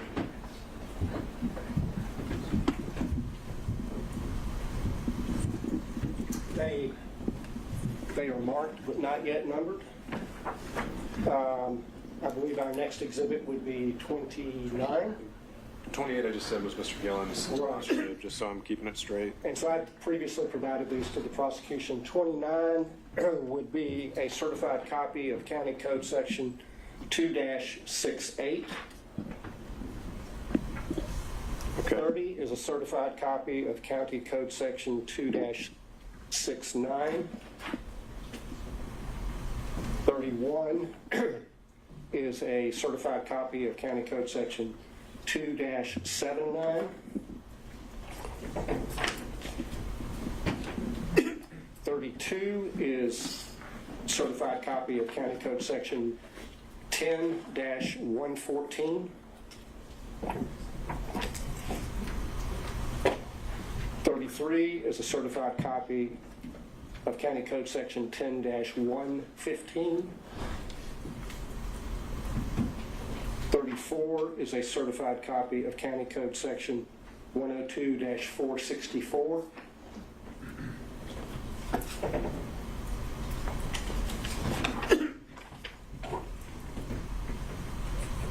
35 is a certified copy of County Code Section 102-465.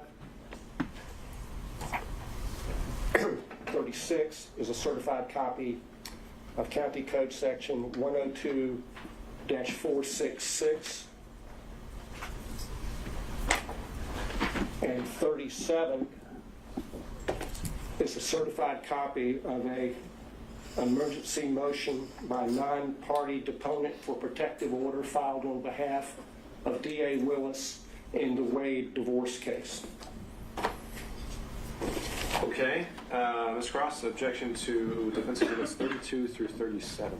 I object to their relevance, and I will take opposing counsel's representation that the pleading is complete and accurate as it was filed, and object to the relevance of that as well, but not the authentication. Okay, all right, we'll note the objection for the record, and we'll admit them for whatever weight they do.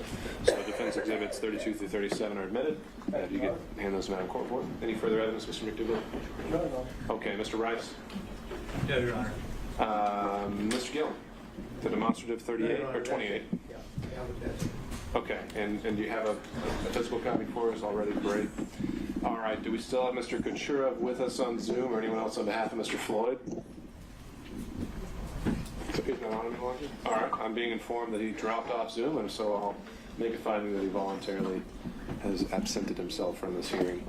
Mr. Cromwell? No evidence, John. Okay. Ms. Cross, back to you.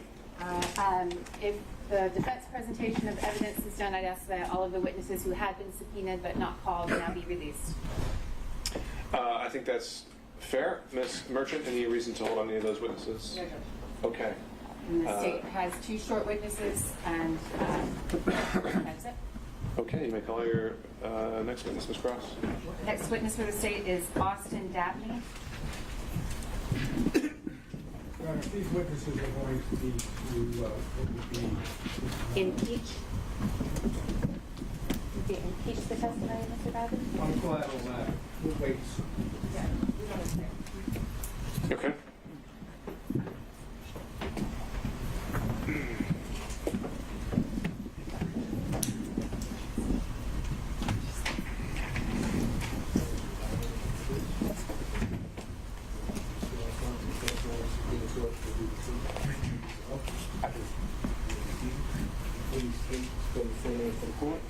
Yes, my name is Austin Dabney. That's AUSTINDADNEY. Good afternoon, Mr. Dabney. Good afternoon. I want to direct your attention, well, first of all, how are you employed? I am employed right now. I have my own firm. You're a lawyer and you've got your own law firm? That's correct. All right. I want to direct your attention to 2021, 2022. What was your employment at that time? Yes, I was employed with Wade Bradley Campbell firm. And that's Nathan Wade, Terrence Bradley, and Chris Campbell? That's correct. All right. And what did you do in that firm? I was an associate attorney. All right. And don't need a whole lot of detail, but generally speaking, who in the firm did you work for? What kind of matters did you handle? Well, I believe I worked for all of them equally. They would all give me tasks to do, which court dates to go to, what cases to work on.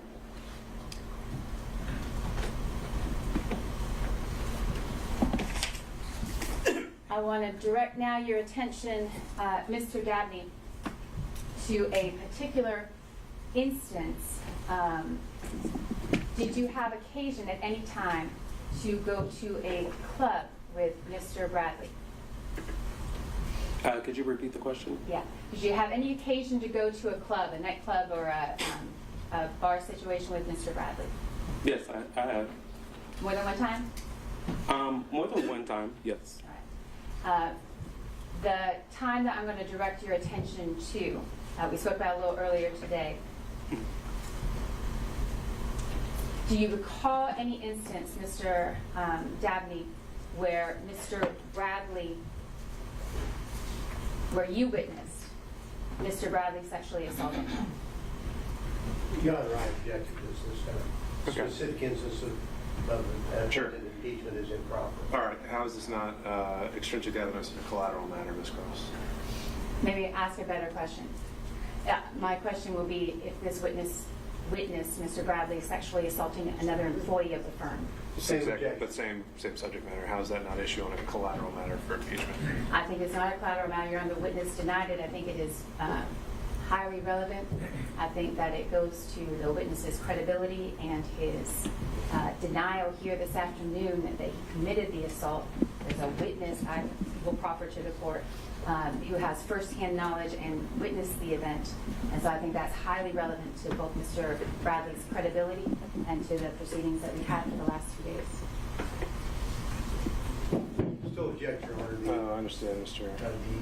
In the attempt to impeach Mr. Bradley, they have to live with whatever answer he gave. They can't have a sub-trial with the extrinsic evidence of misconduct here, so we would object. 608A. Right? 24-608A.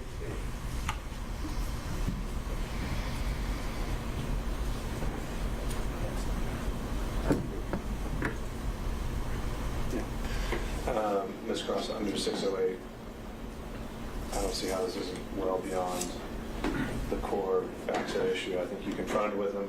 I think he answered in this. He saw fit. An argument can be made as a result, but to go down a whole mini trial on whether he did or did not do this and circumstances of his leaving the firm, I don't see how that gets past 608. I understand the ruling, Your Honor. I disagree, and just for my objection, I put a proffer on the record, not a detailed one, but that the. I think you already have. I'd like to, with the court's permission, I'd like to make it clear that the sexual assault I'm referring to was the same employee that I asked Mr. Bradley about. I just wanted that to be clear on the record. Okay. All right. Understood. Is there anything else that is relevant to this witness? Given the court's ruling, no. All right. Questions from defense counsel?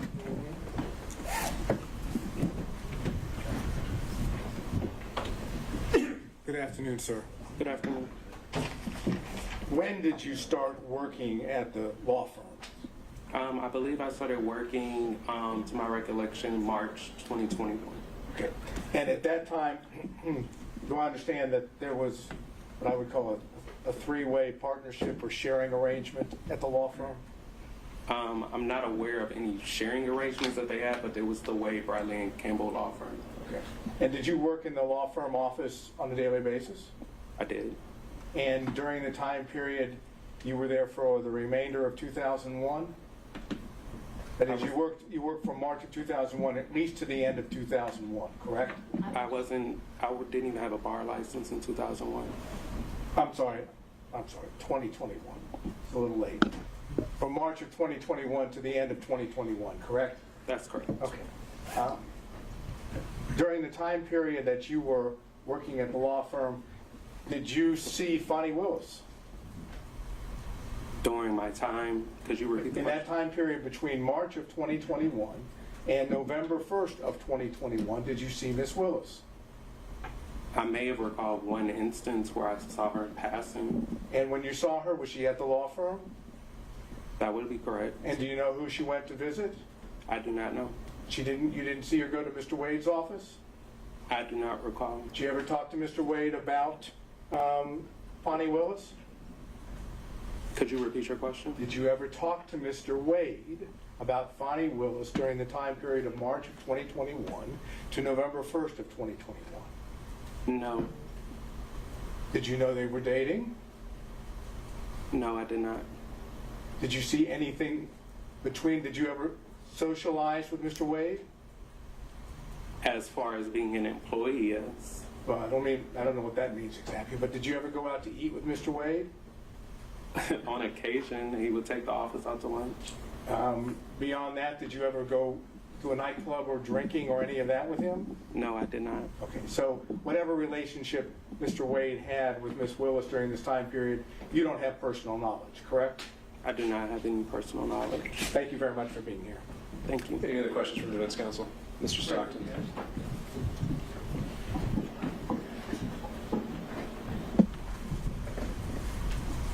When you started in March of 21, was that just you gave them a resume and started working there? I don't understand your question. When you started working there, is it a situation where your first day on the job is the first day you may have met him or shortly before you met him? Again, I don't understand what you're asking. Let me back up. Did you know Mr. Wade or any of his partners prior to March of 21? Yes, I did. How did you know them? In a professional capacity. I used to be a community supervision officer with the Georgia Department of Community Supervision. And where would that have been out of? Fulton County? Cobb County. How long did you know Mr. Wade prior to that? I didn't see Mr. Wade in my professional capacity. I thought you were asking about all partners, but if you're only asking about Mr. Wade, if you could please clarify. Okay, so you went to work for Mr. Wade in March of 21, correct? I went to work for the Wade Bradley Campbell firm. Okay. Prior to that, how long did you know Mr. Wade? I did not know Mr. Wade prior to that. At all? At all. No further questions? Any other counsel? All right, seeing and hearing none. Any redirect, Ms. Cross? No, Your Honor, subject to the court's ruling. All right, can this witness be excused? May. All right, thank you, sir. Thank you, Your Honor. Next witness, Ms. Cross. I believe I know the court's ruling, so let me proffer that the next witness the state would call would be Anna Rodriguez. Question, Mr. Bradley, about the sexual assault of Ms. Rodriguez, a client of the firm who denied knowing her or recognizing her name. I believe Ms. Rodriguez's testimony would be impeaching of Mr. Bradley. I believe it's appropriate, but want to present that before I call it. All right, thank you, Ms. Cross. And so, based on that proffer and the subject matter proffered, I still believe that would fall under 608B as extrinsic evidence of a collateral matter. And so I don't think it's allowed under our rules of evidence. Understanding that, I just make a proffer on the record that Ms. Rodriguez would testify that Mr. Bradley sexually assaulted her. She was a client at the time. And that would be impeaching of his testimony that he denied. All right, understood. Any further evidence or witnesses, Ms. Cross? No, sir. Okay. All right, then at this time, for now, I'll consider the evidence closed, subject to any certified submissions by counsel, and subject to the results of the in-camera hearing. We will coordinate with all counsel to find a date to come back for summation. And to that end, again, using Ms. Merchant as kind of running lead on this, I'd like you to consult on whether that's going to be a collective response on behalf of the defendants. If not, then we're going to have to get into time allotment, and if it's more than a handful of counsel, it'd probably maybe be 10 to 15 minutes per side. And so, Mr. Sadon. When did you say this might happen? We'll follow up by email so we can coordinate with everyone's schedules. I want to make sure we have our same court reporter as well, so that the record is all in one place. And I know we have a lot of schedules to coordinate, but looking at either late next week, as in next Friday, or the following week. And would we at least have the opportunity to get a transcript before we do that? I think that's probably highly unlikely, but we'll see. It's just that would require a rush, and I know again we're in a shortage of court reporters, but I think there are other means you can refer to the evidence with confidence as to what was said. All right. Ms. Merchant. The merchant's are on leave next week. Okay. You said next Like I said, we will. We're gonna follow up with scheduling. Thank you. Now, Your Honor, Mr. Gale. the argument would be on this hearing, and also on the forensic misconduct. Any other claims brought in any of the filings regarding forensic misconduct, this whole line of questioning? Thank you. All right. Any other questions from defense counsel? Anything from the state? Your Honor, we would just ask that we be allowed to submit a brief as it relates to the rulings that you just made, as relates to the objections by defense counsel under 607 and 6021, which is the impeachment by contradiction, which in the state's understanding would allow the use of extrinsic evidence to impeach the specific testimony here of Mr. Bradley. So we're just asking for leave to provide a brief and ask the court to further consider your ruling. Well, if you still got your witnesses here and you think you've got a better legal argument, I'm willing to hear it. You said 607 and 608. 607 and 621.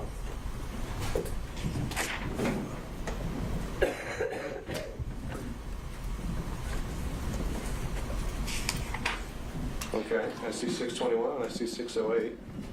And in both of those instances, they allow testimony that related to the testimony of another witness here, Mr. Bradley, that we can prove is patently false, as he testified that he didn't commit a sexual assault and that he didn't pay off witnesses and things of that nature.